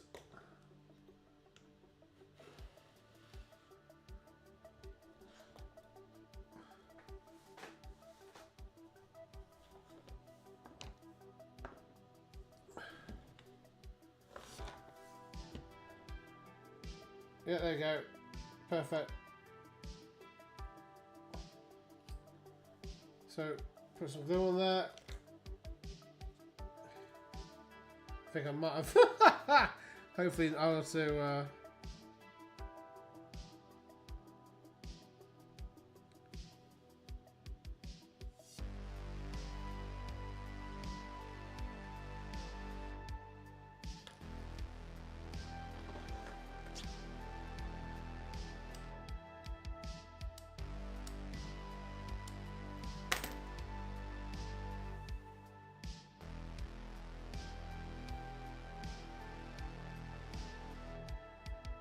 There we go.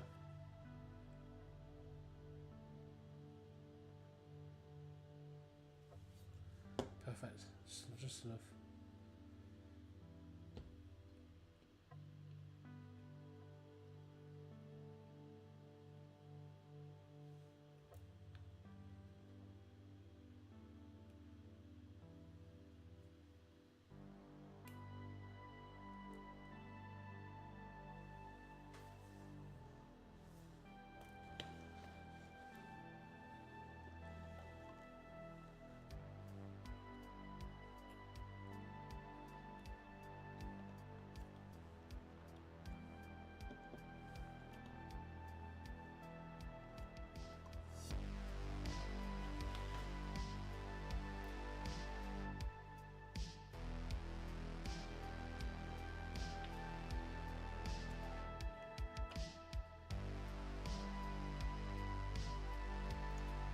It's a weird little bit of clipping going on.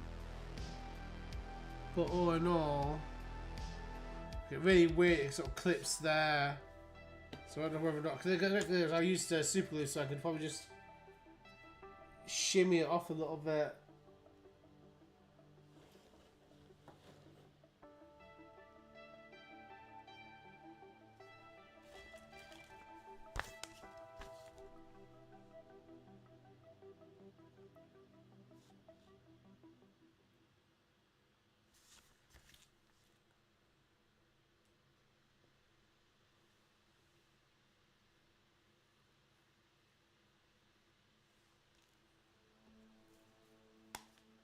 Or maybe I've bollocks it up completely, but I'm not too sure. Should have done really. I should be fine. I can always. I really like this dynamic of pose that I've given. He's got now.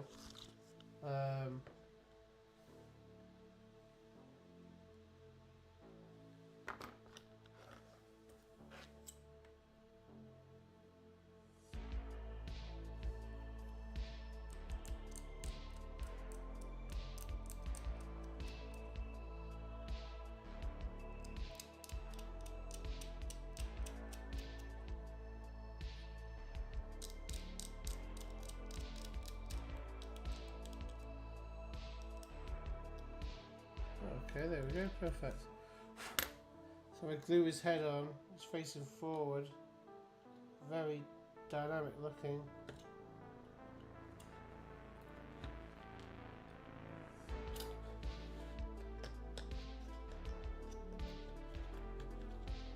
Anyway, that's for me to tinker around with and play around with. I'm sure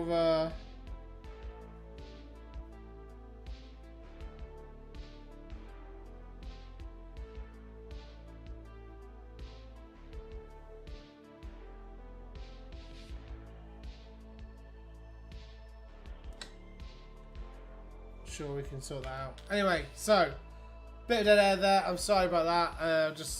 I'm kind of like procrastinating there while streaming, which isn't really what I should be doing. So we're gonna wrap things up now. It's 25 minutes past the hour, midnight. We are now 22nd of January, 2026. I want to say thank you to everyone that popped by. Thank you to Mr. Bit Dot, thank you to Mad Eye, thank you to Green Eye, thank you to Stefu,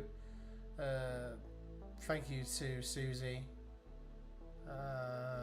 Who else popped in? Did anyone else pop in today? Hello.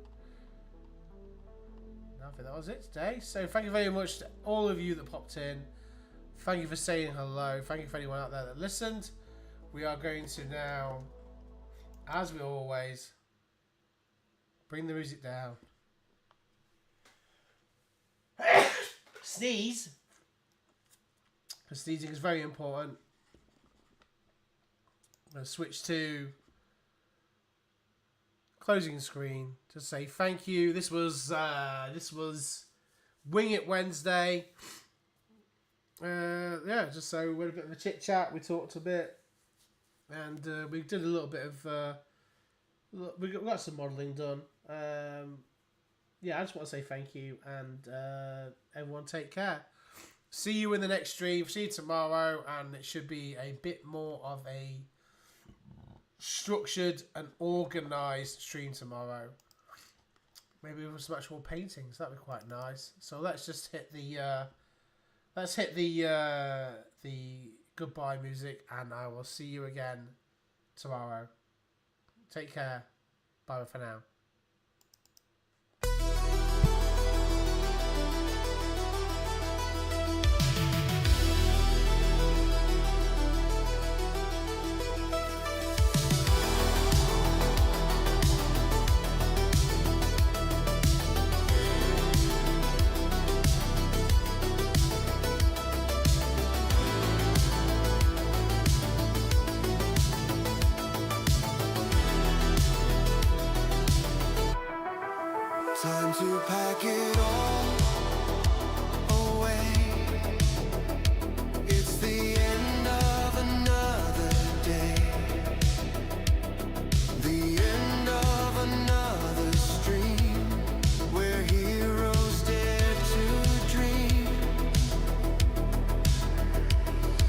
your brush.